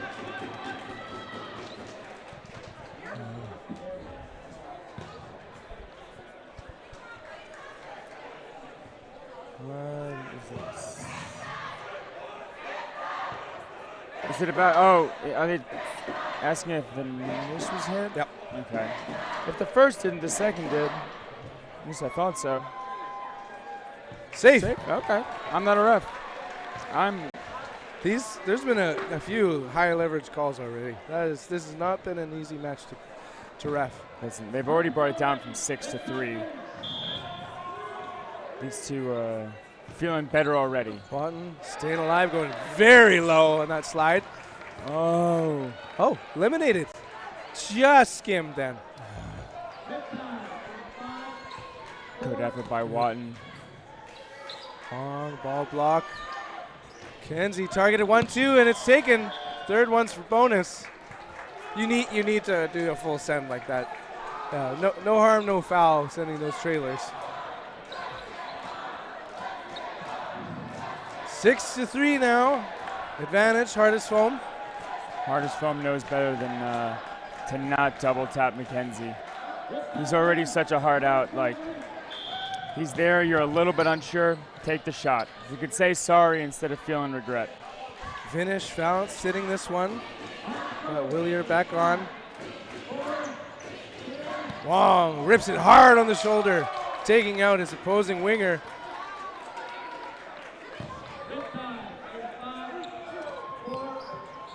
Good shot. Colin Simmons gets another ball. Hardest foam with the burden. Quickly to the line. Constitué rips it. Yeah, Riptide just has to make up a 2-set gap before the end of regulation. Not going to see a lot of quickness of the hardest foam as they send one. Willier quick to retreat. Ball advantage, Riptide. Ready and deliver, 2 on target. Constitué eliminated. Crowd's getting louder. Yeah, that was the big thing I noticed yesterday watching that future Riptide match was the crowd around them was intense. Island vibes in the crowd. Burden, Riptide, ball apiece for the men. They send it on Burke and he slides away, counterattack unsuccessful. As well as the counter of the counter. I like that shot choice. That's Simmons right there, right?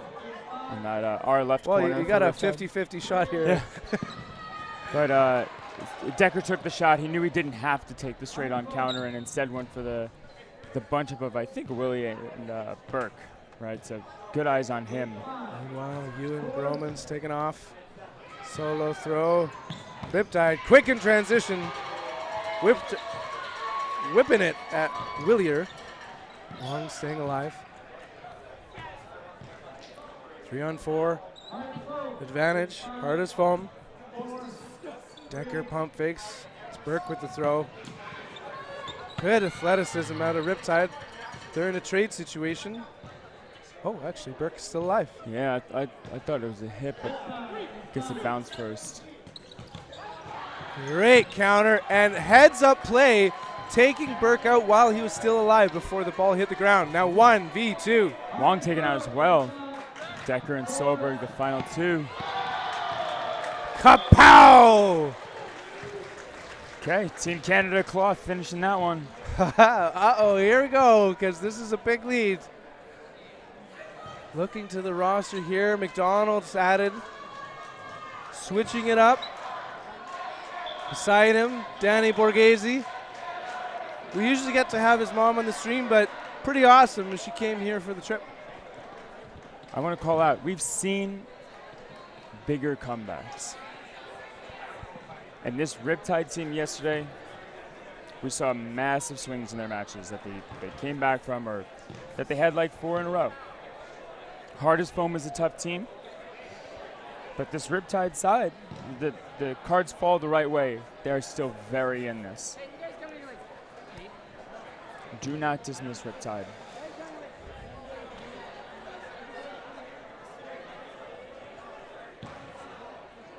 Looking for some tape for a finger, looks like.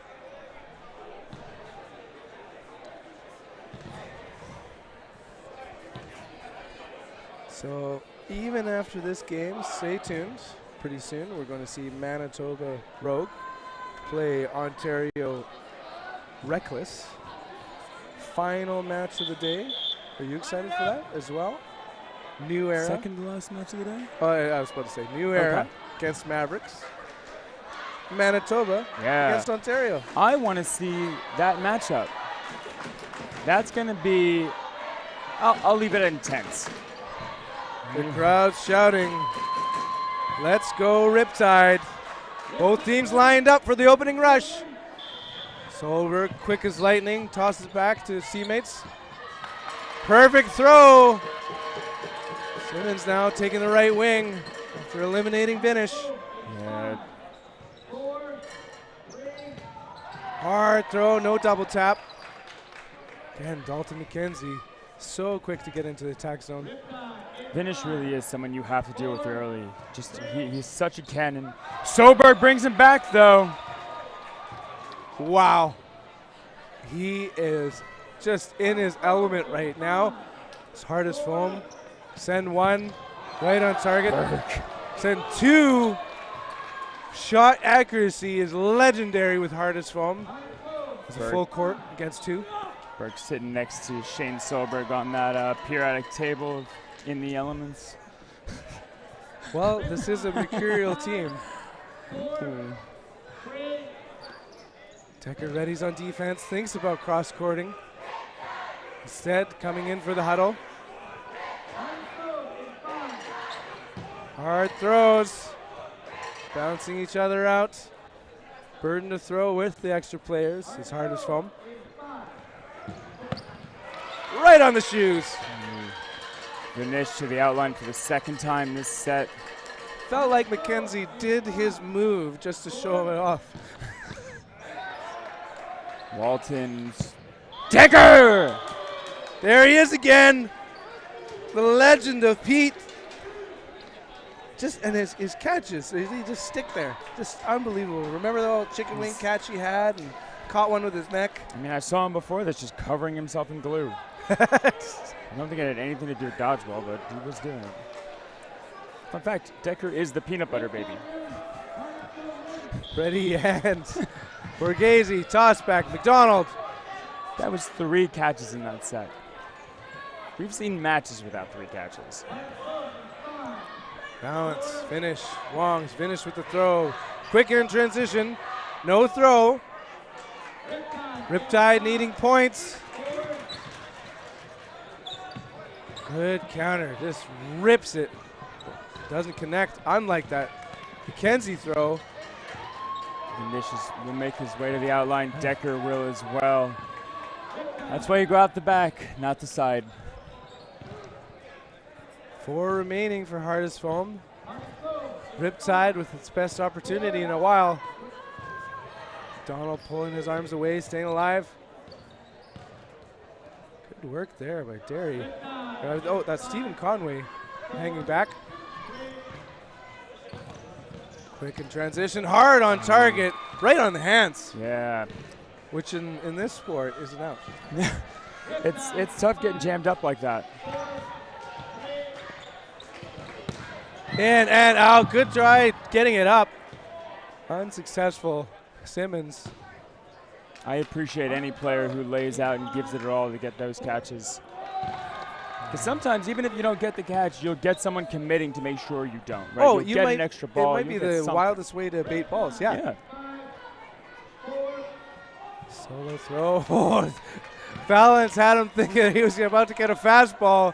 Shot clock counting down right now against Hardest Foam. Borghese, ever so athletic, staying alive. He gets countered. Gets nice and low. Burke. Valance and Co. stepping up to his side to teammates bail with Burke the out. protect. Yeah. Those balls are shields just as much as their swords.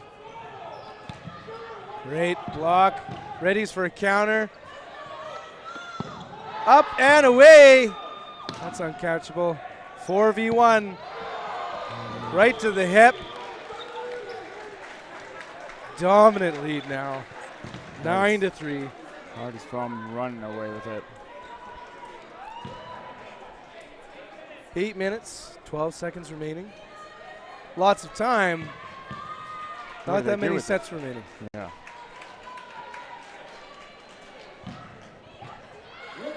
Mackenzie playing in toward the rush. He's usually been on the outside, right? So he's wanting that toss back right now. Give it to me.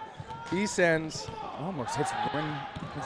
What a brilliant one-handed team catch. He did a bicep curl to bring that in. And all that pays off, getting Ko and Wong on the start. Mackenzie and that spy. Trade situation. And Steve out as well. 2v3. Player advantage, Riptide. Ball burden on Hardest Foam. The alliteration duo of Valance and Benish. I tell you, just that, it's like one thing that an advanced dodgeball player has is a second pitch. And that was just beautiful to see. And there's the fastball. Yeah. Danny Borghese by himself. Hops out of the way. V&V, commentated by B&B. Stella Valance catching that shot from Riptide. Double digits for Hardest Foam. Making a statement.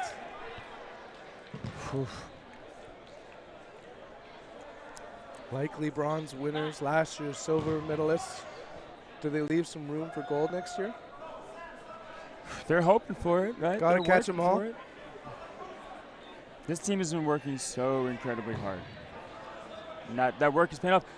Even the Mavs match, right? Like with the amount of players from Rampage that came over and joined Mavericks, right? And we saw the way the finals went last year, right, in that point gap. In a 40-minute match this time with an incredibly veteran Mavericks team, it went to overtime. Like sudden death, overtime, in an 8-7 finish. That gap is closing. Trade off. Good trade if you're Hardest Foam. Mackenzie's just absolutely lethal this whole weekend. Transcendent is probably the best way to describe his performance in playoffs. Back and forth. And indeed, Groman eliminated. Hardest Foam with the burden. Ready and deliver is Decker. He gets countered. Now 3v4. Still a chance for PEI. We have about 6 minutes left. Great cross court, taking out Adam McDonald. Dr. Von Stebby.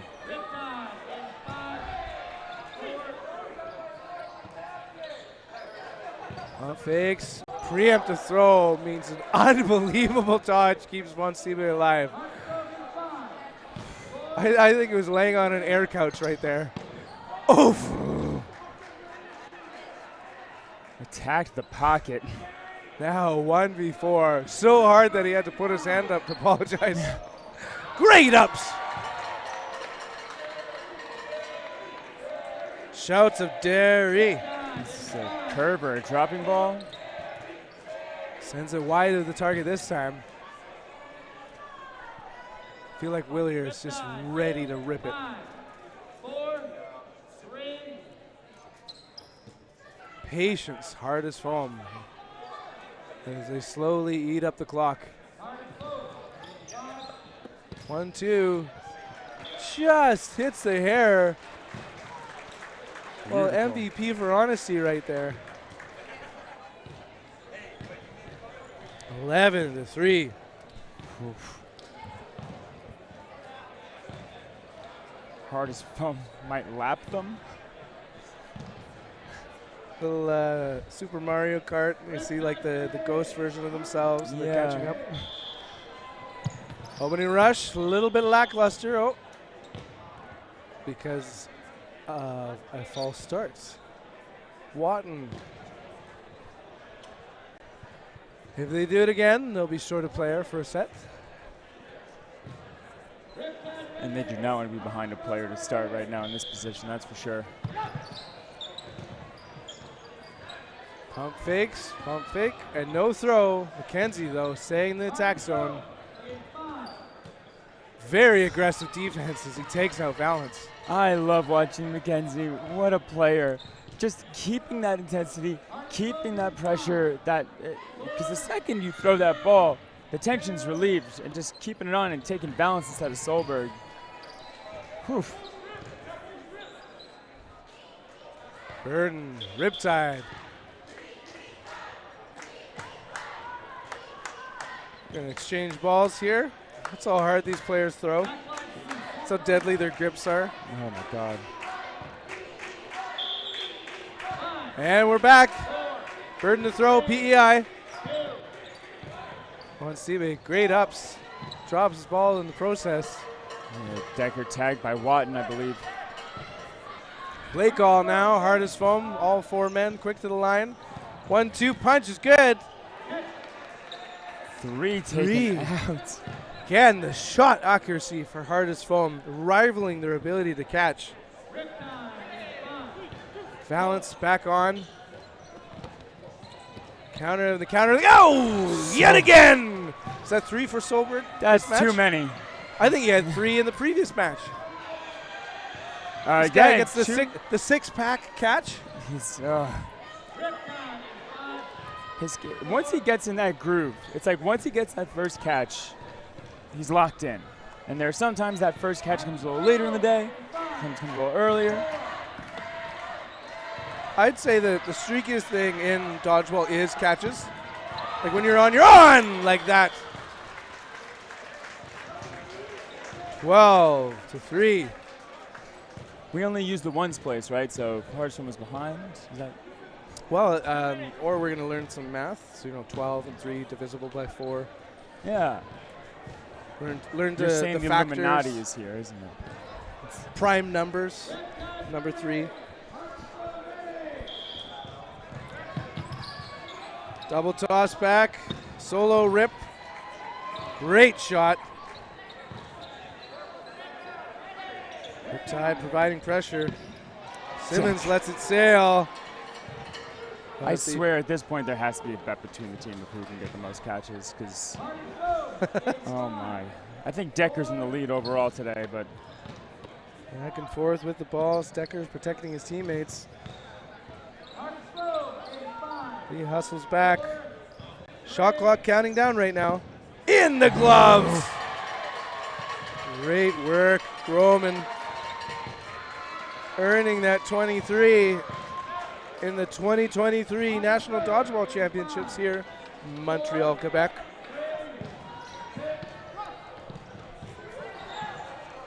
Pressure from McKenzie. Always tough to see. Oh, 40 seconds remaining. We're watching the last set. Still, the crowd is here for it. shouting Riptide again and again. 3 men at the line. Going wide of, getting Solberg. Shot clock on hard as foam.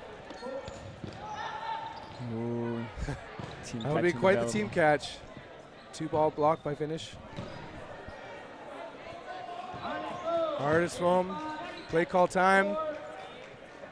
Deep cut right there. Kenzie, just unbelievable fitness. He has been doing laps on that left wing and is constantly alert. Balance out now. Cody in the glove of Simmons. Captain Devin Simmons possibly had that last moment that was triumphant for Riptide, but overall, hard as foam with a commanding W. Yeah, Riptide has to feel good at least getting that win, right? You always learn more from and sportsmanship. Fantastic work by this Riptide side. You see the sparks there, right? Like we're seeing the beginning of this Riptide. The Riptide resurgence? Yeah, resurgence. There we go. The resurgence back into the scene. The support from the crowd. I want to see more Mackenzie. I'd be surprised if we don't. Will we see him in Austria? So this is the best finish for this year for an Atlantic team and the best finish for a BC team. So congratulations, PEI men's. This is the best men's finish in PEI and the back-to-back medals now for hardest foam. Yeah. And Bill, tell us about the next match. Yeah, our next match is Rogue, correct, and Reckless. Oh, I'm looking forward to that one. I want to see it. Every time I've seen Reckless play, they look dominant. And this Rogue side, some big arms. They're like a second half of tournament team. Like I think when we were watching earlier, it was a rough start. They were lower in the standings, and then they just hit a new gear and have been indomitable since. Sometimes that happens, right? You get there and you see what's working and what's not. You haven't seen some of these provinces. What's the meta from all of them, and how does it interact with ours? And a little shake up in your roster. Yeah. Some people don't find ways to change their game at all, and they are just what they are. So if they can grow and evolve mid-tournament and come out and make the finals, more power to them. Well, I'm looking forward to that match.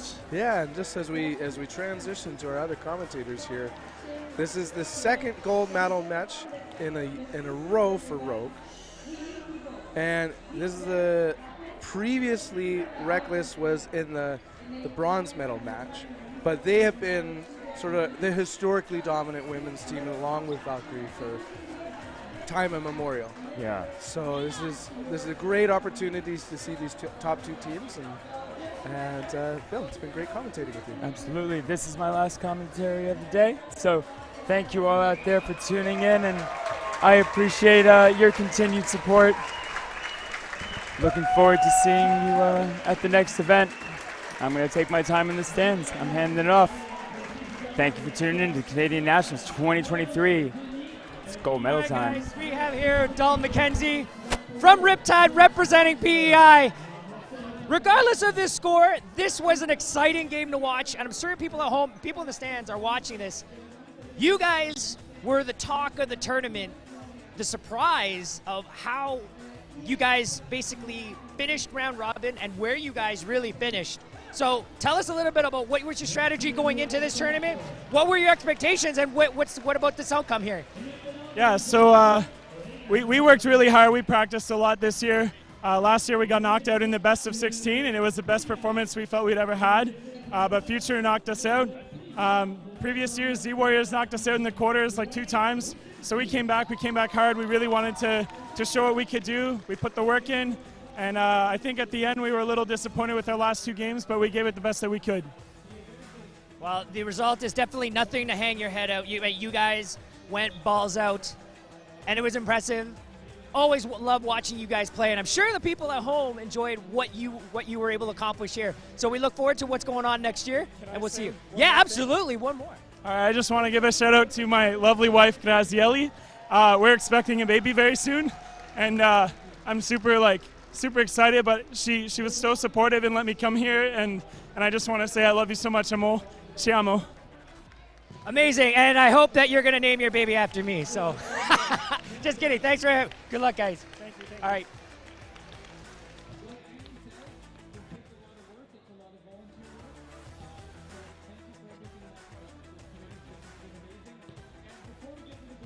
All right, so I'm here with Byron Wong from Hardest Foam, hailing from BC.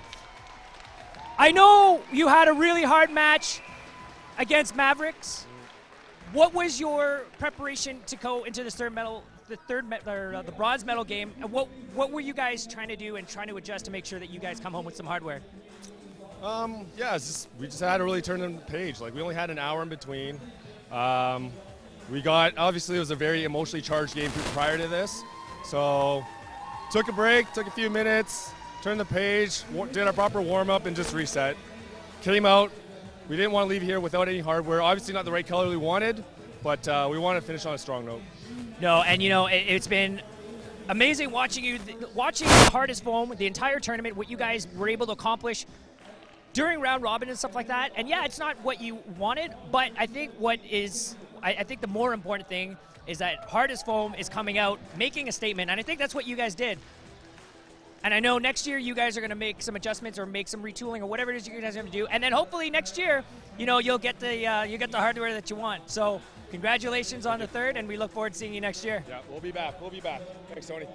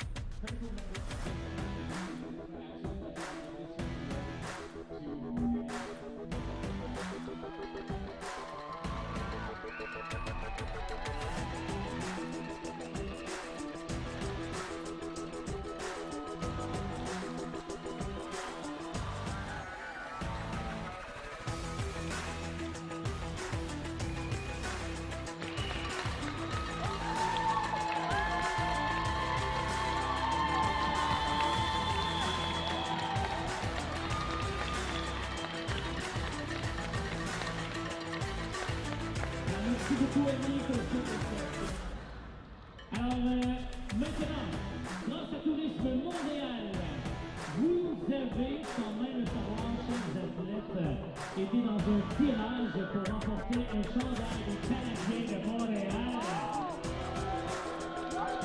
Alors, la grande gagnante, il s'agit de Tina Brown. Félicitations, Tina Brown.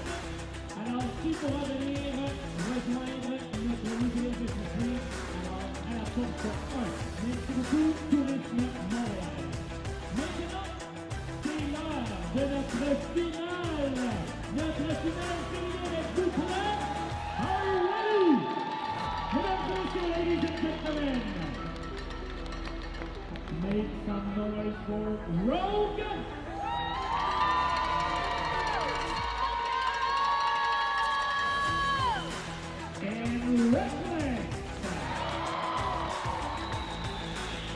Le match débute en 10 minutes, 10 minutes.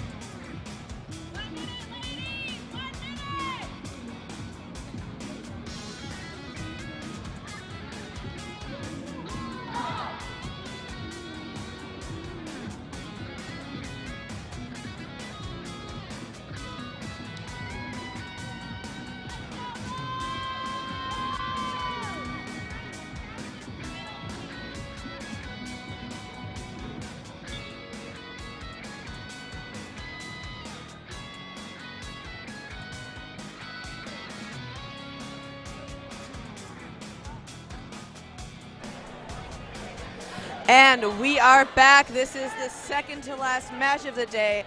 Women's gold medal, Reckless taking on Rogue. I'm Kendall Stelmack, joined by Nikisha Suku, and we're going to see Canadian national history being made here today as Manitoba took on Valkyrie in the bronze medal game, and they will be securing 2 of the 3 podium spots this year for the first time ever. Rogue back in the gold medal match for the second time in their career, back-to-back here. So will they get the gold this time and dethrone Ontario for the first time as a women's gold? Or will Ontario clinch that top spot? This game will decide that fact. We've got 2 phenomenal teams with deep rosters here. Yeah, both were from the same pool actually during the playoffs. Reckless absolutely dominated. 7 wins, no losses. Rogue going 4-3 with no ties. Yeah, you see Rogue took a little while here to get started, but once they got started, doesn't look like anyone has been able to stop them. No, they actually took, like you said, they took on Valkyrie early today. And that was actually a grudge match from Nationals last year. They took them on for that spot. Rogue walked away with silver, but this time they knocked Valkyrie, down to the bronze medal match, and Rainbow Thunder from Manitoba taking that one from them. And just so we're clear, last year it was a gold medal grudge match for them. Yes. So this is a different one. And right away here, Reckless coming out strong and tagging out McDonald, but losing also a player on their side. Yeah, they had a good exchange off of that opening rush. We see Brady and Sanfilippo for Rogue. They're sitting there on the wings. They are absolutely a force to be reckoned with. But going up against those Reckless players, we've got a lot of world athletes. And on the Reckless side on the wing, you have Shauna Rowe, the lefty, playing left wing. Team Canada's longest standing. Big hit there. Catch by Sanch. Another throw, taking out a player on Reckless. That's going to bring Morovic back in now for the Rogue side. Croft applying pressure. We've got Croft, Gomes, and Rowe on the other side for Reckless, calling the play here.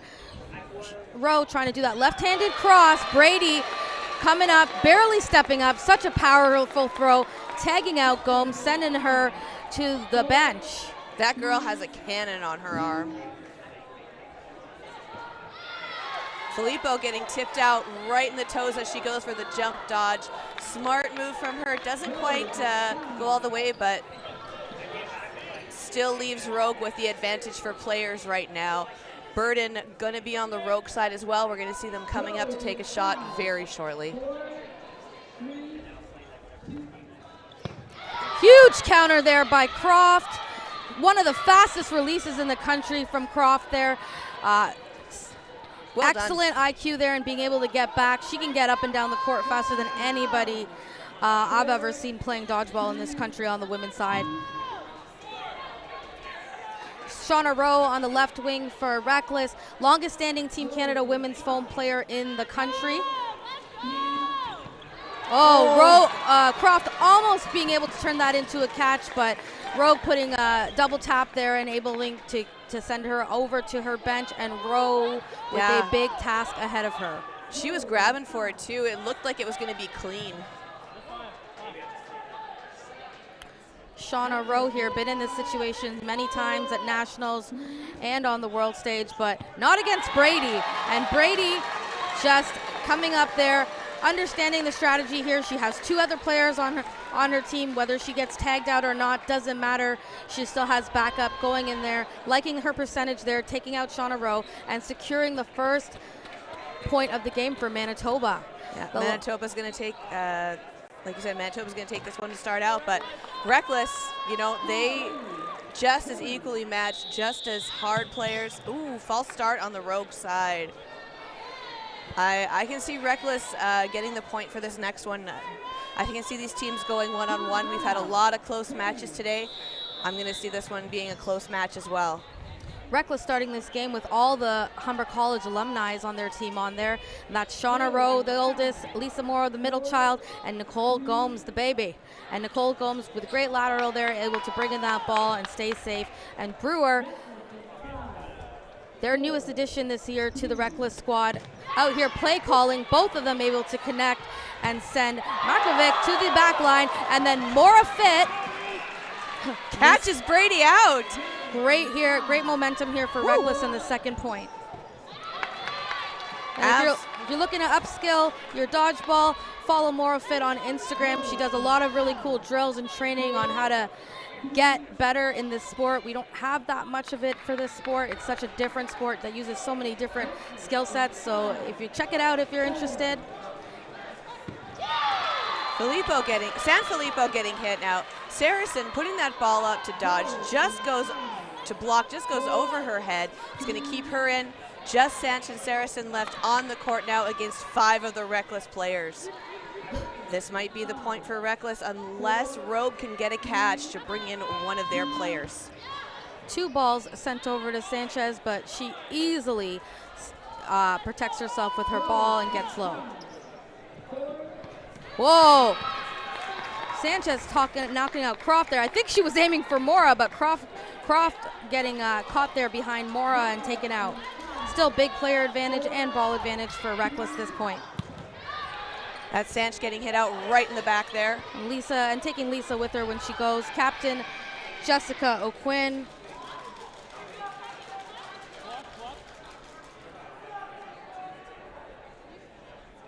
And there's a call here being made by the refs. And we have an all-women's reffing crew as well. Shout out to that. We had that for the bronze medal match as well. Absolutely amazing to see. Teams provided referees. They provided the line refs. So it's a group effort from everyone to make this tournament happen. And Leanne wasn't on a team. She's just volunteering here as a ref here. And she's got the mic on. But she's a very experienced ref out of Ottawa, Ontario. She's a no-nonsense girl. Yeah, I would say, like, just even though the sport has grown so much to spread across Canada, the heart of dodgeball is in Ontario, just based on the size and all the Triple teams. tap there. Reckless taking their first point of the game, like you predicted, Kendall. Yep. 1-1 here. Close game. A bit of a Reckless keeping the same roster here, but bringing on Captain O'Quinn.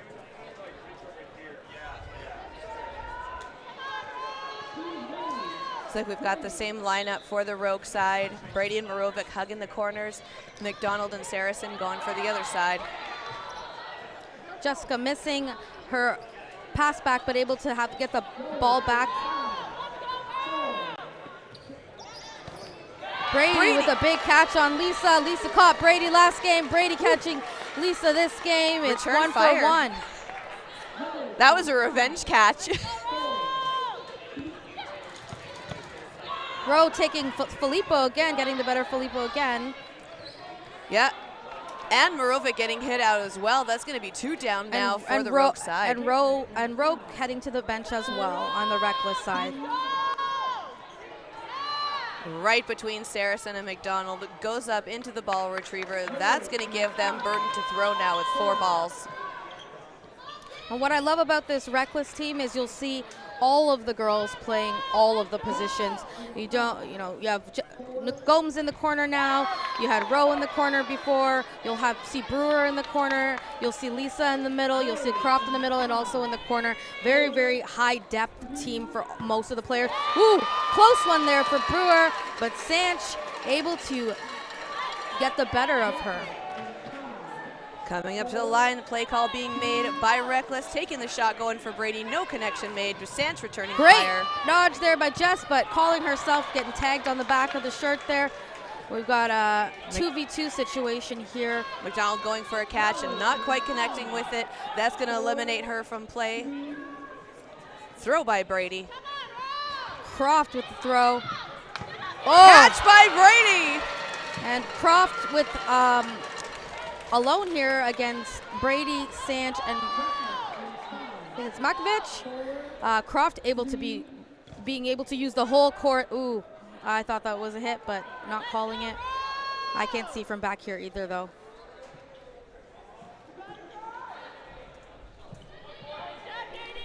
Mrovic, there we go.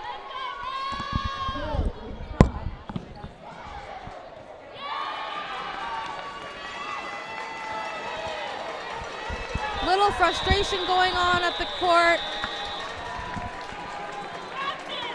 All right, we do see a call being made. Refs coming in to chat with that one again. You know, there's been a lot of referee chats going on. We had that happen during the game with Hardest Foam previously. You know, we saw a couple referee chats happening in the semifinal game with New Era. So, you know, a lot of close matches. Like, it's a 1v1 tie right now. It's not, it's a 2v1. Oh, 2v1. I'm sorry, they haven't flipped the score yet. But, you know, again, a lot of these close matches happening. Reckless choosing to start with the same lineup of all-stars here. Rogue doing the same, actually. Putting Sanfilippo in the middle, that's I don't think that's a position she's played often. She was definitely on the wing for the last game. Sanfilippo now taking that wing position, coming in from the middle, making that play call. Beautiful shot by Sanfilippo. It didn't connect with anyone on the Reckless side, but great throw nonetheless. Seemed to be going for Gomes early from the middle in the game, but so far they haven't been able to connect with Gomes. Her court awareness is amazing. Even there on that shadow, she was screened, able to get under the ball there and survive. Great player for bringing in balls and loading back up these monster arms on Reckless. Ooh, great shot there by Brewer. Her timing is amazing. Jessica O'Quinn looking up just in time to not get countered and dodge that ball from Filippo. Yeah, disarm taking Sancho. Beautiful lateral dodge by McDonald there.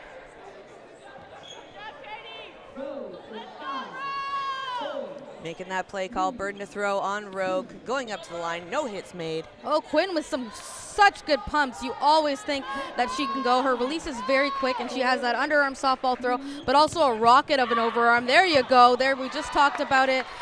Such an intimidating person to be faced off again, and same, she's faced off again. Katie Brady, phenomenal player, making her debut on the world stage last year. Sanfilippo with a shot, but the counter shot. And O'Quinn again with that fast release on the cross and still looking up at Brady, making sure, you know, she's ready for that grab or dodge if they need to. Brady blocking all three balls thrown at her from the Reckless side. She has them all now, all six, takes out one. Excellent dodge by Mora. Goes O'Quinn for two. Ready for that catch, but not quite able to connect, and hopefully Brady doesn't trip on that ball. Perfect. Brady connecting with another one. You got to watch out for Brady when she's alone on the court. She loves to hug the corner, but she's also deadly when she rushes the line, and she can get small to dodge. Great dodge there by Nicole Gomes. We've seen amazing defense from her this game. Yeah, that was a well-timed move against a Brady ball there. Good job putting in some points there, and Gomes able to tag Brady there. Excellent play call by Brewer there, tossing in a pump. Let's see what she does. Let's see if she moves. Great IQ there, and Gomes being able to hit the target there from the angle, giving us back into a tie game. Point Reckless. Everybody's rosters look like they're staying the same here. Well-timed double tap there. Sanfilippo right off the opening rush, a 1-for-1 exchange, taking out number 10 from Reckless. Jessica O'Quinn, the Team Canada captain for women's foam, co-captain with Karine Bureau.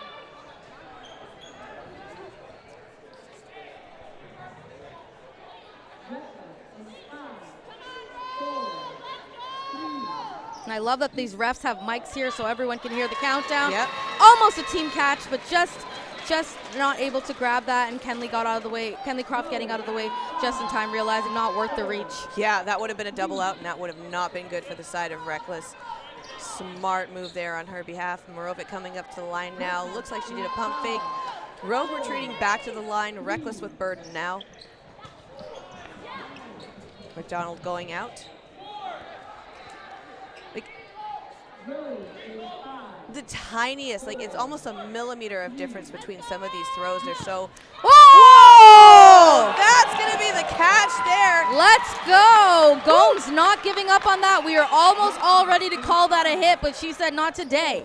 And then immediately going over there and throwing, but far off from Sanch on that throw. That time, not so lucky. Yeah. No more catching from, says Nicole Morovic. Reckless coming up to the line, taking a shot. Throwing at Brady. Lisa, Brady getting hit Nora out. tagging out Brady there. Jessica Quinn back in the wing.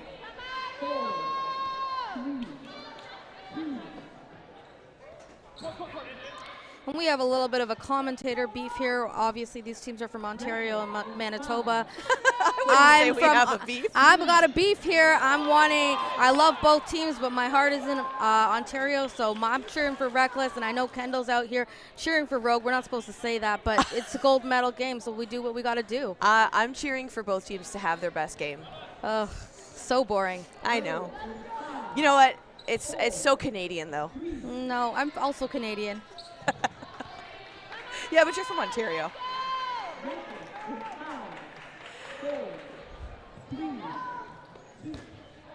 Big block up by Morovic, going right over into the ball retriever. That's going to give 4 balls now. Sanch making the play call for Rogue to throw. Oh, a Quinn going for that grab again, but Morovic again able to connect. She took out Gomes as well in that pocket. Great placement and power on her throws. It was a nice low sidewinder shot there. And look, she's a lefty there, but Mora able to, I'm not sure what happened there. She's just confirming something. So she hit Mora, but Mora hit her. Now we're just trying to figure out if the ball was still live. Yeah. And if Morovic is still on or not. Yeah, best thing she can do right now, just stay on the court, whether she's in or out. Just got to make sure. If you're just tuning in, we're in the first half of the women's gold medal match. We're on our... And they've called Morovic off. I thought it was also a hit beforehand, but you know what? I wasn't going to say anything. Refs call. Yep, it's not for us to decide. We're just doing commentary on it.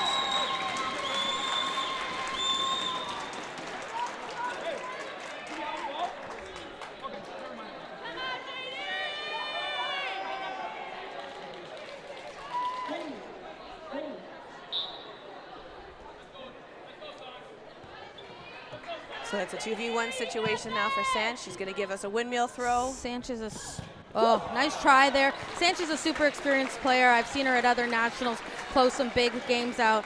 Like the idea, great placement there for her to make that catch, but Croft being able to get the better of her in that round. Yeah, that's going to be 3v2 now. Reckless taking that point. This one's for the gold medal. We've got the men's gold medal coming up shortly after that. But let's hear it for the girls, women.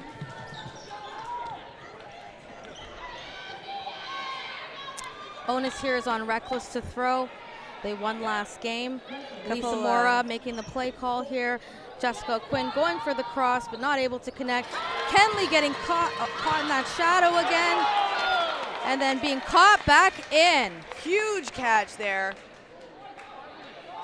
That's going to take out San Filippo for Rogue now. 4 players left now on their side. Burden to throw.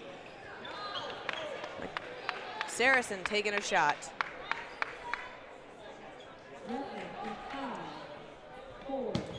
Rowe with a big throw, and Jocelyn Brewer there with the second tap there. Her timing is just impeccable. If you are near her or even far from her and you're not looking at her, she will take advantage of that, and her release is just a very different release from most people, and she was able to take advantage to get that double tap, giving Reckless a huge player advantage here.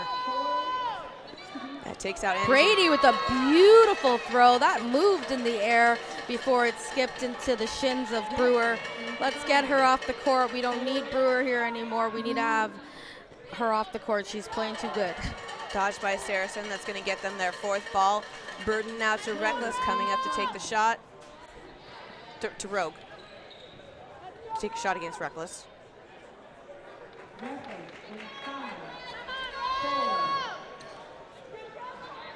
Saracen getting nice and low, coming up, doing a couple pump fakes, getting back down.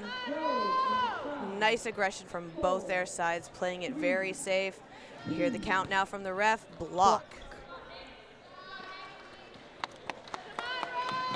Mora making the call from the center. Reckless coming up to take the throw. Ooh. 2, 3. And Brady, they're going to let Brady go off again and take this point again. Same situation. She took 2. She took the same 2, I believe, again in that order. Yeah. A bit faster this time. Brady was looking for that 4th ball. We see it from the ball retriever now. She blocks both, stays in that corner. Kenley Croft with amazing lateral and height. And oh, so close. Great dodge by Brady. Yeah. We can hear "Watch Your Feet" coming from the stands. That was very close to the back line, but she stays in nice and low from that side on Reckless. They know to avoid Brady's throws, and that was a smart move. Switching up sides now. Still unable to connect. Gomes getting low under that ball. Her defense has just been so good this game. Yeah. Brady seems to be hitting a lot of them out when they jump, so getting nice and low seems to be working for Reckless. Brady ball still up in safe. the stands. That flew right up into the stands. A lot of people here cheering them on. We got a cowbell. We've got some noisemakers that were handed out earlier. Oh, there's that second one. 1-on-1 here. Kenley Croft closing that one out after an exceptional performance on Brady. Let's say Brady lost that round, but she took out 3 Reckless players before she was taken down at the very end by Croft. Beautiful strategy and talent and athleticism coming out of Brady, but Reckless getting the better of that point and calling a timeout now. And the way she did it in such a short amount of time, too, absolutely beautiful from Brady. She was going to go for that catch. She got down nice and low into that position. Wasn't able to get the shot, a little bit too fast for her to get a grip on the ball. That's going to be now 4th point for Reckless. I believe it might be the 5th, because I don't know if they switched the score yet. Okay, refs, come on. Okay. No, it is 4. Okay. Yeah, I got one right.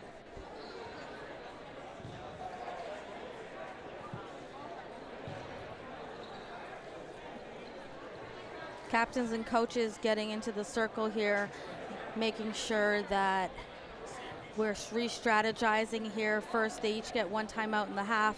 You've got media on both sides here. Manitoba side taking picture.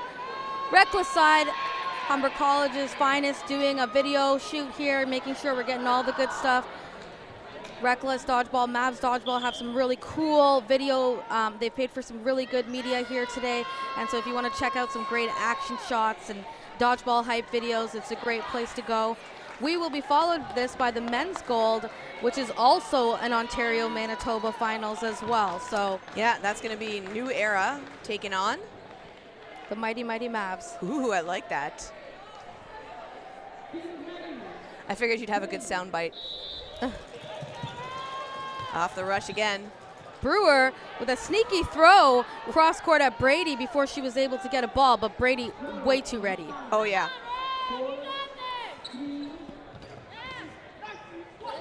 Clean blocks both times, trying to double tap her. Absolutely good. Sends one to the right, sends one to the left.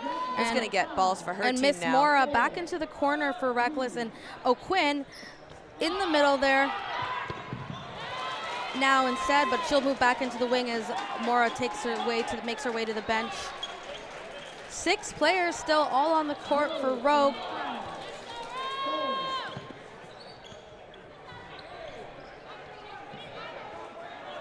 Two balls go over, but nothing connects yet.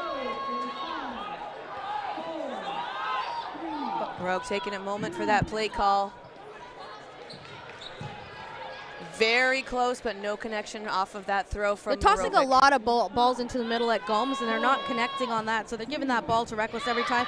2 on Sanch. We don't want her catching or catching, sending her to the bench, Reckless says. Filippo also making her way to the bench. She's had an outstanding tournament, Filippo.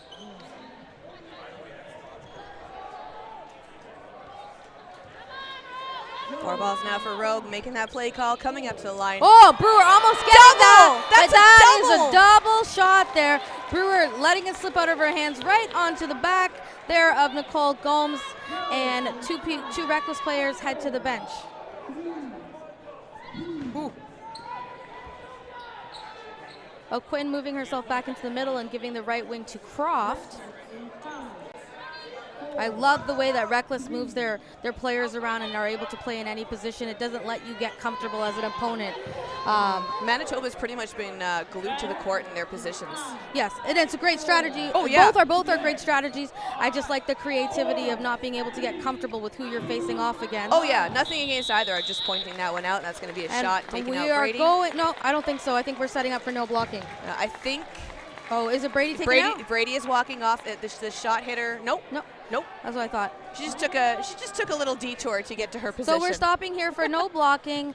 This game, you are not allowed to block. A block will get you out. Think of the ball as an extension of your body. Rogue with the player advantage on no blocking, which makes a big difference in no blocking, even if it is just one player. Brady dropping the ball to make sure it doesn't take her. Morovic reaching for a catch. Great lateral movement by O'Quinn there, getting out of the way of Brady's throw. Morovic getting taken out. There's going to be 3 left now for the side of Rogue.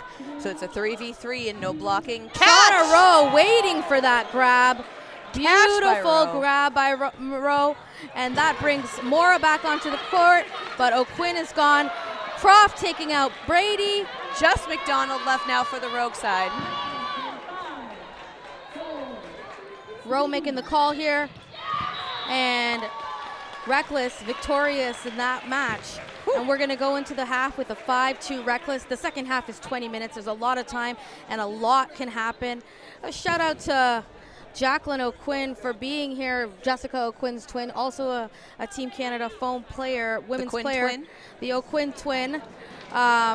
But she's got a very, very broken and pinned up hand, but she still came out. That happened to her in a Reckless practice prior to nationals. But she still came out here and is supporting her team, giving beverages, giving bum taps. We love to see people showing up for this. Being a part of a team is also showing up when you can't show up on the court. So we love to see it. So both teams are going to talk a little bit of strategy right now. I can see Rogue saying, you know what, stay calm, maybe start playing a little bit faster, start taking more shots if you see an opening. I think they're going to change up the positions that they're going to be playing as well. We might still see Brady sticking to that wing there. She does like to hang out in the corner. We might see some of the support players that were picked up by Rogue for the tournament coming on there. We saw Mia Duchant earlier. She's an exemplary player as well. Maybe get some more play time out of her, change up who's taken on Reckless. They seem to have the number for Rogue right now, so I wonder if we're going to rest any of the Reckless players as well. Yeah. The same 6 have been playing the first half. It's been working out for them very effectively, but Reckless has a very, very deep bench as well. So we'll see if those girls are tired, if they're going to put some fresh legs in or stick with their starting 6 here as well. Mm-hmm. I mean, at this point, like it's working great for Reckless. Like, you know, it could be a difference between if it's broke, don't fix it, or, you know, hey, they might change it up, let's try and change it up. You know, get into their heads, play that psychological game, because that's a huge component of dodgeball as well. But both teams doing an amazing job. Like, there's only a 2-3 point difference right now, and we still have another 20 minutes to go in this regulation match. So, you know, we've already played 20 minutes. We're going to see another 20. And this is for the gold medal. So either way, both of these ladies are walking home absolute champions.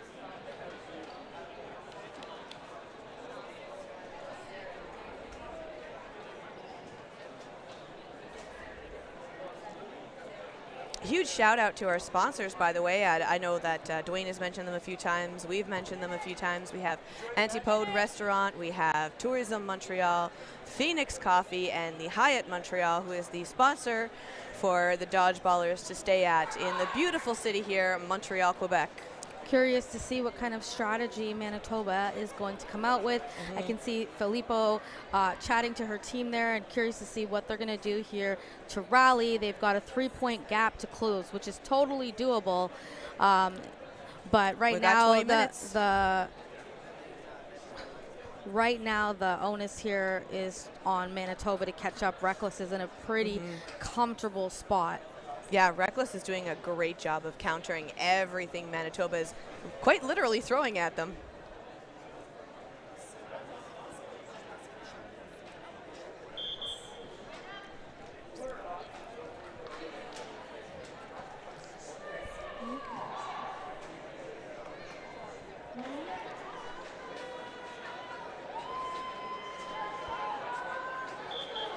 Fans are all in the stands here, everywhere around this game. There isn't a good seat left in the house here.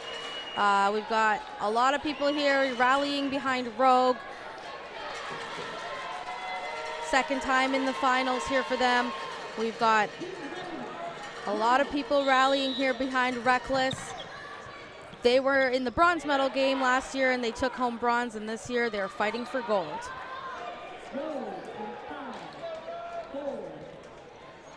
Shot by Brady right between the two wings on the right-hand side for Reckless. Not taking any of them out though. They still have the full line.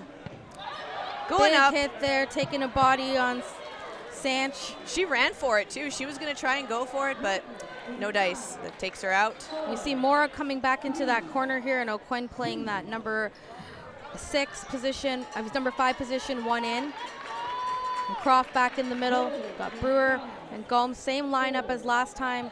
Got a very same lineup on the Rogue side as well. Croft heading to the bench. Mora getting tagged out there. Rogue playing really smart and calculated here, coming out here looking to take this point. Filippo with a monster of a throw, but O'Quinn able to get around it. Brady with the block. O'Quinn with the dodge. Looks like she got some a little bit of a burn there on her hand, but worth it. Rather get a hand burn than a hit. Oh, team catch for Rogue. Great court awareness. That's going to bring Sanch back in now. Sanch back from the dead, and she's already telling her team, chill out, don't let the thing get to you. Let's stick to the strategy. Taking O'Quinn out. Very, very well played first point here by Rogue, but you still got to get out the elusive Brewer.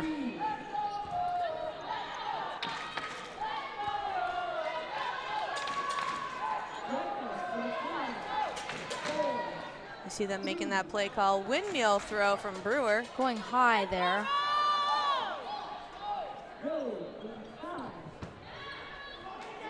Send one ball over to Brewer, but they're going to get that ball back. Brewer is a very, very hard person to hit when she has the room to move. Cole Gomes able to block that ball.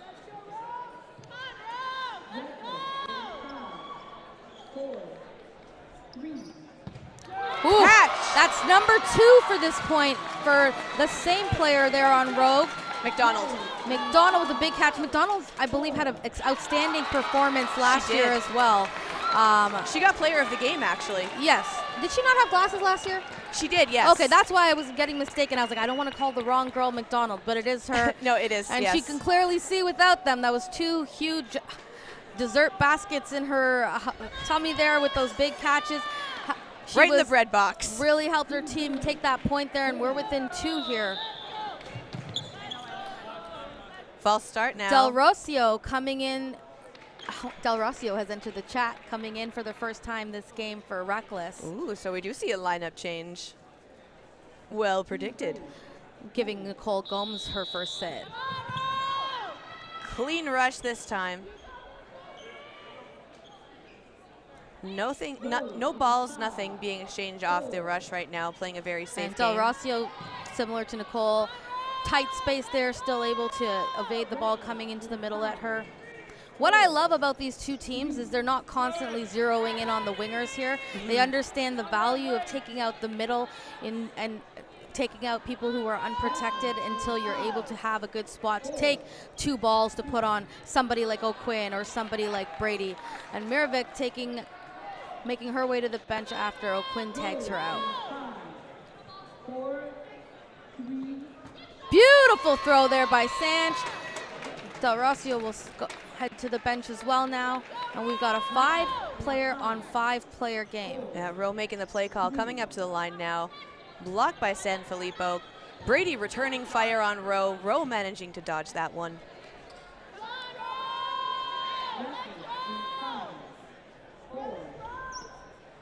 Another low dodge by San Filippo. Return fire from McDonald this time.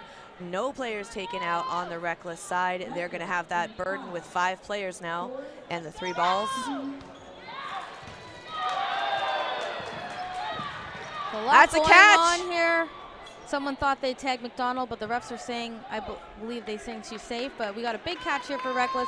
6 players on the court now for Reckless, 4 for Rogue, and Kenley and Brewer with a big double tap there on Filippo. They don't want her to get started. We've seen what she can do when she does. San Filippo, again, a veteran of the not only provincial and national dodgeball stage, but the international dodgeball stage as well. She's played 2 years in the World Championships. Oh, McDonald almost securing the bag with another catch, but just popped that back out. So it's going to be just Saracen and Brady left now for the Rogue side. Saracen big getting taken out. hit there by Croft. Croft's been quite a difference maker in this game. She's not throwing wildly in all the time, but when she does throw, it's a high percentage hit and kill.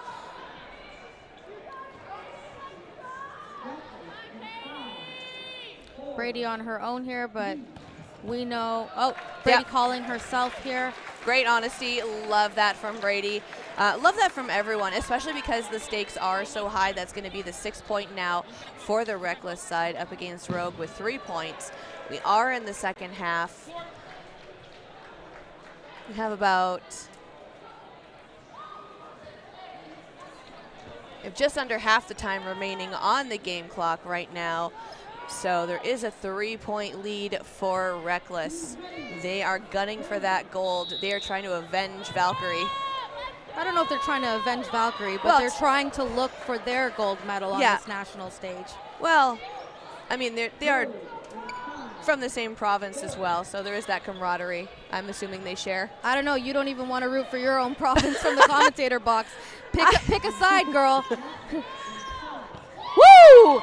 Mora totally catching Filippo flipping. Filippo zeroed in on Croft, and Mora taking total advantage of that. Chin enters the chat. Kimberly Chin on for Reckless. It's the first time we've seen her this game. Phenomenal pressure player for this team, and the biggest veteran of dodgeball on the court, maybe with Roe for Ontario at least. Yeah. She's the iconic. She was one of the co-ed girls on a very famous Ontario team called Crunch.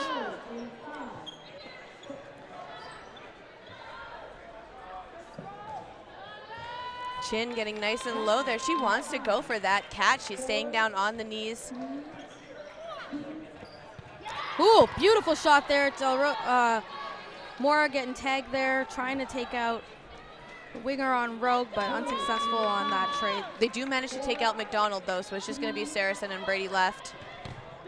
Ooh! Saracen with the catch! Saracen with the hands there. That was light work for her. She did it with one hand. Bringing Sanch back in. Doesn't connect with anyone on the Reckless there side. by Del Rosario, but we like the Del Rosario, but we like the effort.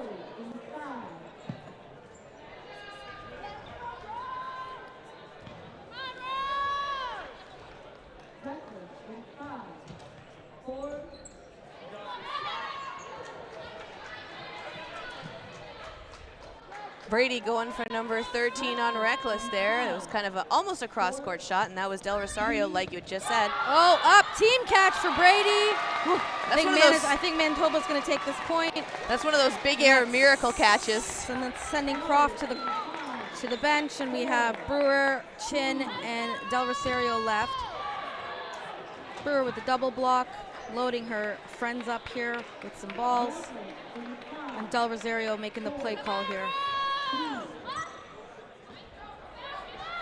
This is a nice windmill fake. And Chin threw that ball, unable to connect. Rogue coming up to the line now. Sanch making the play call. Underhand shot at Del Rosario, blocked by her.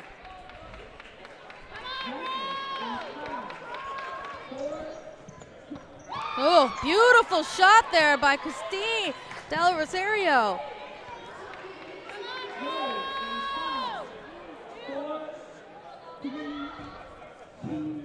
Brady taking a shot. Brady with the answer. Down to 2 now. It's just Del Rosario and Chin for Reckless. We've got Sant, Brady, and Morovic.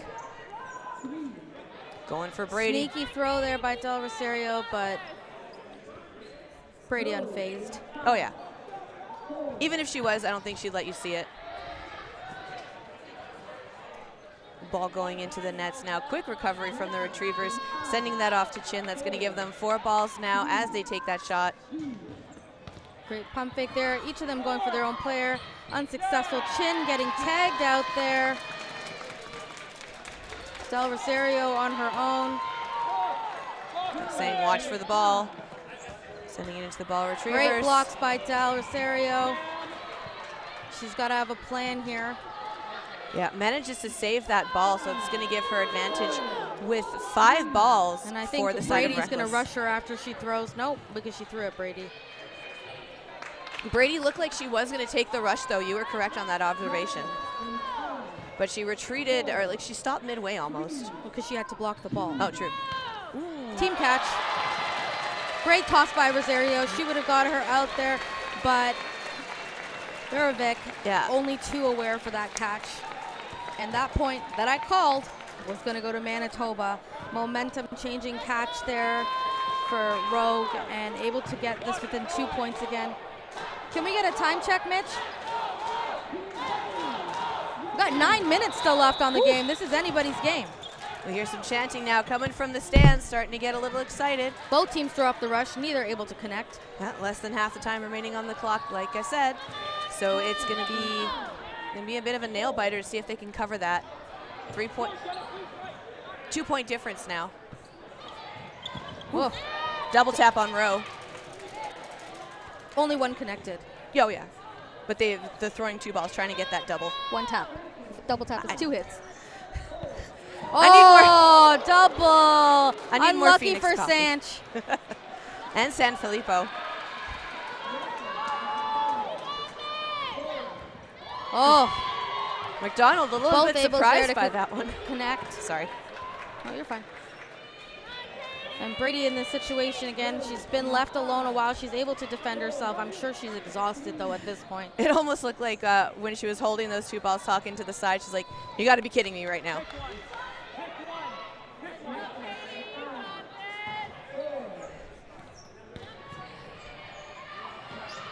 It seems like there's no... Oh! That's a huge catch there! Mora with the catch. I think Brady and Mora have been going back and forth catching each other this game. Almost flattened her out off of the momentum from Brady's throw, but came in clutch perfectly. That's going to put that 3-point difference back up on the board. Reckless with their 7th point now. It's not impossible, but it will be hard for Rogue to claw themselves false start back out of this right now.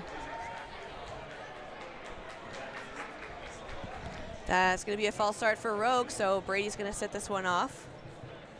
They are going to start short, but Brady can be returned on a catch. We're seeing Duchamp take their side, taking a spot now on the lineup. Duchamp coming from a Taekwondo background, so she's got some interesting footwork to keep an eye out for. I love it. That's sexy.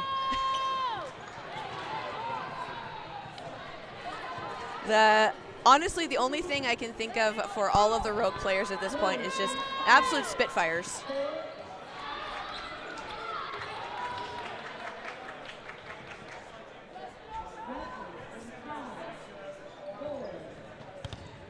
Blocked by Duchamp, well done, as she takes that lateral hop.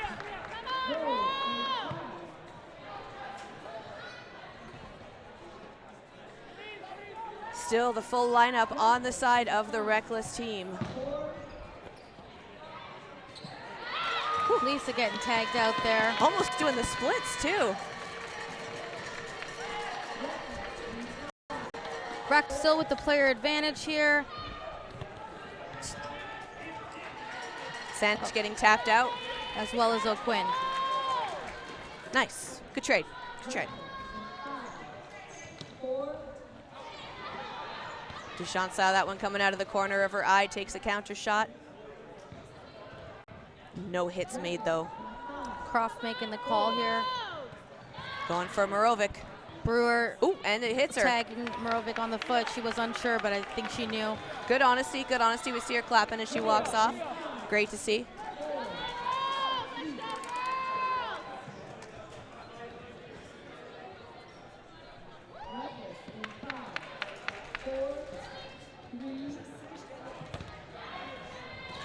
Saracen getting hit out.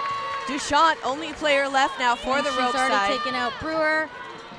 Duchamp getting tagged out with a fast. Croft gets up that court so fast. Not much you can do about that when you're caught in transition. And that brings the score to 8-4. Reckless running away with it now. Yeah, Duchamp was looking for it. Fan favorite here, Pereira, entering the court for the first time this game.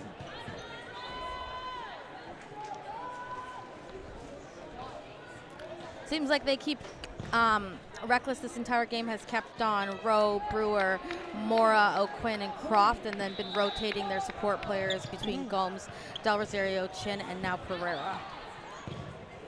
Where I lost a player there from the screen. All good.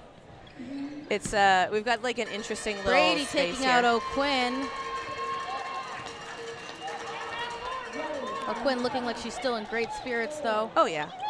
And the other O'Quinn greeting her with the high five and the one hand that she can high five with. Yeah.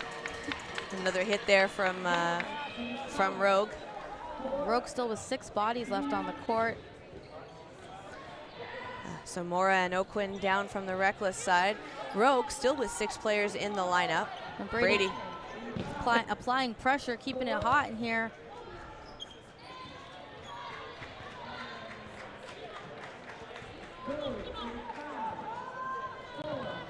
Sanch with the windmill.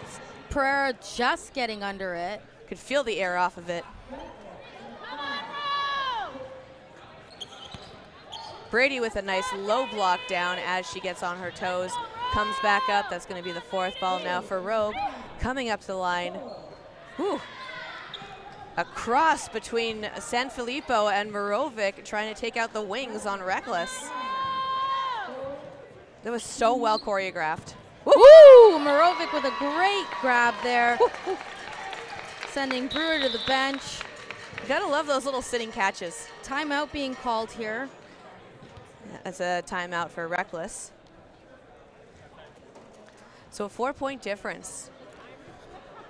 Reckless is running away with it, but Houston Secura calling that timeout, making sure that no kind of momentum change happens. He wants his win, and he wants no arguments about that gold medal. And I think these girls have worked, both of these teams have worked really hard to get to this medal match, but at this point, you really got to want it, and you really got to execute. Got to make sure that Reckless doesn't get too reckless. Their slogan is "Get wrecked," so they like getting reckless. Get wrecked, but not go reckless. I tried. Yeah. Sounds like we need a top up from one of our sponsors, Phoenix Coffee. They're providing it free to all of the volunteers this weekend, and they have done an amazing job with their brews. Have you had a chance to try it yet? I have. It was fantastic. They're out of Brampton, Ontario. That's my hometown. Nice. Tried it from before here. Oh. And we've got Pereira, Croft, and Rowe left on the Reckless side. A full 6-body lineup left on Rogue side. Nice jumping block by Rowe there.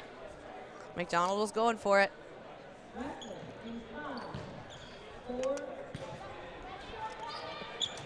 Rowe with a big backtrack on the catch there. Rowe just brings that one in clutch. Second dirty grab for Rowe this game.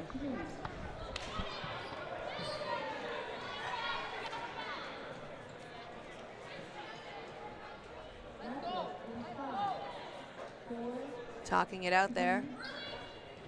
Going for Brady off of that one from Rowe. Just going a little bit wide and off court. Still the advantage is going to be on the side of Reckless though.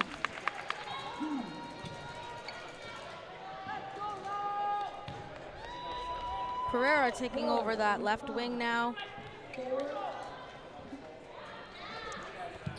2 balls get sailed over to the Rogue side, but no one is able to connect.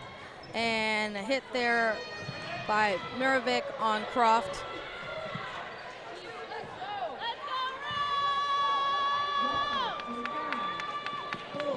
Five players now left for the Rogue side. Burden still on Reckless, taking a shot at Saracen. No connection made. A fourth ball now for the Rogue side. San Filippo coming up with the two wings to take a shot. Big throw by San Filippo, but Rowe easily blocks it. Gets nice and low, managing to block that one. Sanch hyping up her team. I love her vibe. If I don't know any players on this court right now, if I didn't know any players on my court right now, I would say she's the vibe. She's been a solid support player here. She's made some big throws, setting up for some big catches, and really bringing the energy to her team. You love to see it. Yeah, taking another shot at Rowe there. Rowe managing to dodge it. Sanch again with that. Pereira letting one fly. Pretty close, but did not connect.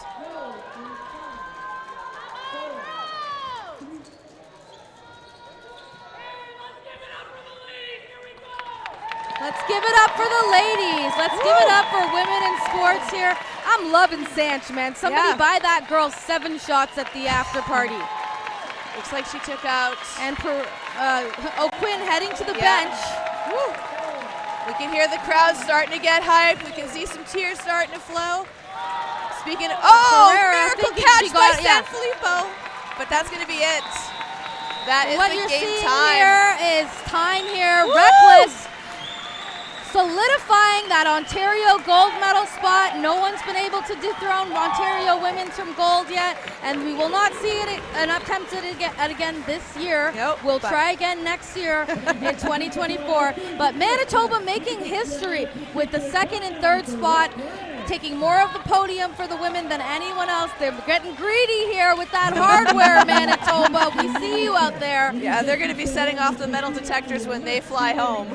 Reckless with, I believe, their first national gold here. Absolutely well done by Reckless. They put up a great Everybody fight. on the Reckless team, other than Broken Hand Jacqueline, was able to hit the court today. I mean, it's exciting to go home and say you hit that court in that gold medal match. Congratulations to them. We've got a crazy match coming up. Yes, we have for the men's. Manitoba, men's gold. New Era taking on the Ontario Mavericks. And that should be a very, very, very good match. I can see a lot of intensity coming off of that one. And we're going to head down to the court now. Spicy. And we are going to see that match coming on. Reckless taking home gold. Manitoba's Rogue taking home their 2nd consecutive silver. They had a rough start in the round robin, but they were resilient, came through clutch in the last few games of their round robin, in their semifinals and their quarterfinals, and made it back to the finals match, showing they are one of the best teams in the country. We're going to head down to the court now, and I'm signing off for the day as Kendall Stelmach, joined by Nikisha Suku, and we're going to see Tony Nuyens interviewing Ghislaine San Filippo. All right. Are we good? Yeah? Amazing. All right. So let's face this camera here. So here we have Ghislaine from Team Rogue. Tell us, you guys, this is the gold medal match that you guys played. It's not the result, obviously, that you want, but the fact that you were able to show up this entire tournament, like you guys, round robin, you guys, if I'm not mistaken, I looked, we were 4-3. Yes. And you went against a team that basically did not lose the entire tournament. This was a really, really close match. So tell us, what were your expectations and what was your strategy coming into this game? For our finals, I don't think there were really expectations. It was just mad respect for our opponents and just trying our best to take them out, I guess. We wanted to play really well together. We knew the team was going to be very fast. We knew they were going to be very accurate. We knew they had great defense, and we knew they had cohesion and obviously experience. So I guess we just really wanted to go in and play a good game. That's all we really wanted to do, is just be proud of the performance that we put out there. Well, you know, I'm sure like everyone, you had a lot of fans that were rooting you on. You are one of my favorite players, definitely on the court. And we always definitely love to see all this stuff going on. Is there anything that you want to say to the people watching and supporting you from home? Yeah, I just want to say that feeling that support and having everyone from back home support us, it carried us. On those moments where we were struggling and we were feeling a little down, people would come up and they would send us messages, and it would put the smiles on our face. It would remind us to, hey, go out there, to have fun, that people are proud no matter what. And it took that pressure off, and it lifted us. It really did. So thank you guys. We love you. Perfect. You guys are amazing. Congratulations on your second place finish, and we'll look forward to seeing you next year. Take care. All right, let's get the winners here. Please come on over. All right, so we have the gold medal winners, Lisa Mora from Reckless. So tell us, what was your expectation, the rise from last year's nationals in Edmonton to now being gold medal champions again? What does it mean to you guys? What did you guys do to prepare for this tournament? So, correction, this is our actual first gold that we've won as national champions. We've never been here before. We've never even made it to a finals match as a team. We've had a pretty big roller coaster ride to get here. I mean, last nationals we didn't even make it to the semis, let alone the finals. So this was very, very, very much needed for us, for our spirit, and I'm so freaking happy that we got to do it as a team. We all had our moments together, and that's really what stuck out to me the most. No, that's amazing. So my fault. I think because I'm so used to seeing Reckless dominate in so many different tournaments that are around that. Anyways, but regardless, an amazing show.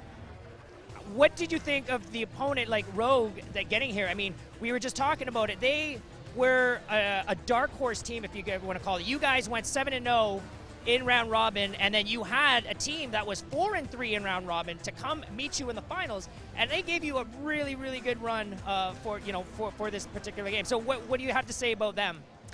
I think they're a great team. I think what really is the most challenging is that we play very similar. Our styles are very similar, high energy, high intensity. So we're always going to have that passion that sticks out and that very high intensity that sticks out.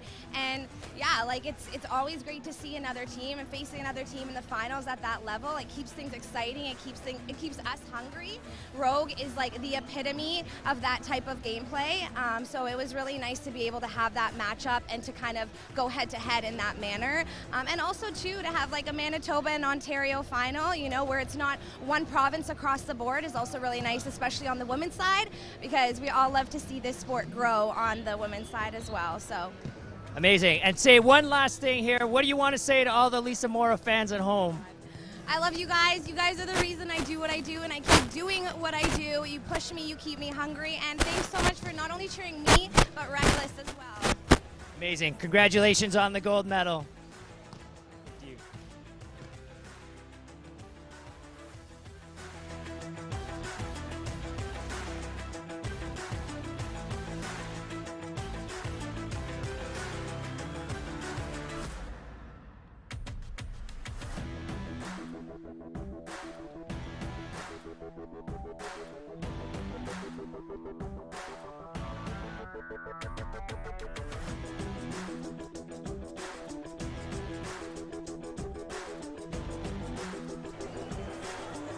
Welcome back. You're about to watch the gold medal men's match.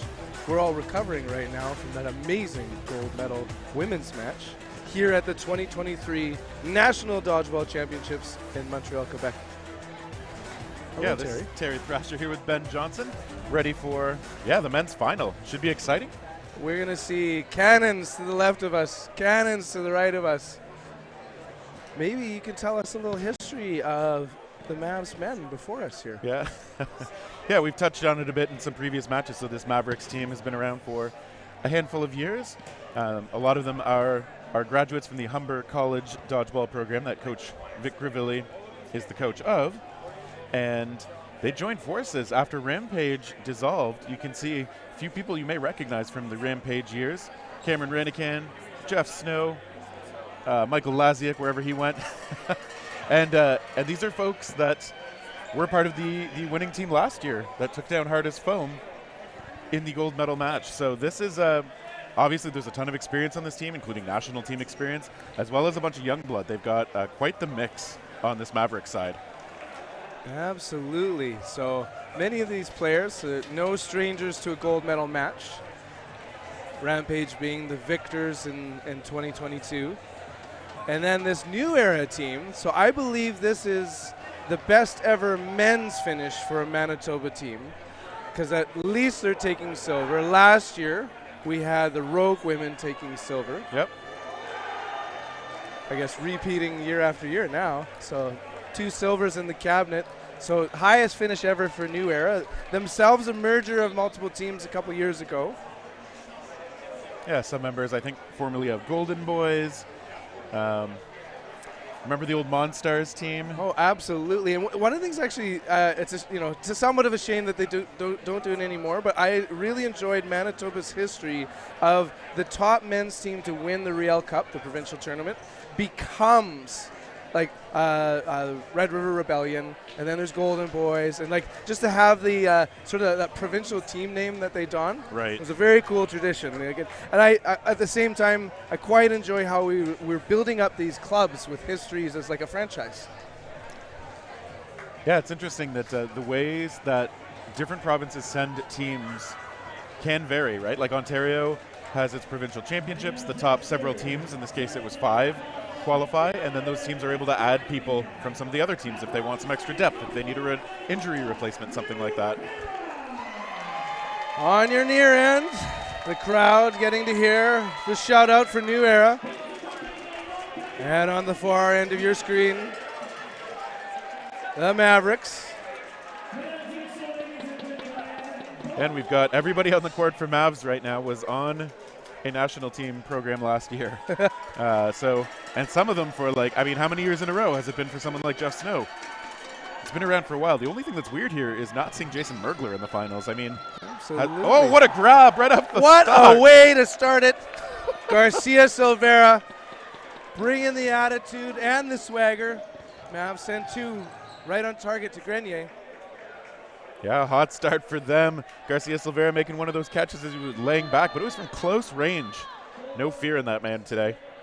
New Era, down 2 players, sends 1 solo, resets the shot clock. Now to Mavs. Snow, hard fastball, taking out Copette. Okay, so now New Era is going to be under pressure here. They've got a hot start for Mavs. I hear a whistle, though. Talk about pressure, Garcia Silvera. Oh, it's a shoot tie. Safety first. Safety moment. Roman liable. Not wanting to leave us liable. Yeah. And all the men hanging to head to the back line. All ready to go. Burden to throw with the extra players is on Mavs. Great Okay, counter. yeah. Taking out Liebel. We see a shot from the back. Chartier letting it rip. Good work collecting balls. Burden on New Era. Chartier with an extra ball in hand. It's Ferris with the throw. Laziak staying alive.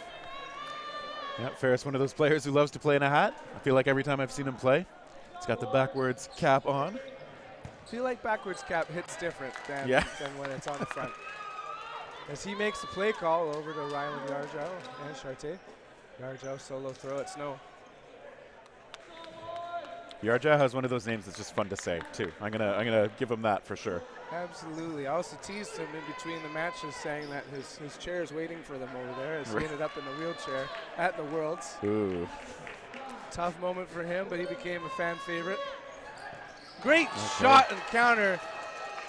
Yeah, Garcia Silvera will often fall back like that, and he'll get his hands up as he goes, but it's not like that's an easy catch to make, even though we've already seen him do it once. Potential opportunity there for Zanke at that shadow. Now 4-on-3 in favor of the Mavericks. Laziak in the middle. Snow with the throw. Counterattack. Ooh. Laziak with a block and hop. Look at this, Ranican just calmly shadowing in the back, just ready for those pop-ups. Ready to be unleashed. Oh, Perfect. what a cross throw court. and a catch! Oh, what a catch! Jordan Ferris. That was a great time to shout out to your family. Celine, hopefully you're watching. And wonderful children. And in fact, it's a birthday, so just wanted to say a little shout out to Blake and Kellen. It looks like they have twins on the way, but happy 2nd birthday, Kellen. Oh, that's nice. I think they're going to be a Dodgeball dynasty. Just give it 15 years, and we'll start to see next-gen Manitobans. Burden to throw on the Mavericks. Solo send to Pasquier in the middle. Yeah, it was caught back in, and I think I hear another whistle. That ball's got to go over, right? So those ball retrievers, you got to wait till the ball is entirely outside. You cannot in any way influence it if it's still even partially on the court. Good survival work, great survival work, and trade leaves 2-on-2. Zanke off as well as Yarjau. Yeah, Zanke trying to slide back to safety. Yarjau ready for it, and Snow ready to cover his teammate. Okay, Ranican not able to block that one. Ball came all the way in. Made it through the final ball. But watch out. We got 2 throwing arms on the court here with Snow. He's fully ambidextrous. I'm not going to be impressed till he learns to throw with his foot. Okay, and Snow, right on target. I think that second one found him. Yep, Snow putting up his hand, calling himself out. New Era gets the first point. That's got to feel amazing for the Manitoba team right now, getting an early great start. Yeah, that catch really helping to turn things around. Otherwise, obviously, it was going to look kind of dire. So catching comes in clutch. I think we're going to see these teams do it mostly with their arms, but let's see how it goes for point number 2. Pet taking the right wing for New Era. Squares up against Snow. Sends it right on Laziak. Expertly blocked. I think this is the New Era configuration we see the most often, right? Pasquier in the middle with Grenier and Copet on the wings.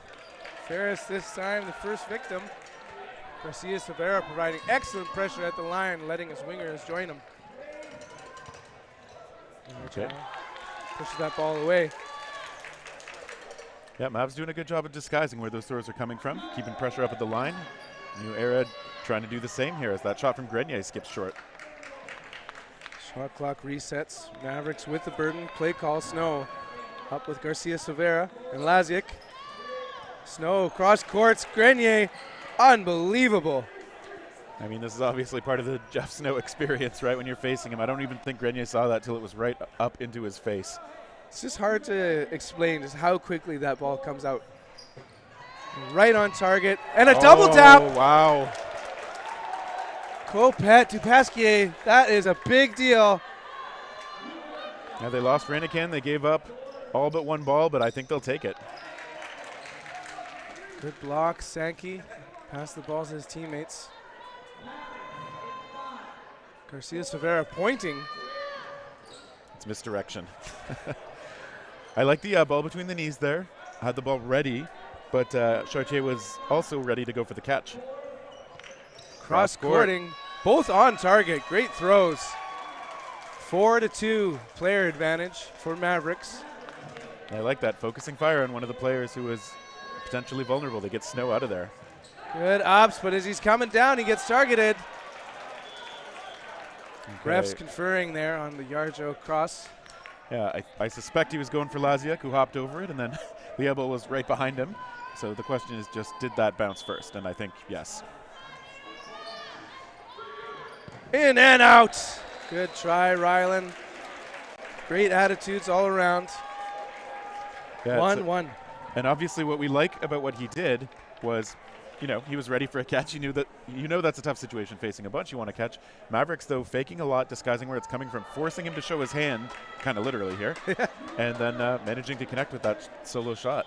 And we're off on the Onifeeling rush. Defensive form here. Okay. Copet going solo and staying alive with a great block. Burden to throw now on New Era. Pasquier rips it hard on target, and the second one comes. Sankey staying alive, though. Yeah, but Laziak is hit out, so well-placed shots out of New Era. Shot clock counting down. Nice Good grab. catch. Jesse Copet, captain, a great catcher. Great and a spot. Brilliant shoe shot. Yeah, that's where you want to aim him sometimes. Ranican is a great catcher, but I don't think he's going to catch if you put it there. Oh, wow. Perfectly placed, getting the shoulder. 5 New Era men going up against 3 Mavericks. Grenier tries the cross court. Ball retrievers hustling to get that ball. That's right. Almost knocking into each other. As we know, it can be exhausting to be a ball retriever when you're doing it properly. Chartier getting those hands back. Play call time. Easy pace to the line. Expertly blocked. Look at Dupasquier getting low under both of those. Getting small, hiding behind the ball. 2 on target.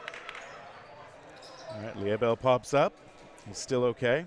He's got friends with Garcia Silveira and Zanke out there with him. Garcia Silveira with 2 balls in hand. Liebel with the throw. No damage. Ball went way outside. Dupasquier getting a sneaky throw from Garcia Silveira. Yeah, now as they return fire, they get them onto Liebel. They get 2. Zanke as well on the other side, so that's just going to leave Matt Garcia Silveira. Big shot. Great protection. Ferris, huge pump fake. Garcia Silveira is going to play out high and aggressive sometimes, try to draw in something he believes he can catch. He's got those quick hands, but he's facing 5 now. And he gets small as anyone. Just that sit position of pulling his feet across one another. Like he's sitting down for a kindergarten class. But he's putting on a clinic right now. 1v5. Sends him solo. Nice blocks again.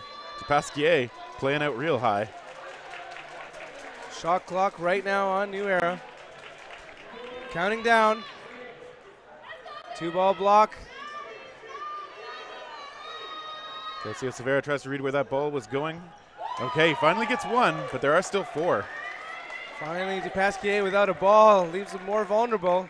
Now a ball apiece for the New Era men. And a full send. Yep. Nice work. That first pump fake sets up a cascade of throws. Yeah, I like it. They didn't put them all in at exactly the same time. They did mix up that timing just a little bit. That was going to be pretty hard to defend if you're Garcia Silveira. So New Era getting themselves a 2nd point. 2-1. Very early in this gold medal men's match at the 2023 National Dodgeball Championships. Thank you everyone for tuning in. It's opening rush.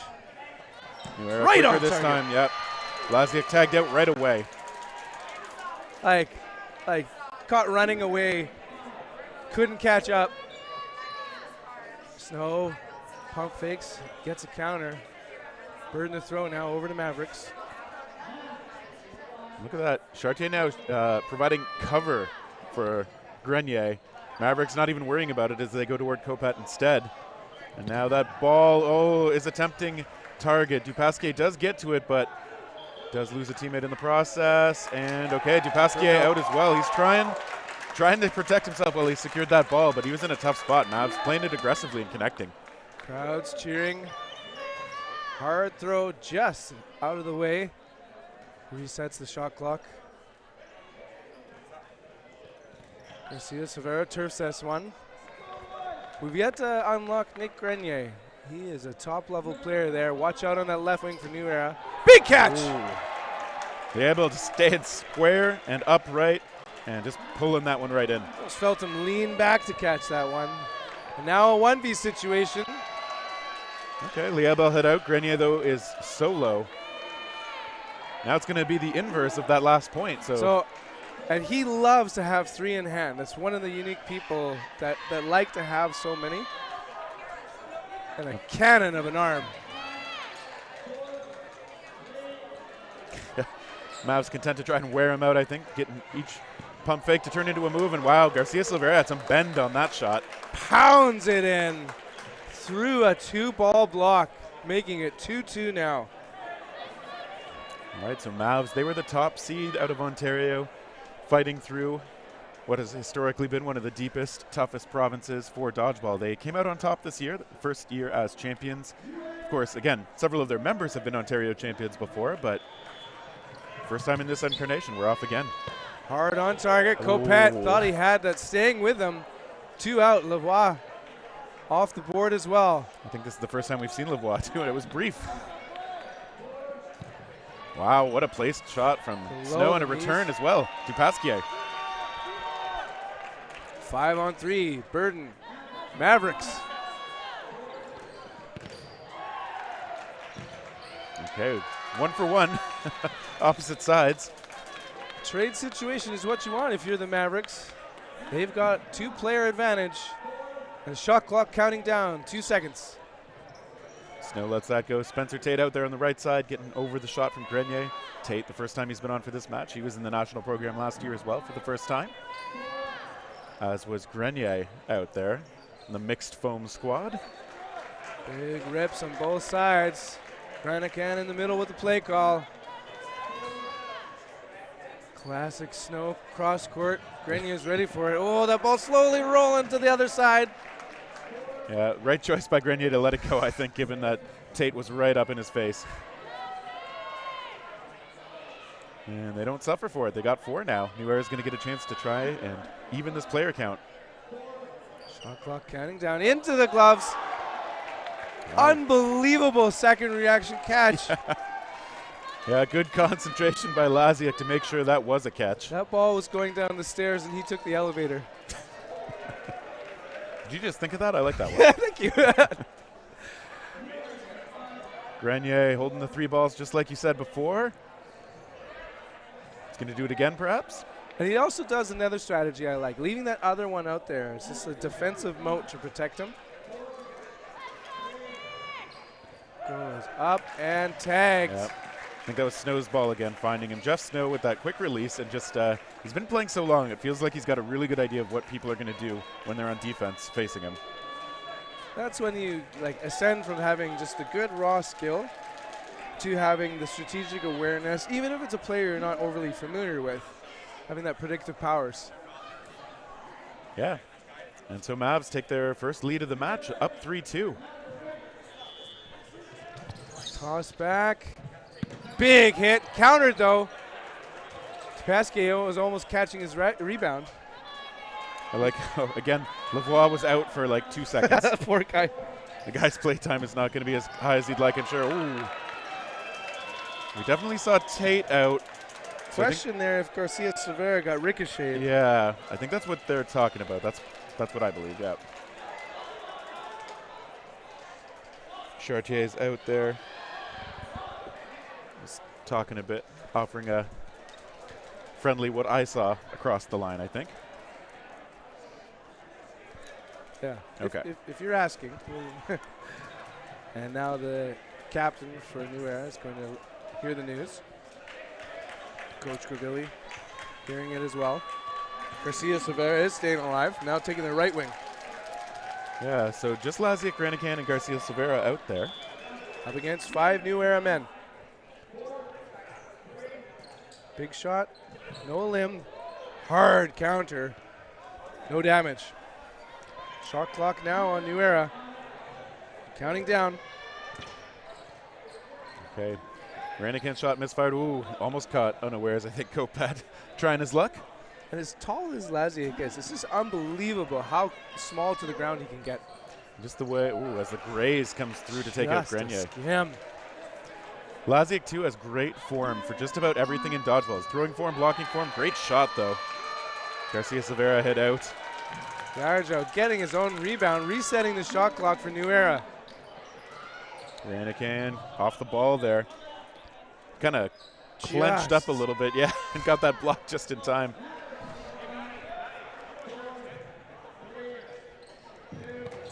Hard hit, Laziak taken out. Chartier making it 3-on-2. You can see the flexibility in the elbow for Laziak when he winds up like that. Good ups. Oh, but a big hit. Finding the foot. That's going to give New Era a great shot here. Granican looks for a catch. Full send is what you need to do. And it's good, too. Like, Granican was looking for that first ball, and I think he ended up looking toward the second one.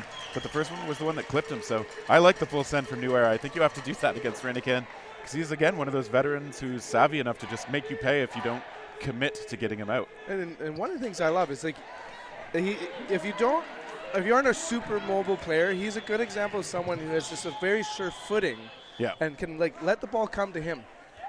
Confident catcher. Willing to go for those trade timings as well. But we did see a false start on the New Era side. You get one free false start per half. That's a warning. If you do it again, though, you're going to be down a player. And in a match like this, you don't want to be shorthanded in any way. Yeah, no need to give away any freebies. 3-3. You're watching top shelf men's gold medal. Unbelievable dodgeball right now. Burden, new era. Okay, Whoa. Well, take that, crowd. Red out says Ravi. Was he targeted? Mavericks heading to the line. Clipping. Oh, wow. Watch out for Richard Thompson on the right wing now for Mavericks. I like what Snow did there. He saw those two players bunching up and just threw right at the two of them. Got one hit out of it.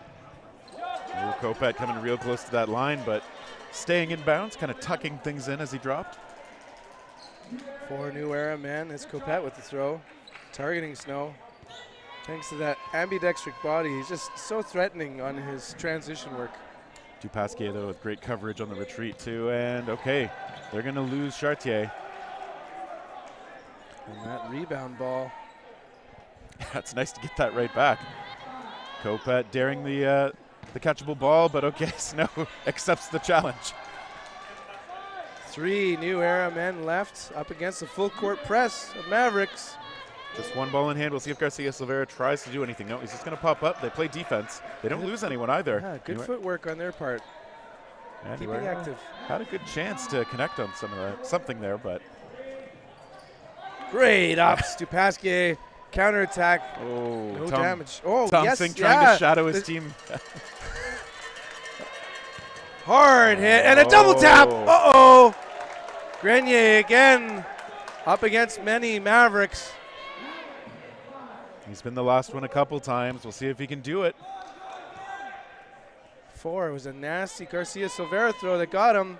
This time he's staying alive. It'd be hilarious to watch him grab 4 balls. But I heard the count for 1:30 coming out of the refs, so we're winding down toward the end of the first half. It's been so close so far. Oh, okay, man. Snow. You know he's got a hard throw when Grenier's got a 2-ball blocker and it just fires through. Yeah, you just heard that hit in on the shoulder. Grenier a little frustrated with himself, but I mean that was long odds. That was going to be tough. Jeff Snow, captain of Maverick, wearing the 6, representing the 6. I like to how now we see, Tom Singh has come in recently, Tate's come in recently. You're like, oh, Mavericks are exercising their depth. Also national team players. It's just there's quite a pedigree on this group. You could send this team to a world. Oh, look at Woods just cowering from the throw there. Yeah. Shout out to Austin Woods. I think the only player who likes to sport a bucket hat. During matches, at least, for sure. I think he's kept that up for several years now. Absolutely, yeah. Snow tagged. 2 balls on him, taking him out. For now, Tate taking the left wing. And Dupasquier is taking over the other wing, too. We see Kopet into the middle. Isaac providing pressure for his team. Thompson targeted. Libo rips it. Oh, Chartier, a casual grab. Garcia Silveira kind of sags off the court. And that was just as time was expiring. Good luck for New Era, leaving 4 men for Mavericks. Everyone alive for New Era. I like how casual he made it look, too. And it'll be their burden now. Kopet rips it. No limb. Burden, shot clock counting down. Mavericks. Pasquet, great ups. I like his vertical game. He gets way up there and he gets so low, too. Tato is going to try and track that ball down. He's got time. Okay, but yeah, that one's got to go over. Another one over. Oof. So we're resetting. All right. Is this the start of no blocking? Okay, now no blocking. I thought it was actually that the ball retriever touched something. Yeah, that was no, same. Still in, but. Good throw, better dodge. Tom Singh has just a legendary ability to pull that shoulder back. Oh, that one popping up. Oh, Woods can't find it. Tough break. Yarjaw heads off. Have we had a team catch so far? We've had some. Will we see another? No, Tate still in it. That was close. Up and down, left, right, staying alive. Burden to throw, Mavericks.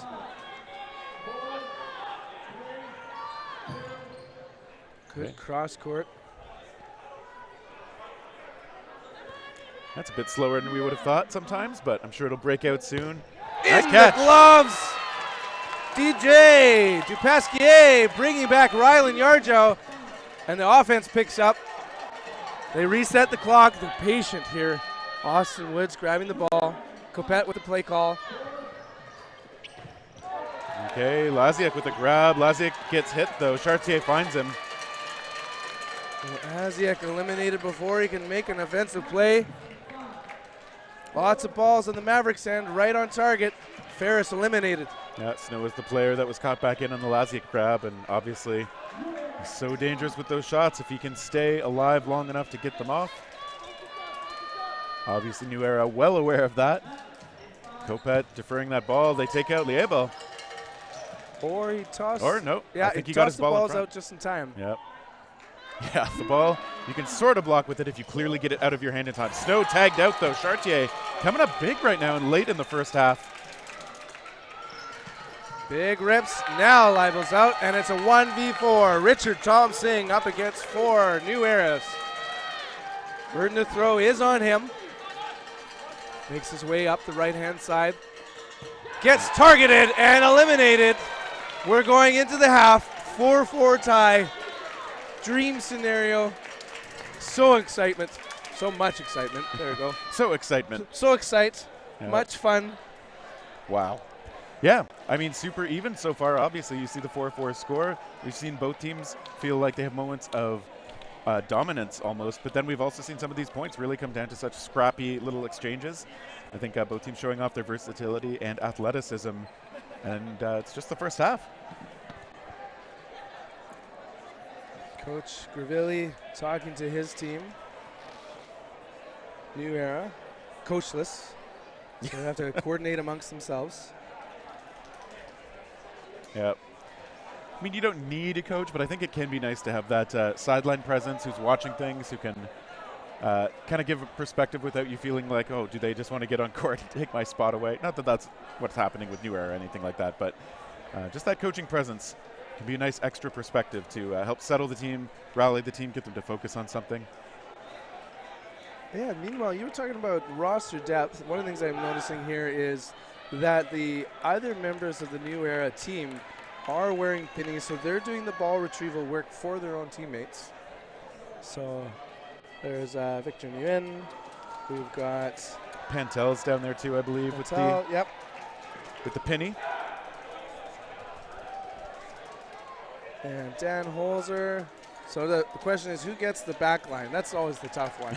Yeah, that's true. That's your hidden MVP, is whoever does ball retrieving there. Yeah, on the other side, we've actually seen a couple of players out of Quebec doing some of the ball retrieval for Mavs on the side, and then right now it's Brandon Ferguson wearing the pinny at the back for the Mavericks. It was Matt O'Brien earlier, so they do have at least one player doing that ball retrieval role, but it seems like they're kind of flexing that a little bit too. Mavericks came to this tournament with 12 people on the roster. And I think New Era with 11, so both teams making sure that they got a lot of bodies available. They're underway. Now that Lavoie was a little quick, or is it pointed towards Zanke? Okay, both of them were so fast off the line. Yeah, I mean, we saw New Era get there quicker, but it looked to me like the warning went over to the Maverick side. Shoot time. Yeah, pause for the laces. And we're rated up again. Opening rush. Good toss back to Pasquet. Rips it. Came close. Staying clear. Meaning the burden is now on the Mavericks. Right on target. Gets those feet up. The ball was trailing him.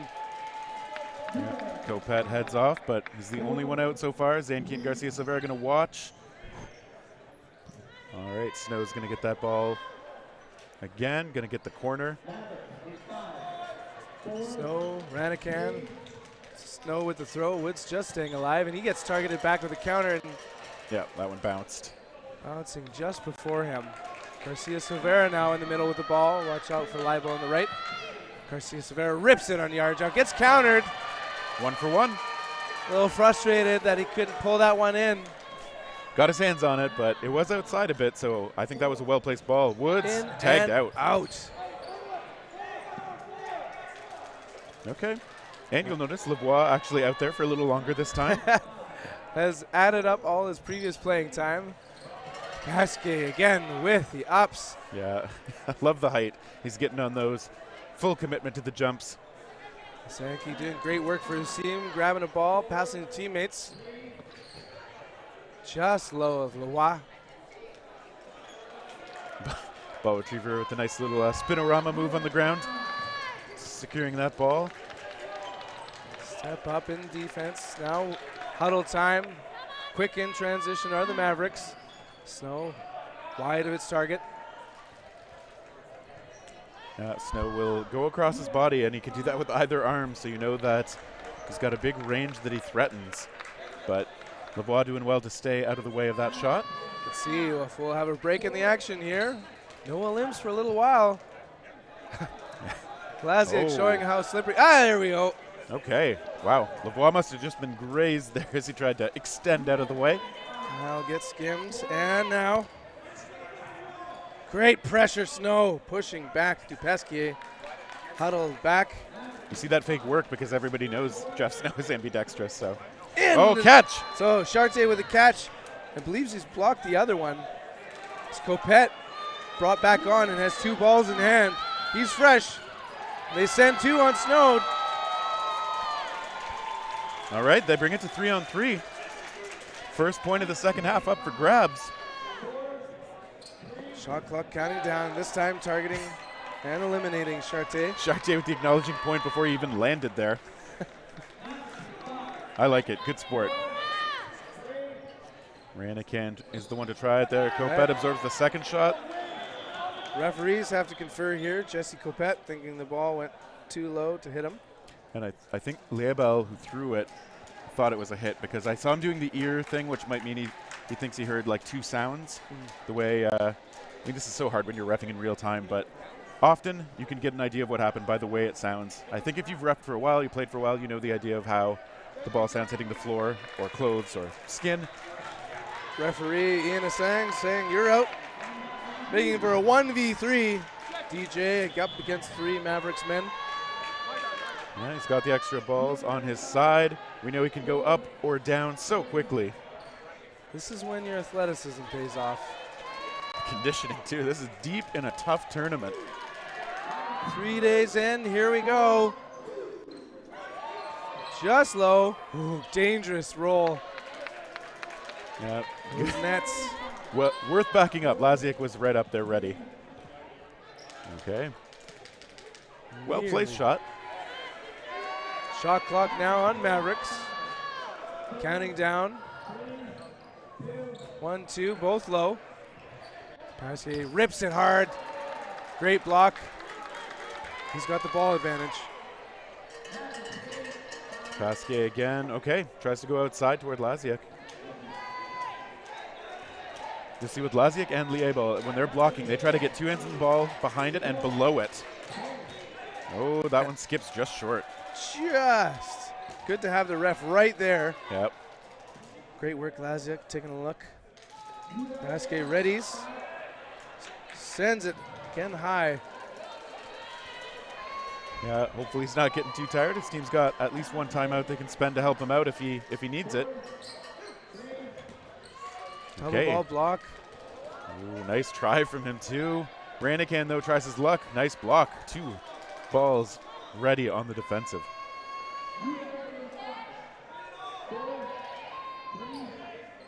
Lets it sail. Easily blocked. Resets the shot clock. Ranican with another play call. I like what Pasquier tried though. A quick release. All right. Laziak tried to really step into that. Ranican as well, tried to drop curve. Ranican gets hit out. Pasquier playing it well, playing it patient. That inner elbow's getting the work out though too, as he's wiping as much sweat off as he can.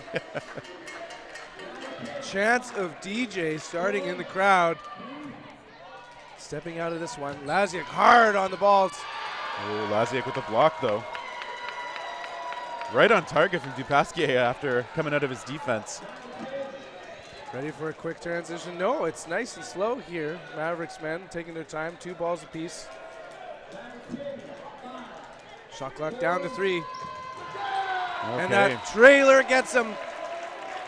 Hard fought point. Mavericks do take the first point of the second set after what feels like 10 minutes. Nearly 6 minutes elapsed in that first set. So not quite 10 minutes, like I said, but, you know, more than halfway there. Probably feels like 15 for DJ, and yet he's back on for another. What a hero.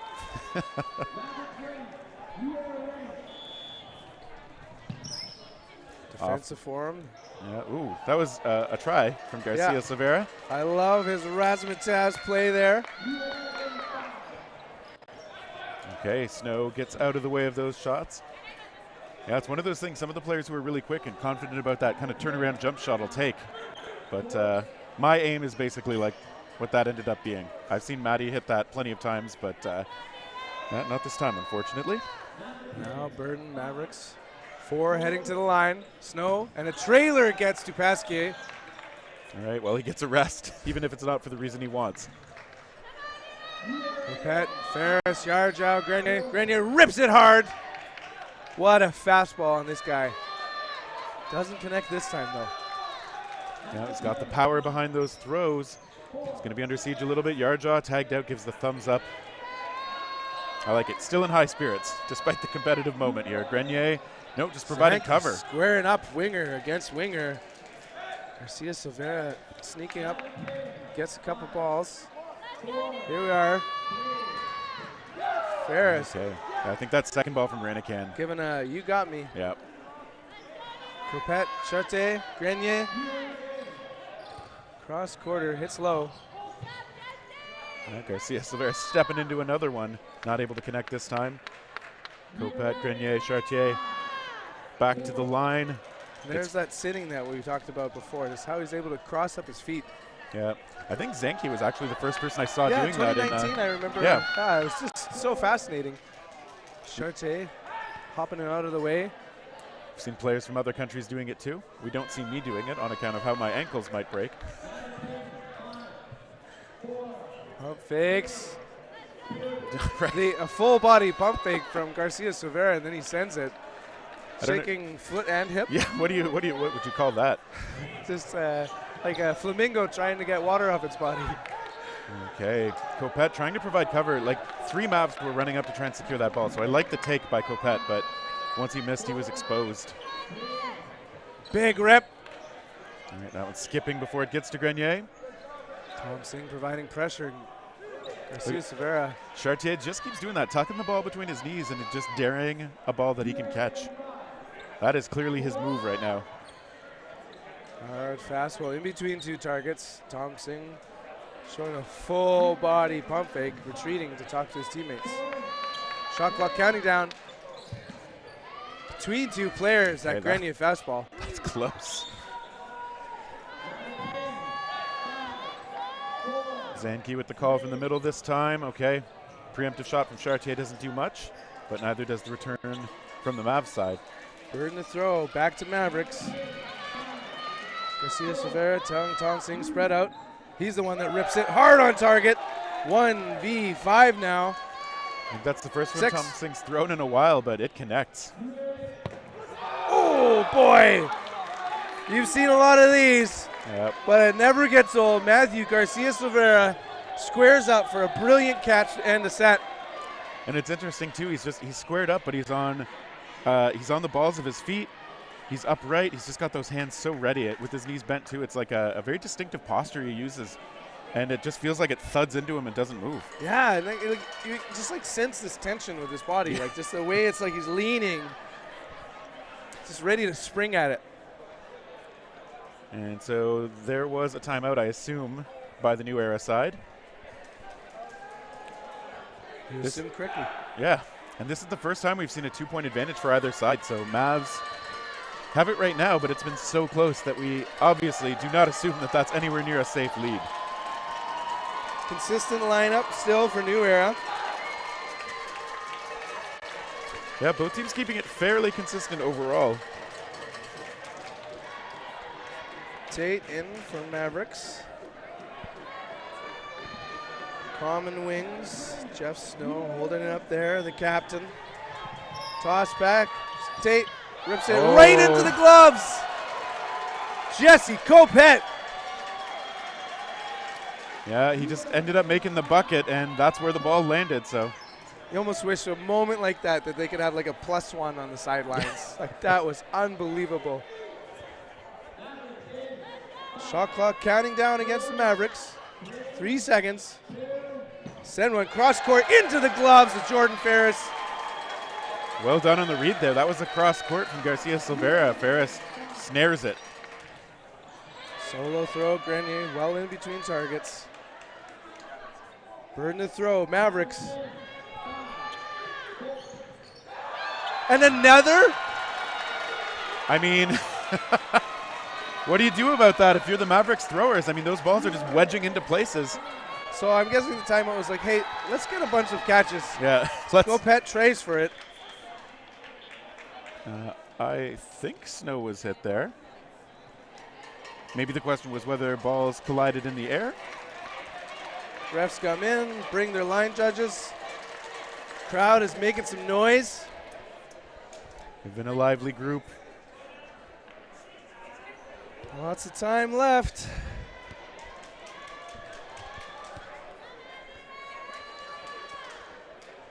Okay, so Snow is safe.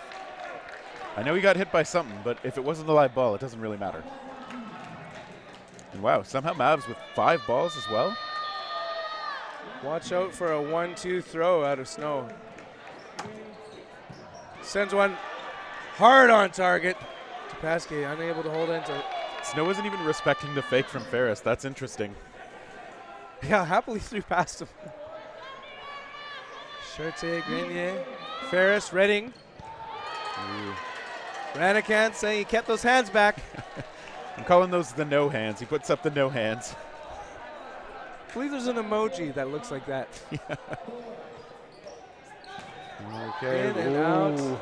That one almost catching Ferris from behind as it bounces off Yarjaw. Thankfully, we get to see some major bad luck on either side. Chartier getting that foot back. Ferris with the play call. Grenier getting 2 balls. Okay. Counter in the counter. Up and uncatchable, too unfortunately. Far. Ferris would have had to be about 1.5 feet taller to get that one. There's no footstools in dodgeball. Here we Use are, your 2-2. teammate that way. Yeah. Very active 2-ball block. And they take on their opposing wingers. No limb. Granican was willing to go no ball there, taking that preemptive shot, throwing up the hands for a chance at catching. And Ferris surviving. Third to throw. Longtime teammates from the Mavs side and from the New Era side taking each other. That one gets through the blockers. Nasty. That had a drop on it going right into the Death Star. Shot clock counting down just in time. Ranican gets the ball out. A point from Chartier to Ferris. Okay, Ranican read it well, got his hands out, but great throw. Ferris helping to turn that one around. Now +1 Mavericks. Great work by New Era. Pull it in. But it took a lot of catches to win that set. Yeah, and I hate to say it, but that's obviously not what you want to rely on. A couple of catches that just wedged in. I mean, good on them for making it possible for that to happen, but, you know, that can't be your plan against a team as good as Mavericks. But thankfully, New Era has shown that they don't need to rely on that. They've secured 5 points, and they are well in position to tie this up.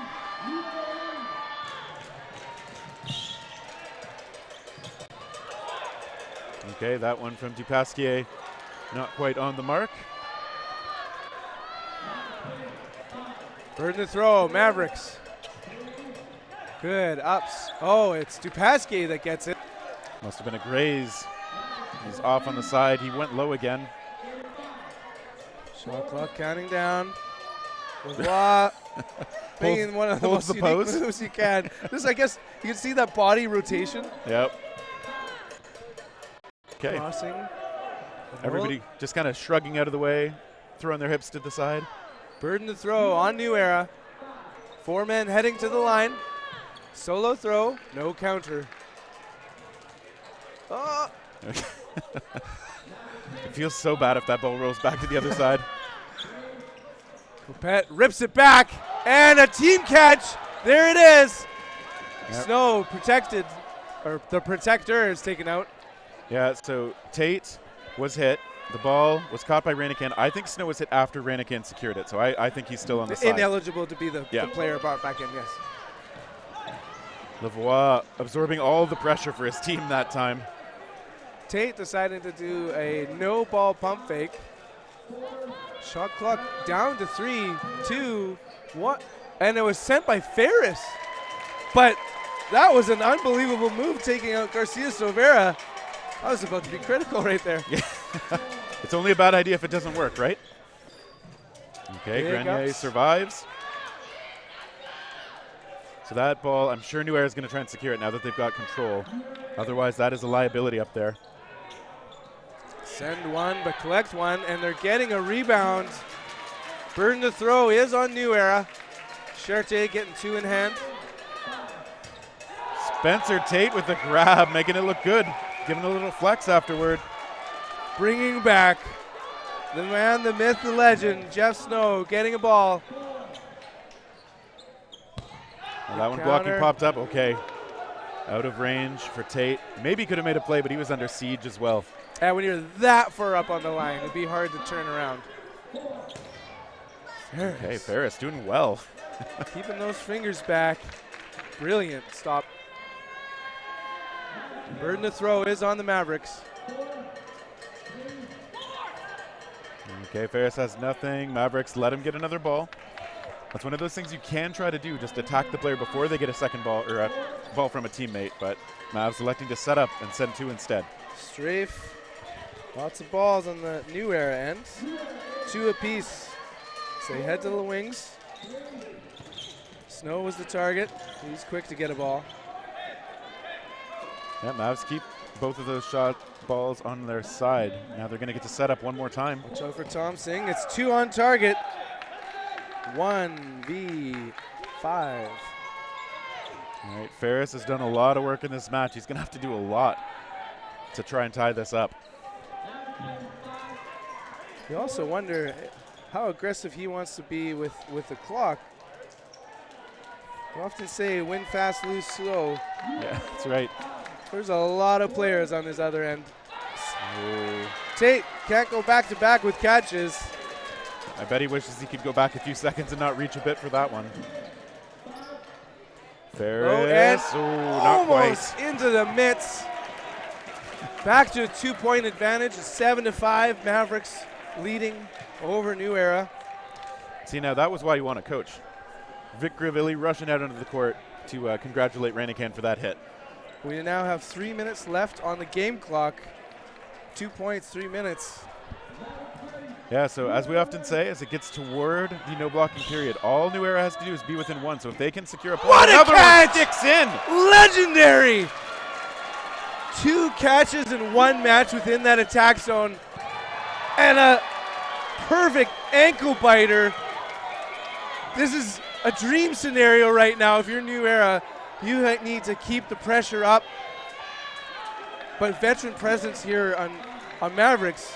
Yeah, this is what you need if you're New Era. You need to work this point before the clock, so And this is when they're using the clock to their advantage, resetting it.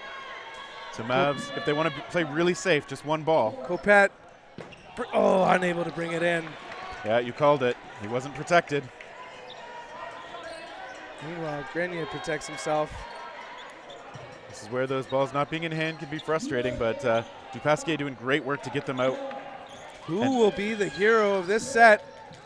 Lazic going upstairs and staying alive. I love the commitment to the pump fakes from both sides. It is tense. You need all your energy spent. Shot clock counting down again. It's often New Era that relieves Mavs of the time pressure. Yeah, they're going aggressive. They know they need to try and force some plays. They need to win this before we get toward no blocking. Wingers pushing up, providing pressure, getting the play call from Ferris. Good shot. Garcia Silvera staying well out of the way. I think I hear 1 minute being called. Pressure is on New Era at this point. Mavs gonna try and do everything they can to slow it down. Tate is out. Big hit. Yarjo rips one just wide of Tom Singh. Staying as low as he could. Timeout called. Timeout called by the Mavericks side. What's that, like 45 seconds left? Well, according to our unofficial clock, let's say 40. All right. Mitch with the divine powers of bringing back time. That guy is a mythological figure. Mitchological figure. Mere seconds remain. 5 players up against 3. Ball burden over to Mavericks. You'll only see 1 ball thrown. I'm willing to put a big bet on that. Yeah, and they're going to try to make sure it's not catchable, obviously. Easier said than done. You might even see the first throw come from these men here for New Era. Counterattack, both missing. They sent 2. They don't Time have a lot to of eat time the to clock. miss. Yeah. Look at Mavs staying defensive even though they have 5 on their side. Grenier, the target. Time is almost out. It doesn't matter about sudden death overtime. Okay, Garcia Silvera gets a hit. Laziak takes another one too. game. Congratulations, Mavericks. You're our gold medal champion. Yeah, New Era scrapping real hard, earning that silver, although right now I'm sure it doesn't feel the best, but still a ton to be proud of for them. But the Mavericks, can't really call them defending champions, although, again, several of their members are, but that's a gold medal for the top team out of the Ontario men's division. Ontario remaining on top for the men's. Manitoba now with its highest men's finish. Congratulations, Hardest Foam, for your bronze. After this will be the medal ceremony. That's right. It's been great working with you. Likewise, Ben, this has been another wonderful event. We want to say a huge thank you to everybody who's hosted us here in Montreal, as well as sponsors like Phoenix Coffee, the Hyatt Hotel Tourism Montreal, and Antipode Restaurants, who've been doing a lot of work to keep everything supported. We got volunteers like producer Mitch and the referees, everybody else helping to make this event a huge success. Big thank you. Okay, next up we're going to be having some interviews going down to the court, followed by medal ceremonies. And that'll, oh, just the medal ceremonies, we're getting word now. Yep. So we will leave you. This has been the 2023 Canadian National Dodgeball Championships. For Ben Johnson, this is Terry Thrasher signing off.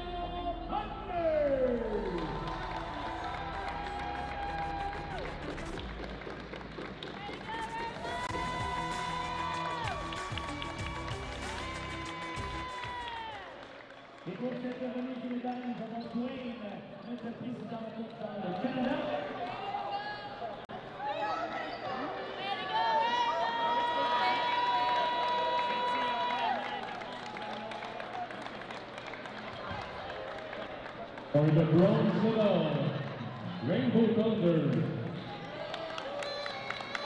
Let's clap for Rainbow Thunder. Thank you for joining from Dodgeball Canada.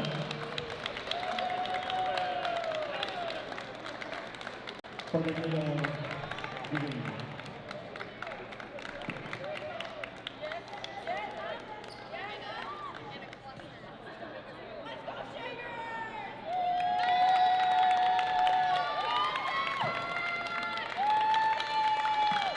Mesdames et messieurs, Rainbow Thunder! Ladies and gentlemen, Rainbow Thunder!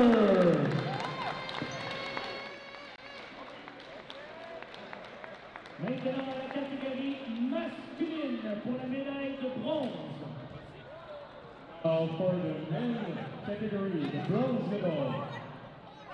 Mesdames et messieurs, applaudissements pour Heart Has Foam! Ladies and gentlemen, Heart Has Foam!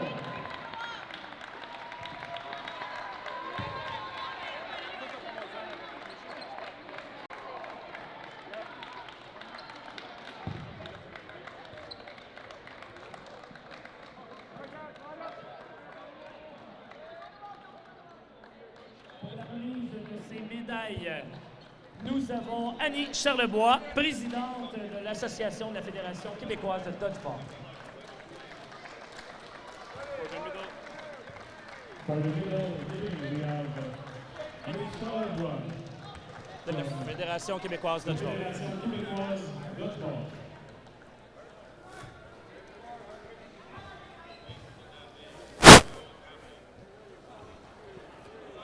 Mesdames et messieurs, une bonne main d'applaudissement pour Heart Has Foam.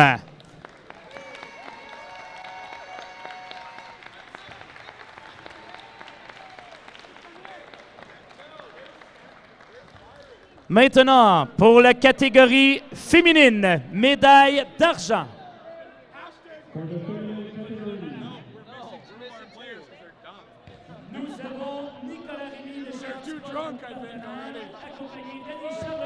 Oh, there they are, look! Mesdames et messieurs du Manitoba, une bonne main d'applaudissement pour Rogue.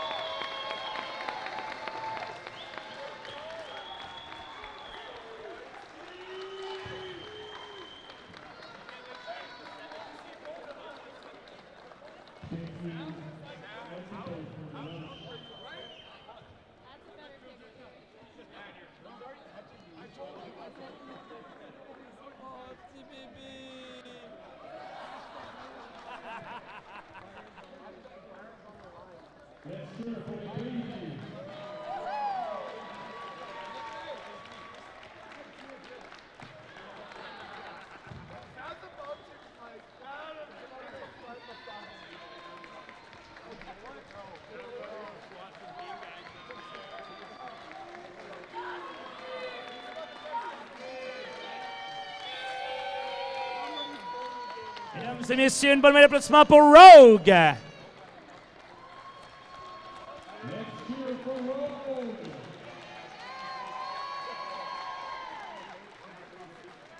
Maintenant, pour la catégorie argent masculin, nous avons notre partenaire Nicolas Rémy chez Antipode, ainsi que le vice-président des ratons chasseurs Patrick Blouin pour la remise des médailles. Alors, j'ai nommé du Manitoba, New Era.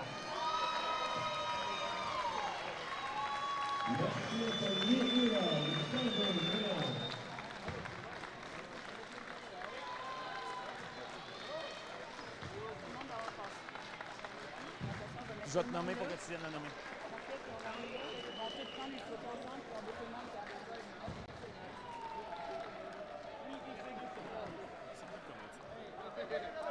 Antipode.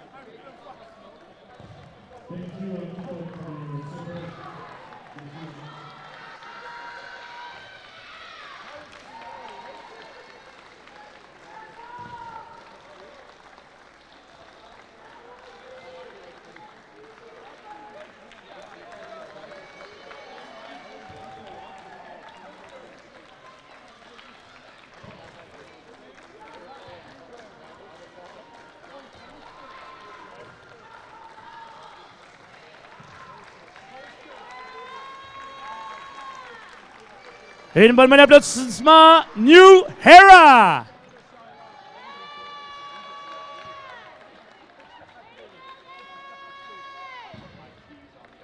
Maintenant, nous voici au moment tant attendu, la médaille d'or, the gold medal. Mesdames et messieurs, dans la catégorie féminin, une bonne main d'applaudissement pour les Reckless.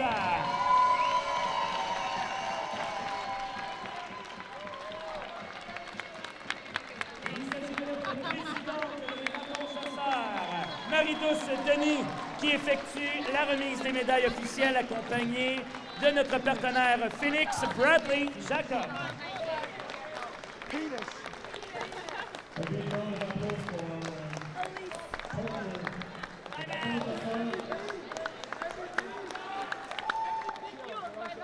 Cowbell.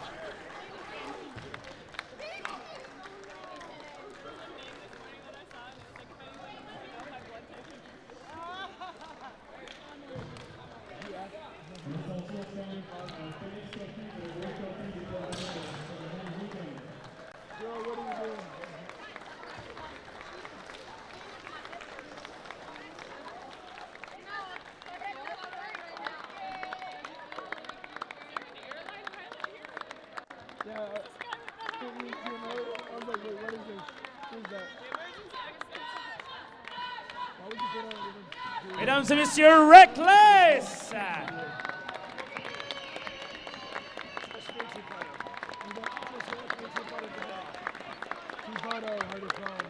Et maintenant pour la médaille d'or du côté masculin, toujours avec notre partenaire Phoenix Bradley Jacob, et accompagné de notre président Dodgeball Canada, Dwayne. Il s'agit de notre équipe gagnante, les Mavericks.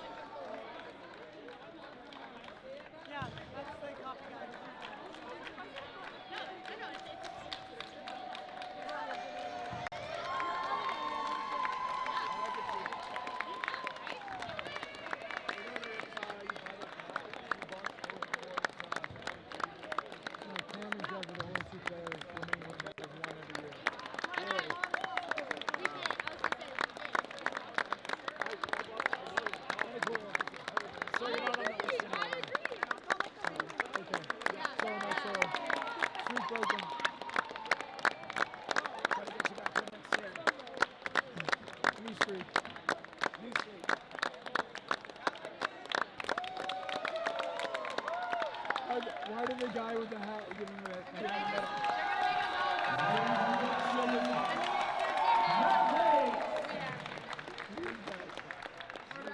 Someone's like, why is the pilot here?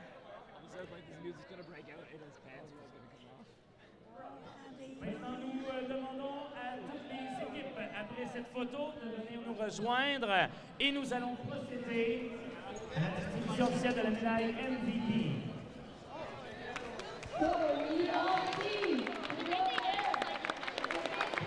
All team, toutes les équipes ici.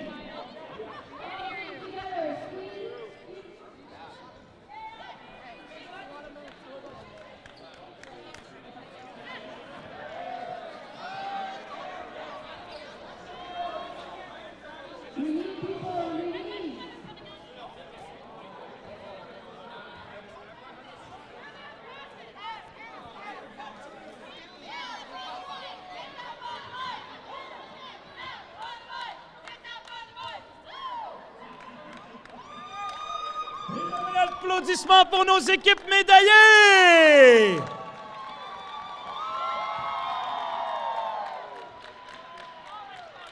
Et maintenant, mesdames et messieurs, il est le temps de donner nos médailles MVP. Alors pour ce championnat national de Dodgeball, MVP Players, Karine Biron. MVP Prize, year, 2023, men's side, we have from New Era, DJ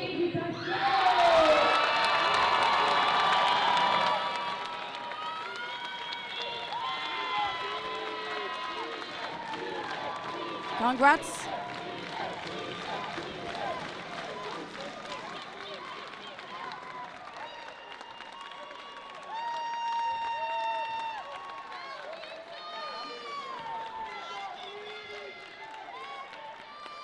Congrats. Congrats from women's side. Rogue, Jenna D. Sanchez.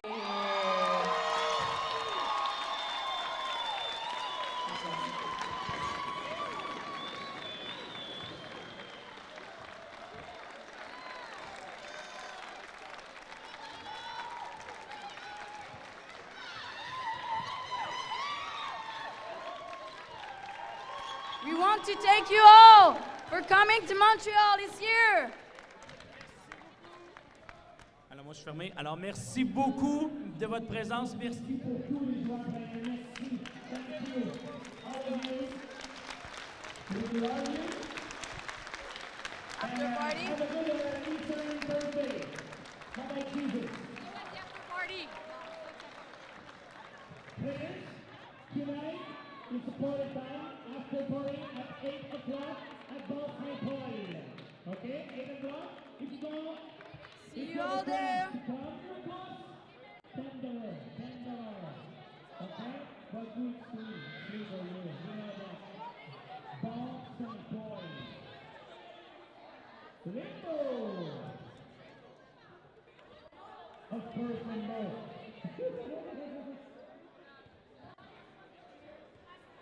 Alors, merci beaucoup de votre présence. Merci encore une fois à nos partenaires. Tourisme Montréal, Hayat, Place Montréal, Antipode, Phoenix Café. Merci aux ratons chasseurs. Merci à la Fédération québécoise de Dodgeball Canada. Merci surtout à notre comité organisateur et tous les bénévoles. Alors, on parle ici de plus d'une cinquantaine de bénévoles qui ont donné beaucoup de temps. Merci. C'est un succès grâce à cette équipe. Et on va préparer le campagne, je vous souhaite à tous une joyeuse Pâques. Allez célébrer la renaissance du petit Jésus. Alors, sur ce, bonne soirée, bon retour.